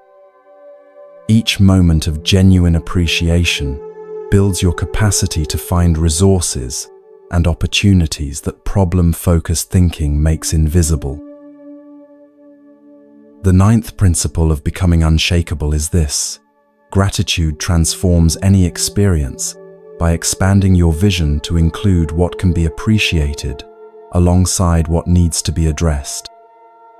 When you train your attention to notice what you can genuinely appreciate, not ignoring problems, but including blessings, you change the quality of information your mind has to work with and the quality of your experience itself. This doesn't guarantee that external circumstances will always be favorable, but it does guarantee that you'll have access to the resources, relationships, and resilience that exist within any situation. Like Somchai walking through his rice fields with eyes trained to see abundance, even in the midst of scarcity, you can learn to find genuine reasons for appreciation, regardless of what life brings. In this expansion of vision lies one of the most practical and transformative powers available to human consciousness: the ability to alchemize any experience into wisdom, growth, and peace.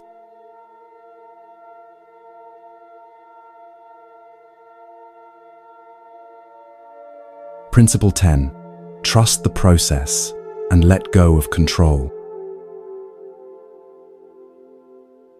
In the ancient gardens of Kyoto, where cherry blossoms fall like snow in spring and every stone has been placed with the patience of centuries, we arrive at the final teaching that transforms uncertainty from enemy to ally.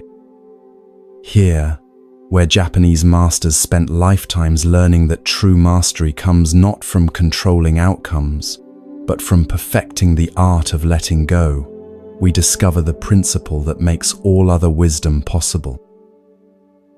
This is the story of how surrendering control paradoxically gives us the greatest power of all, the ability to flow with life rather than fight against it.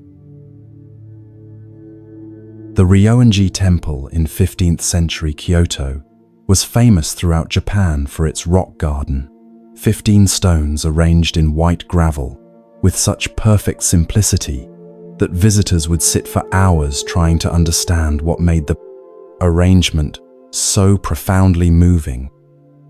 The garden was tended by Zen monks who had elevated the simple act of raking gravel into a form of moving meditation, each stroke of the wooden rake both maintaining the garden's perfection and accepting its constant need for renewal. Here, where impermanence was celebrated rather than resisted, lived Master Kenji, whose understanding of letting go would soon be tested in the most personal way possible.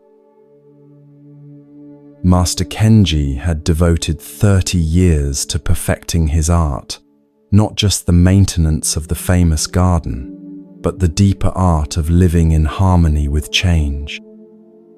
Each morning before dawn, he would enter the garden and begin the ritual of raking, creating patterns in the white gravel that seemed to embody the very essence of flow and balance. But the true teaching of the garden was not in creating perfect patterns, but in accepting that wind, rain, and time would disturb those patterns, requiring them to be made fresh each day. The garden teaches us, Kenji would tell his students as they worked together in the early morning light, that attachment to outcomes creates suffering, while dedication to process creates peace. I cannot control whether tomorrow's rain will wash away today's patterns, but I can control the care and attention I bring to today's work. I cannot guarantee that visitors will understand the garden's message, but I can ensure that the message is clearly expressed. This philosophy had shaped not just Kenji's gardening, but his entire approach to life. When the temple faced financial difficulties, he focused on managing resources wisely rather than worrying about outcomes beyond his control. When political tensions threatened the monastery's peaceful existence, he concentrated on maintaining the inner peace that was his responsibility, while accepting that external events would unfold according to forces larger than individual will. When students struggled with their practice, he offered guidance and support, while understanding that each person's spiritual journey would proceed at its own pace and in its own way. But the deepest test of Kenji's philosophy would come through his relationship with his daughter, Yuki, whose life would become the ultimate teaching about the necessity of letting go. Yuki had been born during Kenji's early years as a monk, before he had fully committed to monastic life. Her mother, a potter whose work was prized throughout the region, had died when Yuki was only 3 years old, leaving Kenji to balance his calling as a monk with his responsibility as a father. Rather than abandon either role, he had created an unusual arrangement. Yuki lived near the temple with relatives during the week and spent weekends with her father, learning alongside him the art of finding peace within impermanence. As Yuki grew, she displayed the same careful attention to beauty and detail that characterized her father's work, but applied to the art of pottery that had been her mother's passion. By her 15th birthday, Her ceramic bowls and vases were so exceptional that merchants from across Japan would travel to acquire them. Her work combined technical perfection with an emotional depth that seemed to capture something essential about the fleeting nature of beauty itself. Kenji felt immense pride in his daughter's achievements, but more than pride, he felt a deep satisfaction in seeing how she had absorbed the lessons he had tried to teach her about dedication to craft without attachment to results. "Watch how she works," he would tell his students as they observed Yuki shaping clay at her potter's wheel. "She gives complete attention to each piece while it's being created, but if it cracks in the kiln or breaks during glazing, she simply begins again without disappointment. She understands that the joy is in the making, not in the keeping." But as Yuki entered her 20th year, she began experiencing symptoms that would challenge everything both father and daughter believed about acceptance and letting go. What began as occasional fatigue and weakness gradually progressed into something more serious, a wasting illness that medieval medicine could neither explain nor cure. The same hands that had created pottery of extraordinary beauty began to tremble too severely to shape clay. The energy that had allowed her to work for hours at her wheel diminished until she could barely manage simple daily tasks.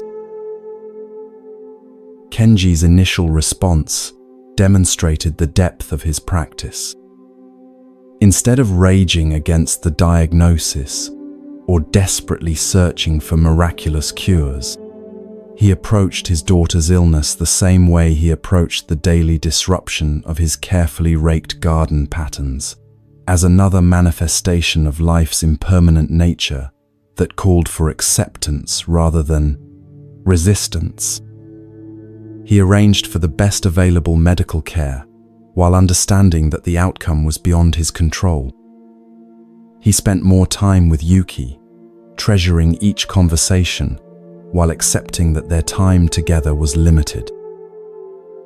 "Father," Yuki said during one of their walks through the temple gardens, her voice weak but her spirit still bright, "I understand why you've always taught me about letting go. I can accept that my pottery-making days are ending, and I can even accept that my life might be shorter than we hoped. But I'm struggling with one thing. If I let go completely, if I accept everything that's happening, am I giving up? Am I abandoning hope?" Kenji paused beside a cherry tree whose blossoms were just beginning to fall, each petal dropping when its time had come, creating a carpet of pink and white that would soon nourish the soil for next year's growth. "Watch the cherry blossoms," he said gently. "Do they fall because they've given up hope, or because they understand their role in a larger cycle? When they let go of the branch, are they dying or are they participating in the continuation of life itself?" Buddha had taught, "You only lose what you cling to." In the falling cherry blossoms, Kenji found the perfect metaphor for this profound truth. Letting go, he explained to his daughter, is not the same as giving up. Giving up is refusing to participate in life because we can't control its outcomes. Letting go is participating fully, while understanding that we are part of something larger than our individual will. Over the following months, as Yuki's condition gradually worsened, both father and daughter would learn lessons about surrender that went far deeper than anything Kenji had understood during his decades of garden maintenance. They discovered that letting go of control over outcomes actually increased their ability to influence the quality of each present moment. When Yuki stopped struggling against her body's limitations, she found energy for activities that were still possible, teaching pottery techniques to young students, even when she could no longer demonstrate them herself, creating poetry that captured her insights about impermanence, spending quiet time with her father that was richer than any of their previous conversations. "I understand now," Yuki told Kenji as they sat together in the rock garden one evening, watching the last light fade from the carefully arranged stones, "why you could spend 30 years raking patterns that would be disturbed the next day. The peace isn't in having the patterns last forever. It's in being fully present while you're creating them. The meaning isn't in controlling what happens to your work. It's in bringing complete attention to the work itself." When Yuki died the following spring, during the cherry blossom season that had become so symbolic of their conversations about letting go, Kenji faced the ultimate test of everything he had taught and practiced. The grief was overwhelming, not just the loss of his daughter, but the ending of dreams about her future, the silence where her laughter used to be, the empty space at family gatherings that would never be filled by anyone else. For weeks after the funeral, Kenji found himself unable to tend the rock garden. The simple act of raking gravel, which had been his daily meditation for 3 decades, felt impossible in the face of such profound loss. He would enter the garden each morning with his wooden rake, but instead of working, he would sit among the stones and weep for everything that letting go had required him to release. It was during one of these morning vigils that Kenji noticed something that would transform his understanding of surrender. The garden, untended for weeks, had not fallen into chaos as he might have expected. Instead, wind and rain had created their own patterns in the white gravel, not the careful geometric designs he usually maintained, but organic curves and flows that seemed to embody the very essence of natural process. Leaves had fallen among the stones, not as debris to be removed, but as reminders that even the most carefully controlled environments remain part of nature's larger rhythm. "She's still teaching me," Kenji said aloud, his voice carrying across the empty garden. He realized that Yuki's death, like the falling cherry blossoms, was not an end but a transformation. Her influence on his life would continue in ways he could not control or predict, just as the garden's beauty persisted even when he was not actively maintaining it. When Kenji finally returned to his daily practice of raking, his approach had subtly but fundamentally changed.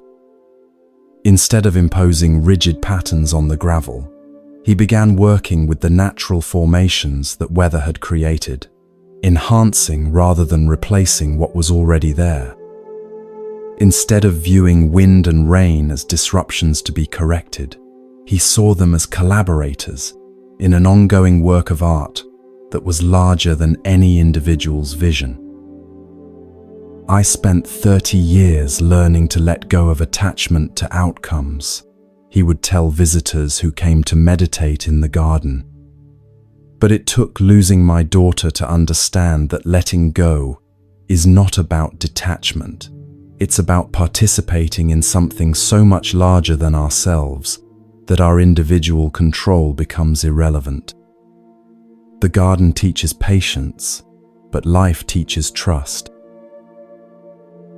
This final understanding transformed not just Kenji's gardening, but his entire relationship with uncertainty and change.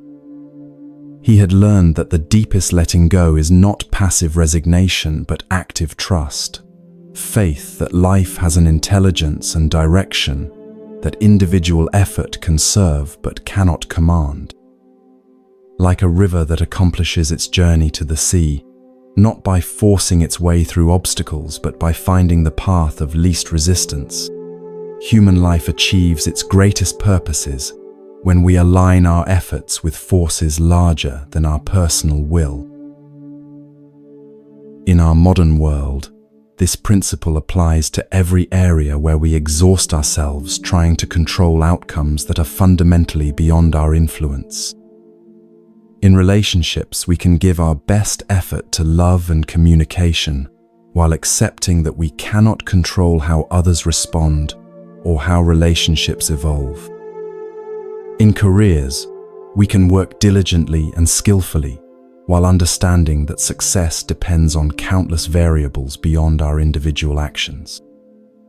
In health, we can make wise choices about diet, exercise, and medical care while accepting that aging, illness, and death are natural processes that unfold according to their own timing. The practice of letting go begins with distinguishing between what we can and cannot control. We can control our effort, our attention, our choices, and our responses to circumstances. We cannot control outcomes, other people's decisions, natural events, or the timing of results. When we focus our energy on what we can influence while accepting what we cannot, we discover a kind of effectiveness that fighting against reality makes impossible. This doesn't mean becoming passive or abandoning goals. Kenji continued tending his garden with the same care and dedication he had always brought to the work. What changed was his relationship to the results. He found satisfaction in the process itself, rather than needing specific outcomes to feel successful. This shift from attachment to dedication, from controlling to participating, freed enormous amounts of energy for creativity, problem solving, and genuine responsiveness to changing circumstances. The deepest teaching of letting go is that it opens us to possibilities we could never have planned or controlled. When we stop insisting that life conform to our limited vision of how things should unfold, we become available to opportunities and insights that our controlling minds would never have imagined. When we trust the process rather than demanding specific results, we often discover that life has plans for us that are more interesting, more meaningful, and more fulfilling than anything we could have designed ourselves. Years after Yuki's death, Kenji established a pottery school adjacent to the temple, where students learned not just ceramic techniques but the deeper art of creating beauty while accepting impermanence. The school became famous throughout Japan, attracting potters who came to study what they called the way of letting go, the ability to work with complete dedication while remaining unattached to results. Yuki's influence had continued in ways that neither she nor her father could have planned, demonstrating that letting go allows life to unfold according to an intelligence far greater than individual understanding.